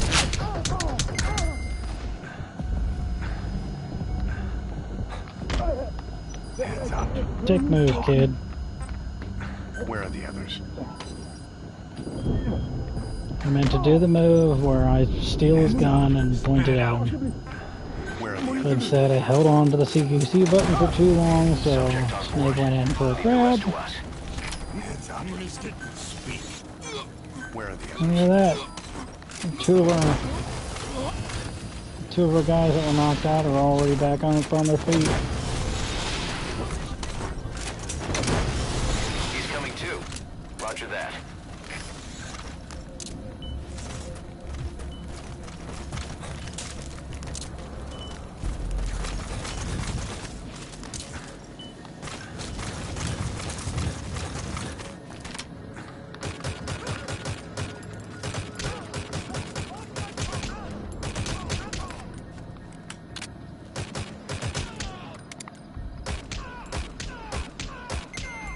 Lol. Alright. Spit it out. Where are the others? So there was a human weapon episode that was covering Marine Corps martial arts program, and one of the co-hosts is like a football player, and the other one is an actual mixed martial artist. And the mixed martial artist was asking the Marine about, like, you know, how well would he fare in a mixed martial arts scenario. And he says the Marine instructor, he was one of the instructors at Quantico, I believe. The Marine instructor said, hey, if I get in the ring with you, there's a good chance that you're going to win. But if you get on the battlefield with me, then there's a good chance that I'm going to kill you. It was like, that was the end of the discussion, you know? Because that's the thing, like, Marines are trained to, what? Kill. That's the way that they answer a hail, you know? Say, Marines, kill, you know? Marines are trained to kill. That mixed martial artist that was hosting the show, he's trained to be a mixed martial artist. That makes perfect sense. There's no hyperbole, there's no, like, lies or anything. It just is the way it is. But here in the West in particular, we tend to think of, like, things like this as magic, you know? Like, oh, it's a Navy SEAL. Like, obviously, if it's a Navy SEAL, some other Special Forces person, then they can do anything. No, their job is to be a Navy SEAL. There's probably plenty of stuff that they're going to be very good at. Don't get me wrong. There's probably plenty of stuff they're going to be good at. But it's not magic. It's just very, very intense training. So, same way, right? You get yourself a surgeon. This guy's gone through a bare minimum of 4 years of tertiary education. Gone through, you know,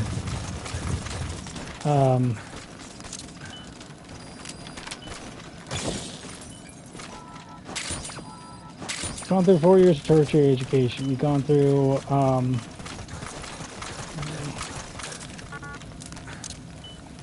a bunch of,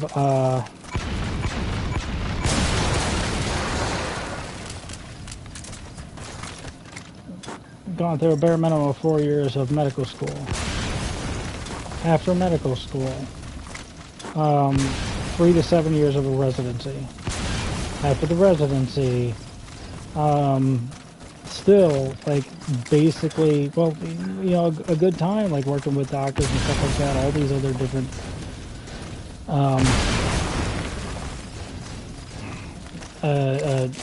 the time, all the time that they have experience as actual, like, capital D doctor, you know what I mean?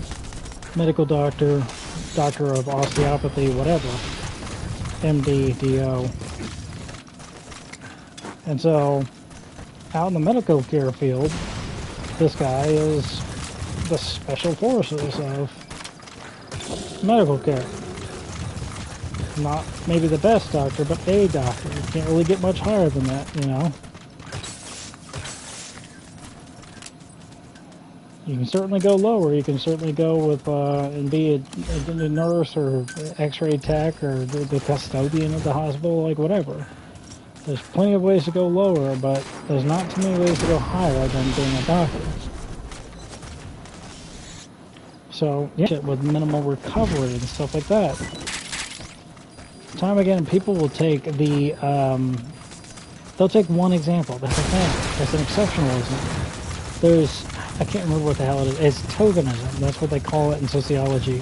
Tokenism is where you take a singular person and you say, look, this singular person, they you know, succeeded. Therefore, like, you have a chance. It's like, yeah, the chance is infinitesimally small. Like, look, Oprah made it out of Africa, and she became like a billionaire or whatever. Yeah, that's really cool for Oprah. I'm really fucking glad for her and everything. But out of all the people that make it out of Africa, what are your chances of actually making it out of Africa? Okay, not very high. All right. Well, how many people are billionaires? Like, way less than 1% of the population of the planet. So what you're saying is that if you're from Africa, then already you're at this severe disadvantage. And like then you're going to try to beat out over 99% of the human population to try to not just, you know, get out of a developing country, but also, damn it, I want the markers. I have to get rid of the markers.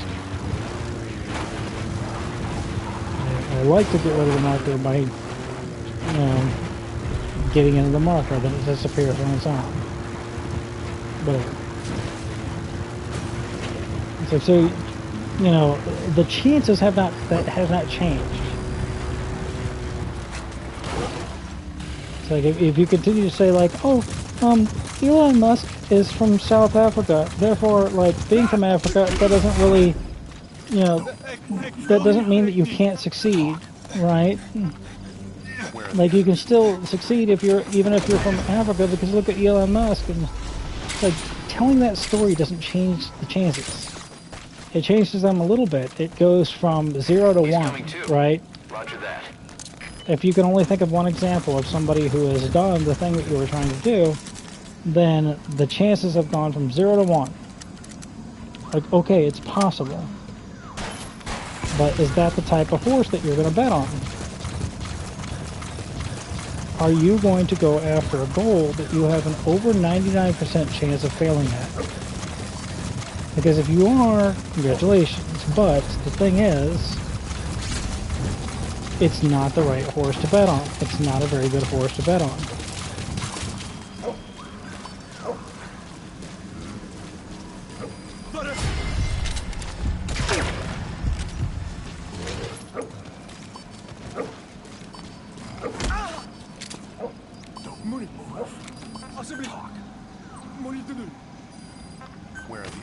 Okay, it's rubbing up against my leg and being sweet.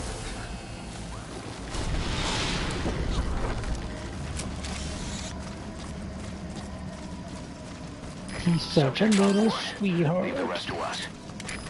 Ain't you, kid?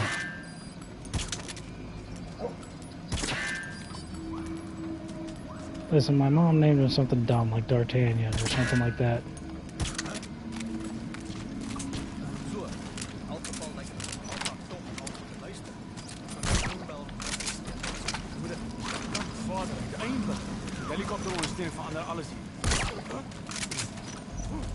It's a very important conversation. I'm very glad that you guys are having it.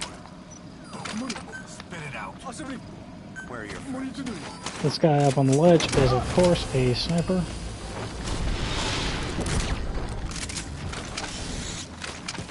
That doesn't necessarily scream setup, but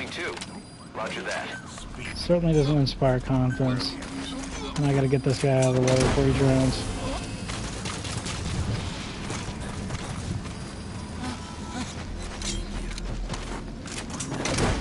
You gotta extract him.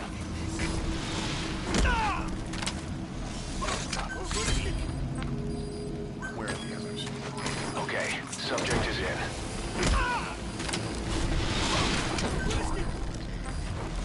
Where are your friends? Subject on board. Leave the rest to us. So, like I said, people will do this tokenism BS. Doesn't actually change your, you know, the thing much, right? So why is it illegal to drive without your seatbelt on? Because the chances are that your seatbelt is actually going to save your life. I know, there's always a chance that if you put your seatbelt on, it's actually going to impede your life. There are people who were trapped in a burning car and lost their lives because of a seatbelt. I know, that's a scary story. You don't want to burn alive in your car, do you? So of course you're going to hear a story like that and be like, oh my goodness, well, I'm not going to put on my seatbelt anymore. Well, you're going to get pulled over by the cops. And why are you going to get pulled over by the cops? Because it's been proven in repeated trials that the seatbelt is much, much more likely statistically to save your life than it is to take your life. It's far and above easier. Subject on board. Leave the rest to us. It's far and above more likely to save your life than it is to take your life. That's why. It's proven with science, you know. We have the data.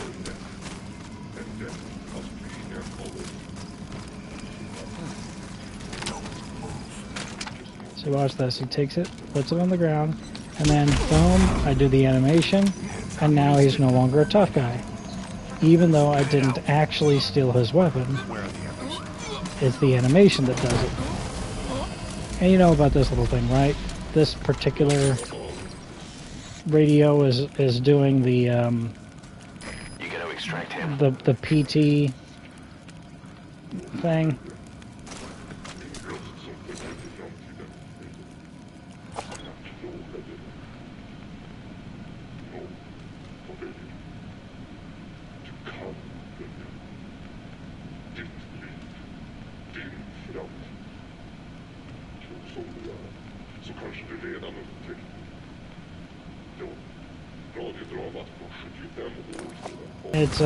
It's playing the audio from the do they have a diamond up here whenever it's not that particular mission? There's a diamond up here surrounded by a ton of jackals.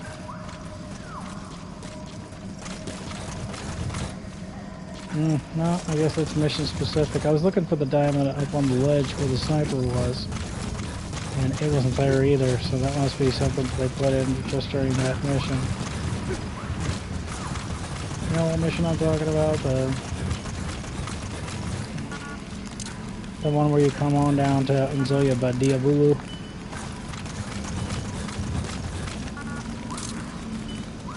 Trying to rescue Shabani.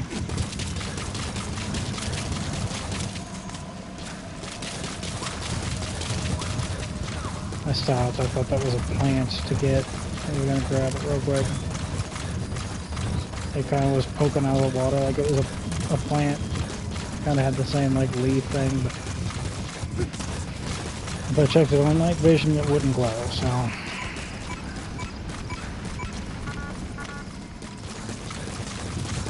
but I didn't check it on night vision, so I didn't know.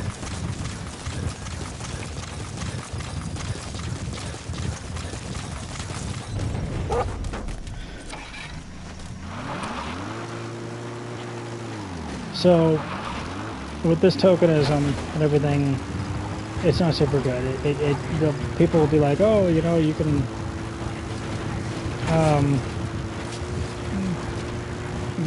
you know, become a millionaire. Look, but you know,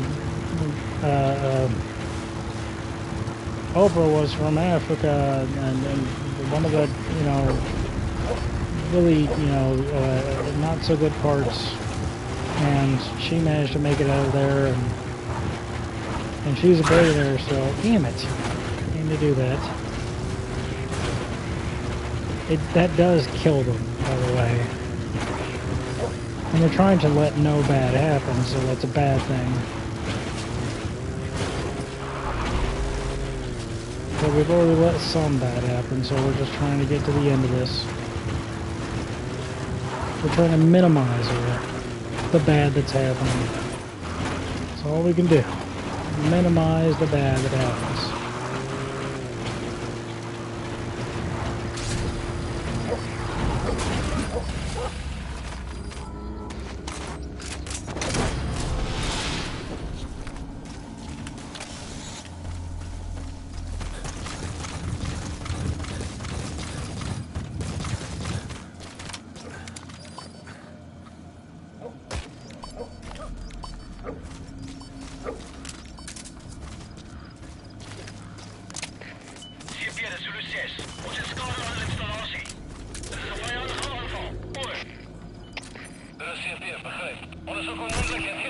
What the fuck do you know?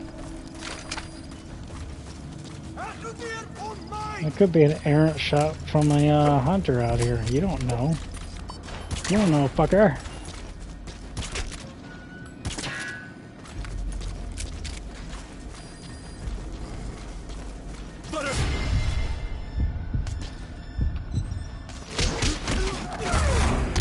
I don't like that helmet. I could have stolen his gun, but Don't move.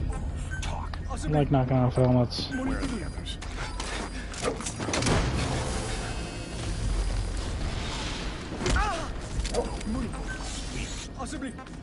Where are your friends?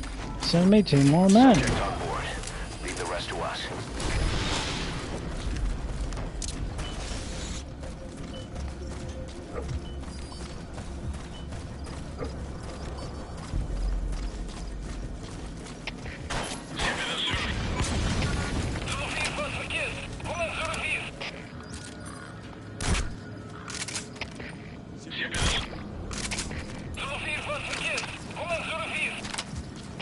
Is it gonna be you this time? Champion, de Zulu 7. Ontploffing gehoord. Posities onbekend. Word. Yeah. Like I said, that one whole thing that I managed to do, where I took out that entire outpost by simply taking out people that were on the radio. It felt so good. It felt so good. Spit it out. Where are your friends?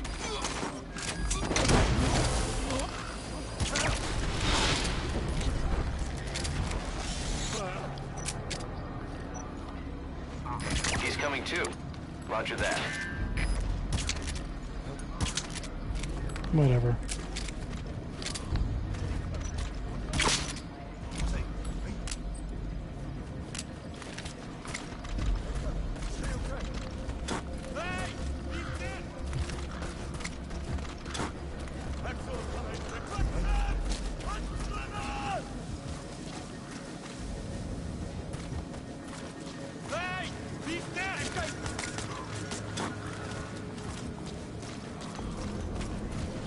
Damn it, I thought he was gonna fall out of there.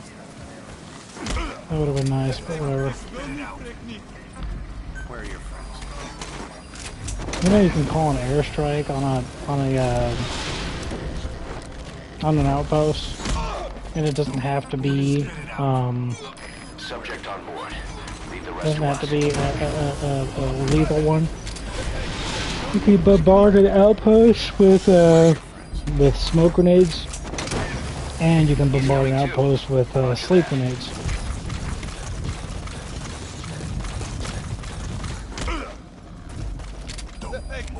I'm not going to because Where are your friends? I don't have a ton of money to sling around doing stuff like that.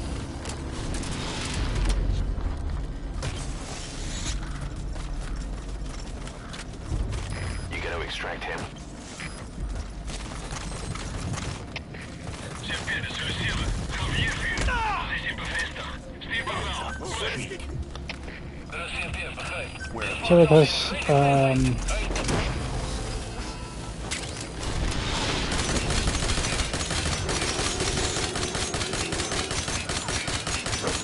Subject on board. Leave so the this rest whole to us. tokenism thing that people tend to do all the time, all the fucking time, it's annoying as all shit. It silences people who are trying to actually, show genuine problems, genuine issues, right?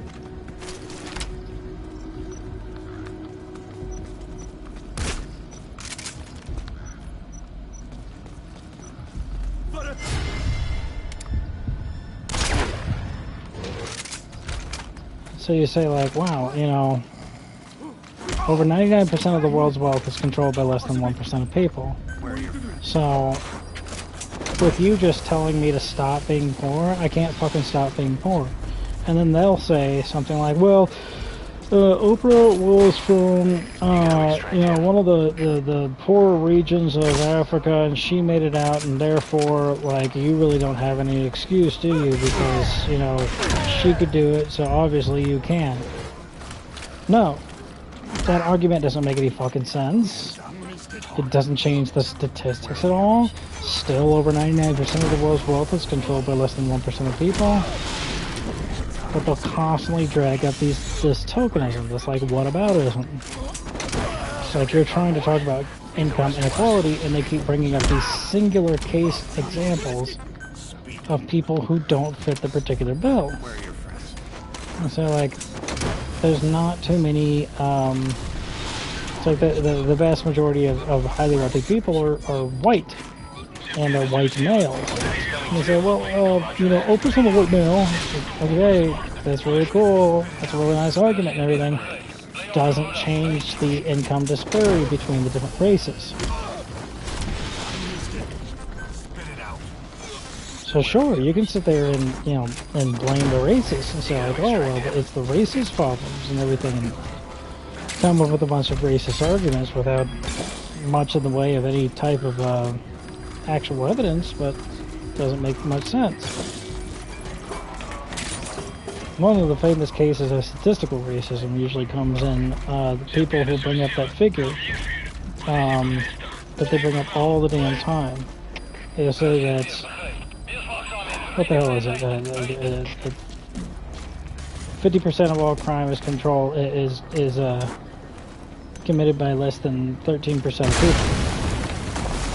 And they'll say that it's all African Americans. They're the ones that are committing all the crime. Well, as it turns out, in the follow-up from Ferguson, we found out that police officers were pulling over black people twice as often as they were pulling over white people. Okie dokie. So it wasn't just that. It was also that they found a reason to pull them over half as often. You can whine, you can cry, you can do everything that you like, but you can't ignore those facts. So, essentially, that means that black people are performing 25% of the traffic violations that white people are performing, and they are being pulled over for traffic violation. Well, they're being pulled over, period, 3 times as much, or like 4 times as much, right? Being pulled over twice as often, but they've only done anything wrong half as often as everybody else. What the fuck, right? That's just racism. That's all it is. Whine about it, cry about it, so it's just racism. It's that old thing. It's fucking, it's the quote from fucking Ben Shapiro all the time. Facts don't care about your feelings, right? You know, those particular facts, they don't fucking care about your feelings. Deal with it. So that is actual irrefutable evidence of racism. They don't have a reason to pull them over, but they're doing it twice as often as whites. And that was just the data from the aftermath of Ferguson. You know, how bad is it like in other areas? So it's just a sample. We didn't get a study from all over the United States of America, but that's just a sample. So okie dokie. We know that poor people commit crimes more often than wealthy people. We know that there's this gigantic income disparity between poor people and wealthy people. Or that there's this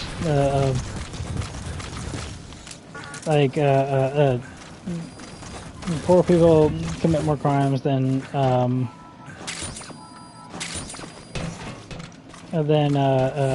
wealthy people.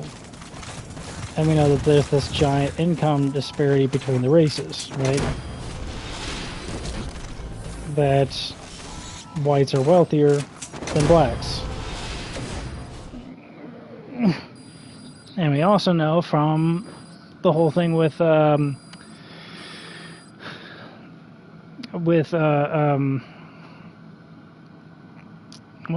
with Freakonomics, with Stephen Dubner and his partner. They did that study where they confirmed that people with black sounding names, they didn't make it to the fucking interview. They would have resumes that were sometimes carbon copies of one another.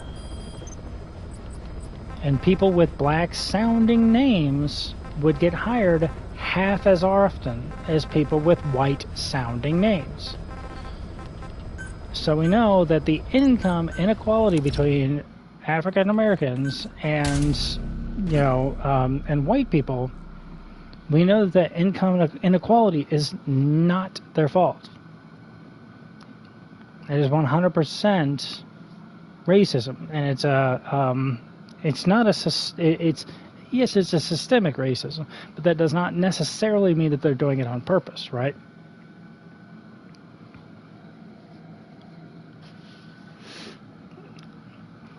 So, you know, it could be an underlying thing. It could be something that they're kind of programmed with in their minds, and they just, like, I don't know. They might it might not even be like a thought or anything. It could be just like a feeling. It could just say, like, well, I'm not comfortable around black people or something like this, or this name makes me less comfortable than this name. They can't really put a word to it, but it is the way that it is.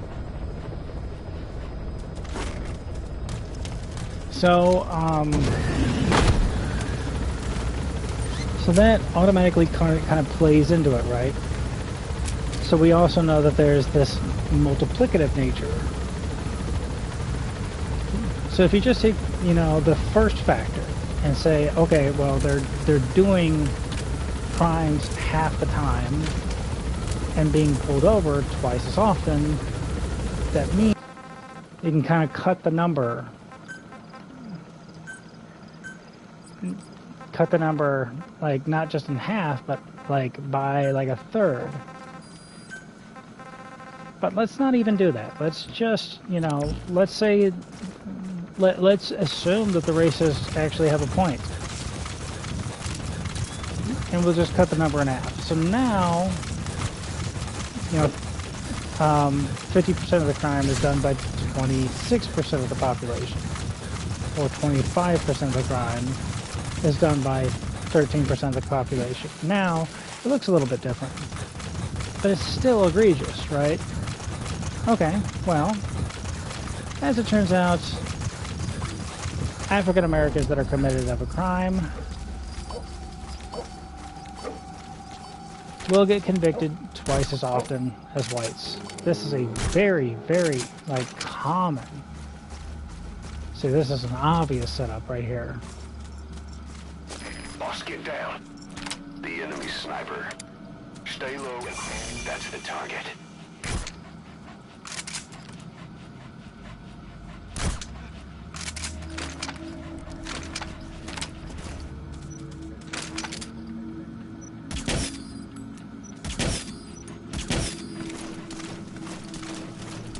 So this is very obviously somebody hired Diamond Dogs and set up a trap, spent their money on a trap, hoping to take down a high-ranking member of Diamond Dogs. And in the meantime, the Diamond Dogs are thinking that they're being hired to take out a high-ranking member of this particular army, right? Or Where are your friends? private military company or whatever. Where are your friends? Nice formation, guys. It's not going to save you, but I am impressed. Give me that. Get down. Spit it out. Where are the others? On the ground. Talk. Where are your friends? We covered each other from two sides. I'm impressed. This person in a long-term timeline, staying like that, the large food plant. It's impressive stuff. Out in the middle of nowhere. And bye, Bam Peavy. You gotta extract him. Bye, Bam Peavy.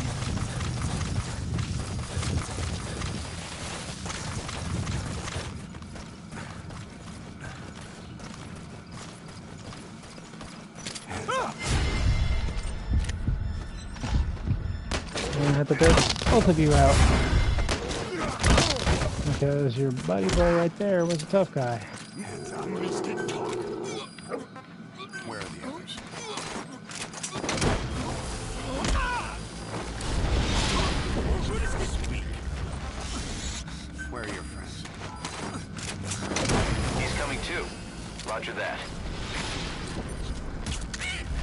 Hell yeah. Free bird. And not the song. I'm gonna fucking lose my mind. There we go. I want that fucking truck.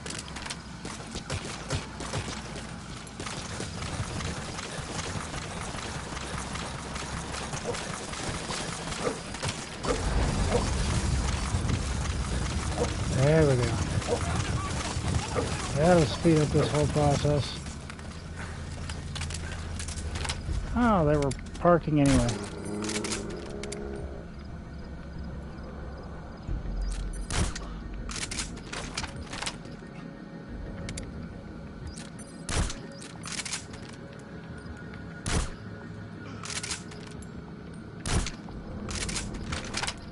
I don't need headshots.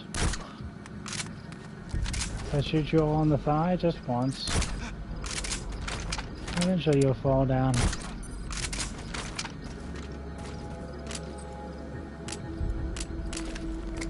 Down here we all float. Did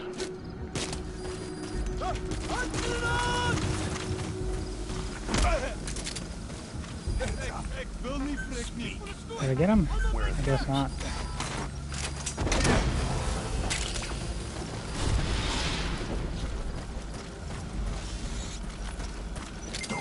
Hey, bud. You gotta extract him. Where are your friends? Where are the others?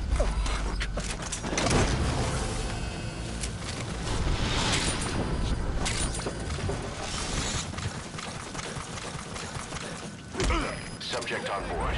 Leave the rest to us. So the whole thing with this tokenism that sort of relates to the situation. If I can even remember the situation that I began talking about a long time back. Extract him. Whenever I first started talking there.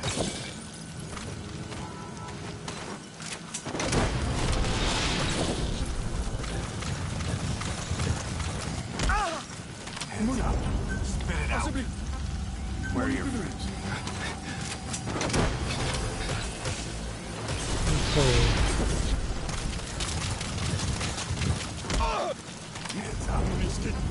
Subject on board.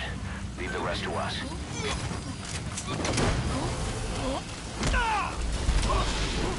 Speak. Where are your friends? He's coming too. Roger that. I'm getting tired. My brain's all slow. Where are your friends? Oh boy. Where are the others? You gotta extract him.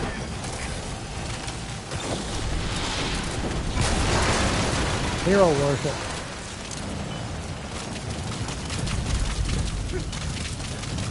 People, tokenism when, as it relates to doctors. The fucking, remember way back whenever we were down in one of the outposts and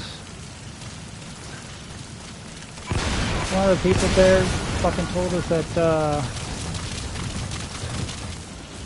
that there was a blueprint, and I didn't even look on my map. Could have gotten a blueprint.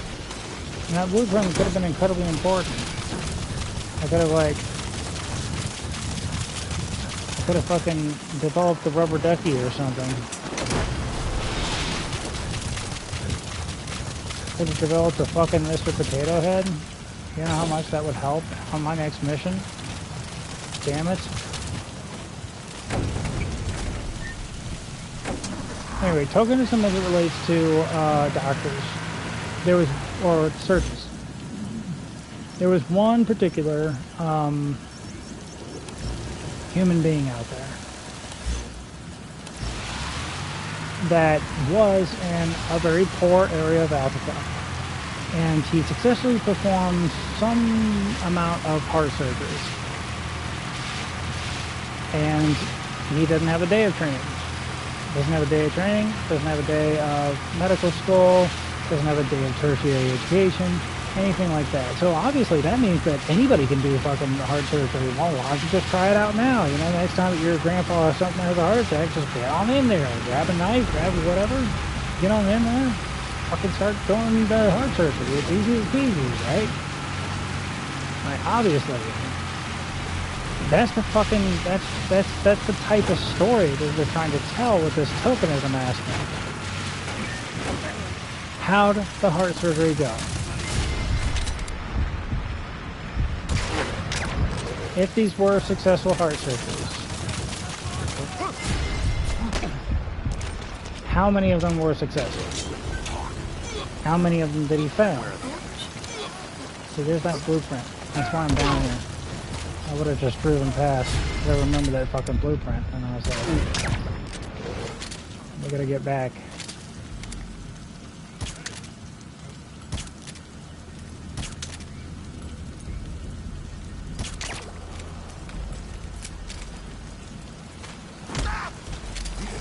Spit it out. Where are the others? Map marker on the blueprint. It's down there. Okay.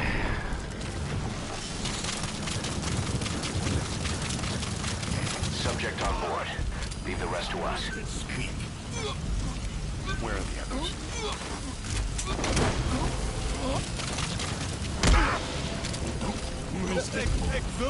Spit it out.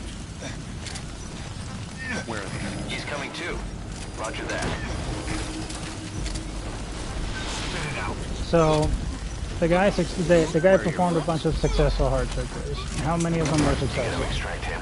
What was the patient's recovery time? Is this something that the heart surgeons, the cardiologists of the world can learn from this guy? Perhaps he did a technique that actually reduced the amount of time that these patients were in recovery. Did they get any scars? And how prevalent was the scars? Sometimes heart surgery gives a scar. Sometimes as a skilled enough surgeon that it's barely noticeable at all. You know, what were the after effects? How long did the patient live after they got these impromptu heart surgeries from this guy? There was one particular doctor out there that believed that he could take a catheter, essentially, and route it to a patient's heart. And by doing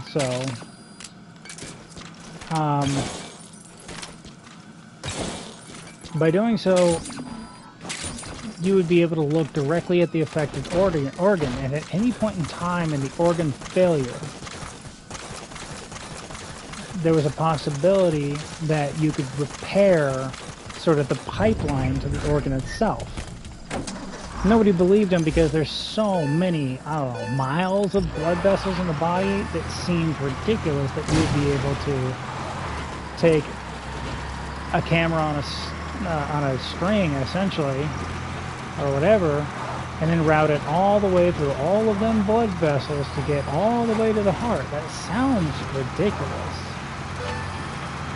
And it is ridiculous, but it's also true.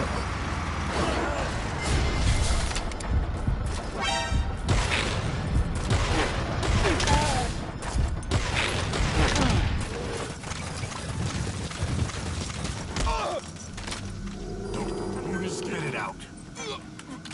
Where are the others?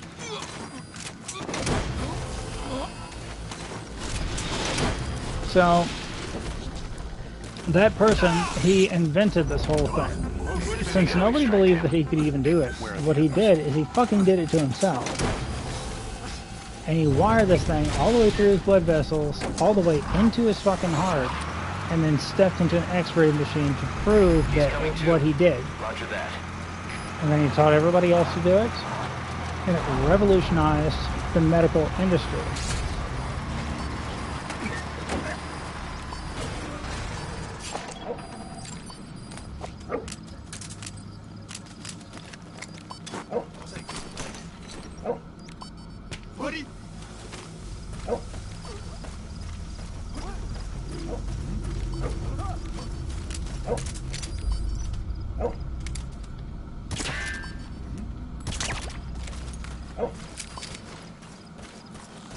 So, here's the thing.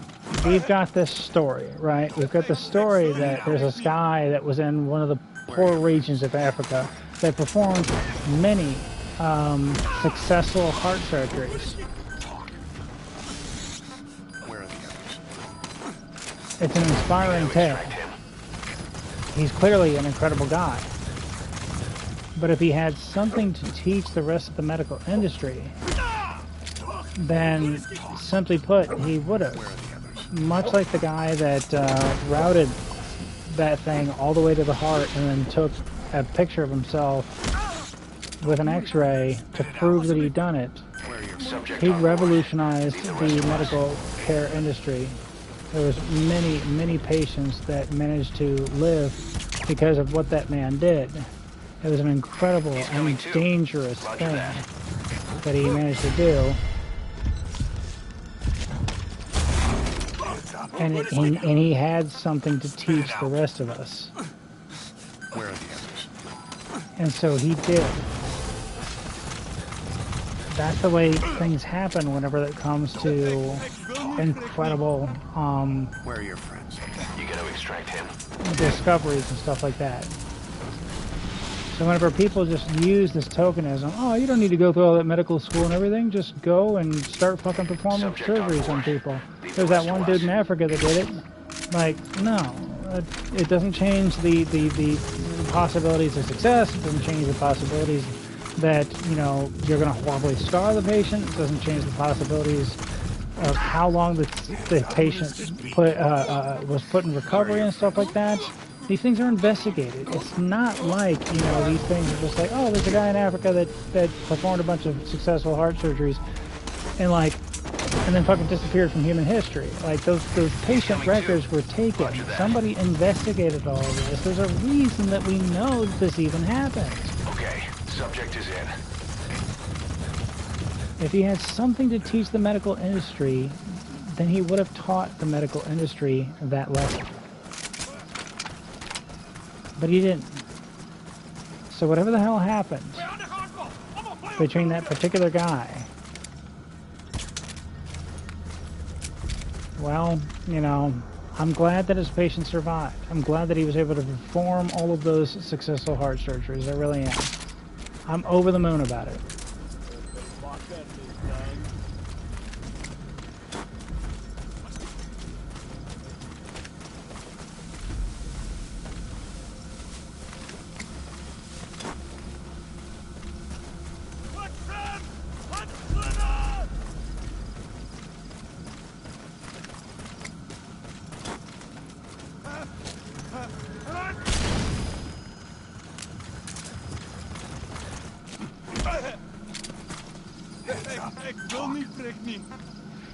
Where are your friends? So just because you're special forces doesn't mean that you're magical. Doesn't mean that, like, this hero worship means anything. They'll tell you the exact same thing. Even in boot camp, I got this lesson hand-to-hand, like face-to-face. We had a Navy SEAL candidate, and because of this hero worship, because of this tokenism aspect, we were put into the Captain's Cup. Towards the end of boot camp, there's this thing that, you know, all of the boot campers that are all about to graduate, they all get together and they all, like, test their strength and stuff like that. It's a fun little thing. I don't think there's any prizes or anything like that, but whoever wins, they get the prize, whatever. So there's a bunch of games that are set up. It's stuff like, I don't know, you know, tug of war, stuff like that, and races. Races that include sprints. Now, our particular Navy SEAL candidate that we had in our boot camp class,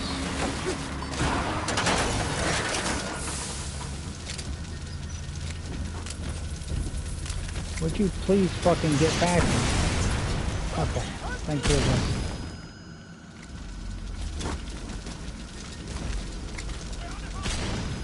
Spacing.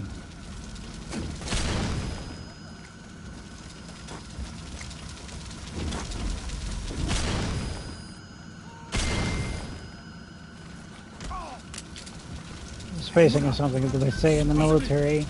That means essentially don't clump together. Because whenever you clump together, then you can all get taken out by one grenade. Where are your friends? Like, if you're gonna die, make the enemy fucking work for it, you know? Leave the rest to us.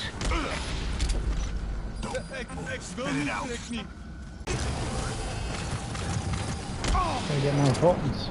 Hands up. Speak. I got our one last side quest, or You gotta whatever. extract him.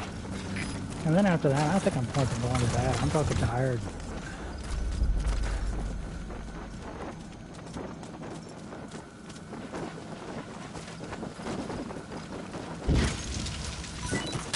But we had our Captain's Cup.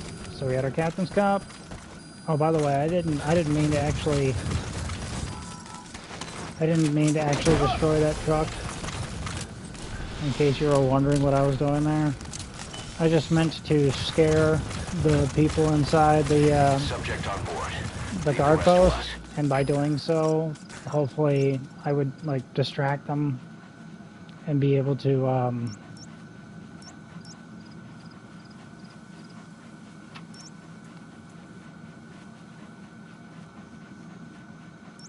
it doesn't matter. It really doesn't matter. Just trying to figure out like the best way to get there. Let's try to go the same route that we did last time.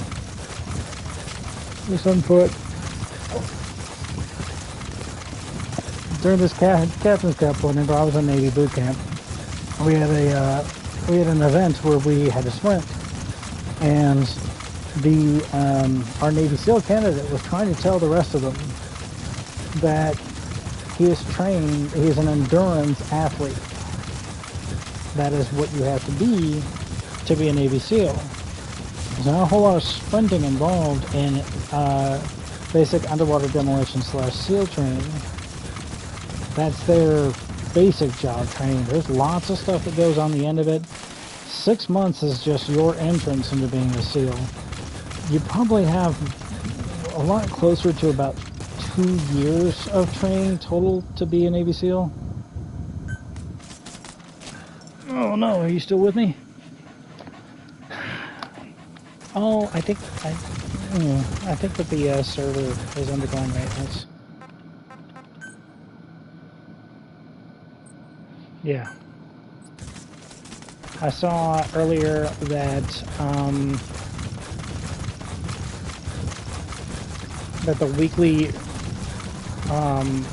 PMC rankings or whatever like was at the end of the week. So I was just like, oh, obviously that means that I think we're about to undergo maintenance. I didn't think it would happen during the stream, but it doesn't really matter.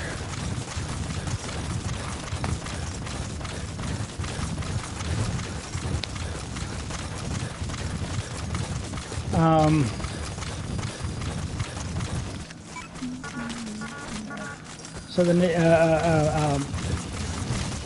while you may have to be an endurance athlete to undergo to pass basic underwater demolition / SEAL training, there might be a lot of sprinting involved in the rest of your training. Like I said, it's probably closer to 2 years of training in order to become a Navy SEAL, all things included. Basic underwater demolition / SEAL training is just like the first hurdle in that job track, you know. So that's just what he needed to pass that, and it's, you know, probably the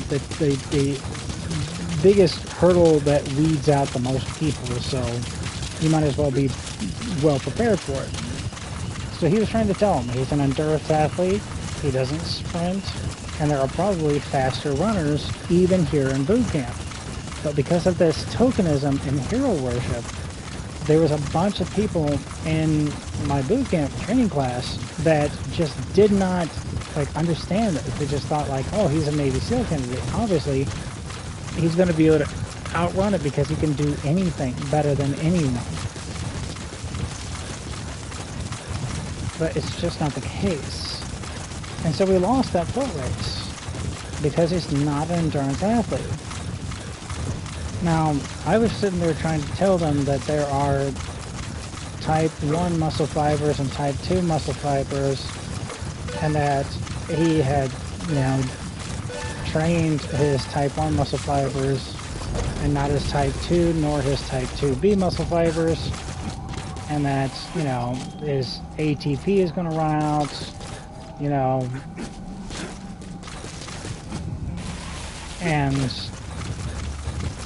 I hadn't learned the term specific adaptation to imposed demands yet, which is a very basic principle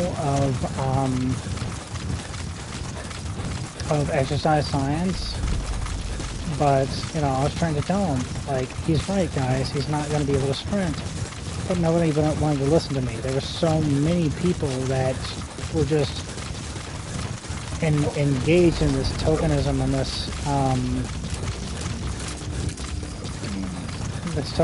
this hero worship, that they just assumed that because, you know, my fellow boot camp graduate was a Navy SEAL candidate, he would have been able to do anything up to and including that sprinting, and because of that we lost. Now, I don't know if there was any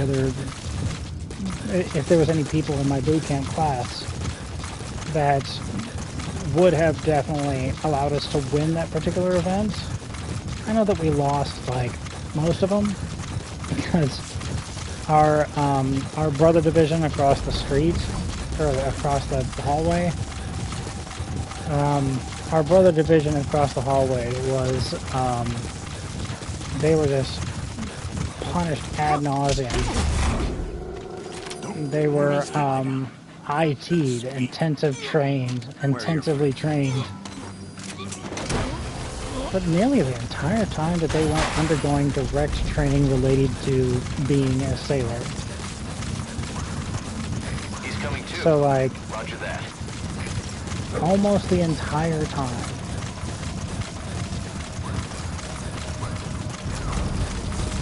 So, like, basically they worked out, like, nearly the entire time that they were in boot camp.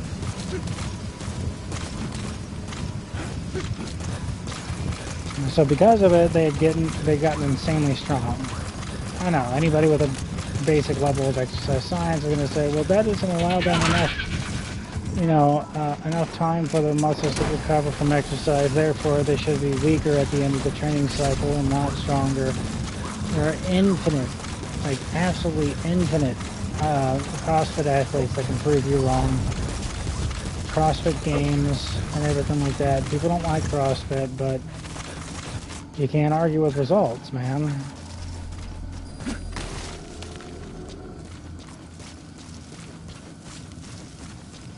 And people will see they'll say like, oh, you need 48 hours in between exercise periods in order for your muscles to fully recover. When they see the training schedule of Olympic athletes, and they're Olympic athletes. It's like, obviously they know how to make Olympic athletes, and then they'll turn around and say, well, they're all genetic freaks. It's like, really? All of them? What about all the people that, like, are, like, do you have any evidence whatsoever that they are genetic freaks? Perhaps just the theory that you need 48 hours of recovery in between exercise sessions in order to maximize, you know, muscle recovery and everything like that. Perhaps maybe that part is bullshit, and not the droves of people that are demonstrating a successful use of the exact opposite of what you personally believe based off of the exercise science curricula as it has been taught to this point.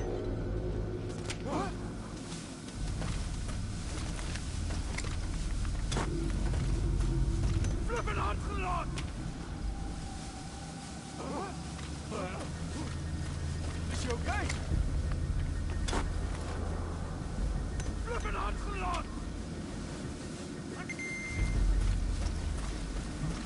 That's it, man.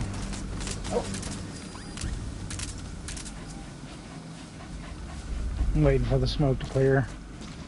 It was sleep gas, so that'll put me to sleep too if I step in there. There we go. or it'll put me halfway to sleep and change the color scheme and make it hard to see for the foreseeable future, and that's also annoying. Where are your friends? Subject on board. Leave the rest to us. So it wouldn't have mattered if we got the fastest, if we found out who's the fastest runner in boot camp and put him out there. Even if we did win the event, we would have lost the cup. But that's not the point. And you know, the point is that there was this tokenism and hero worship that got us in trouble in this particular case. Whenever somebody is informing you beyond any shadow of a doubt that they have trained their slow-twitch muscle fibers and not their fast-twitch muscle fibers, which is going to be needed for us to excel in the event, that's the point in time whenever you need to fucking listen. Like, if you think that he's going to be a fast runner, why do you think that he doesn't know what his body is capable of doing? Like, if you think that, like, what, you fucking think he's just being modest or something like that? He's saying that you can't do it. Arriving shortly at LZ.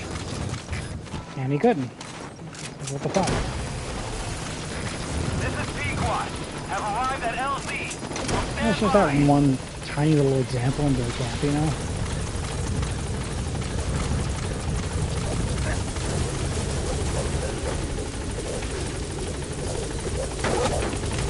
Either way, the cabin, it's a 200 square foot cabin. It's the mobile home that I'm currently occupying. It's much larger than that. One of the things that have been successful for human beings since the dawn of time is the idea of microclimates. So whenever you're cold in the winter, instead of trying to heat your entire house, try to heat just a room or something like that. So obviously, just simply the fact that the cabin is smaller than this mobile home is going to make it easier to heat in the winter. Son of a bitch, there's even more side ops, but I'm not going to do it. I'm just going to take a shower, then I'm going to go to bed. And then I'm going to do this, I'm going to take a shower in the game, and I'm going to go to bed in real life. How about that?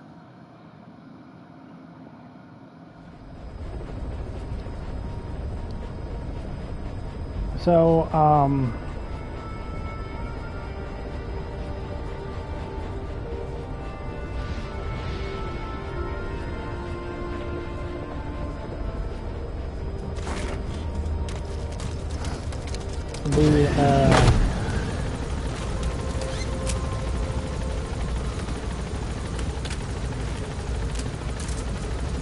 and so just the fact that my cabin is smaller than this mobile home is going to make it easier to heat in the winter and keep cool in the summer.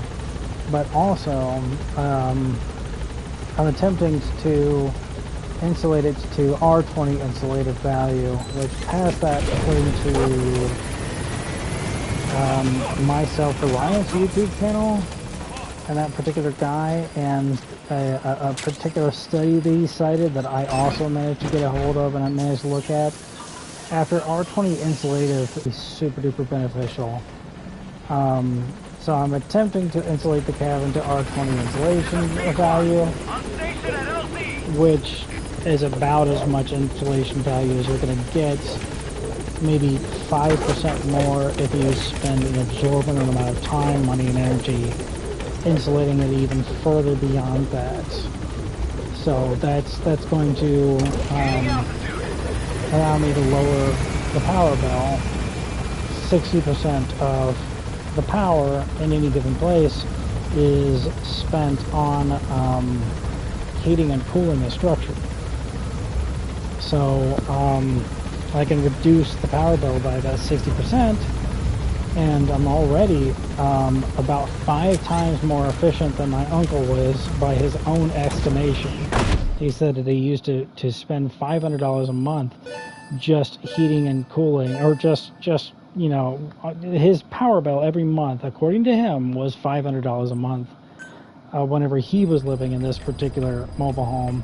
And mine's about $100 a month in the summer and $200 in the winter, but I only got $1,000 $300 worth of low-income heating and energy assistance that I can possibly use per year. So I'm spending, my power bill is higher than that on a yearly basis. Therefore, that's one particular government benefit that I won't be able to take advantage of until I finish this cabin. So the plan is still the same.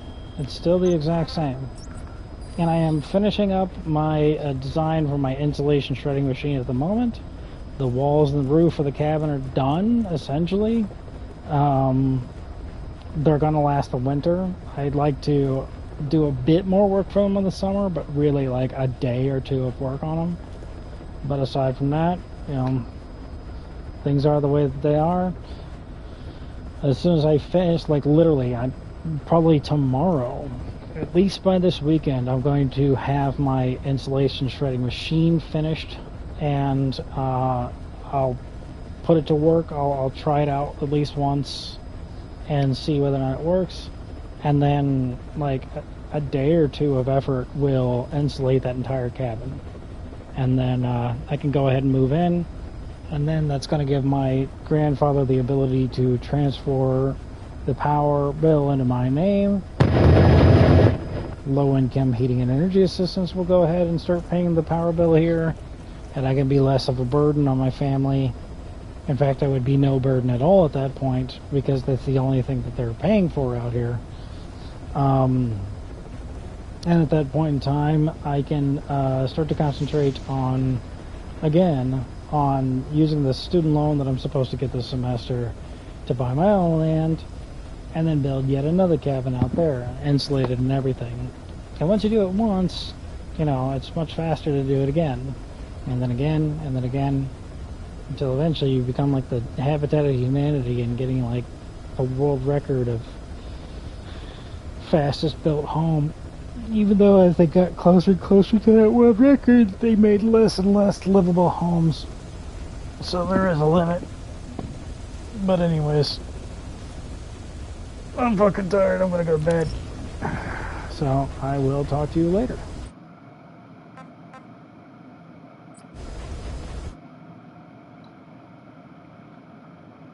4 hours. Christ.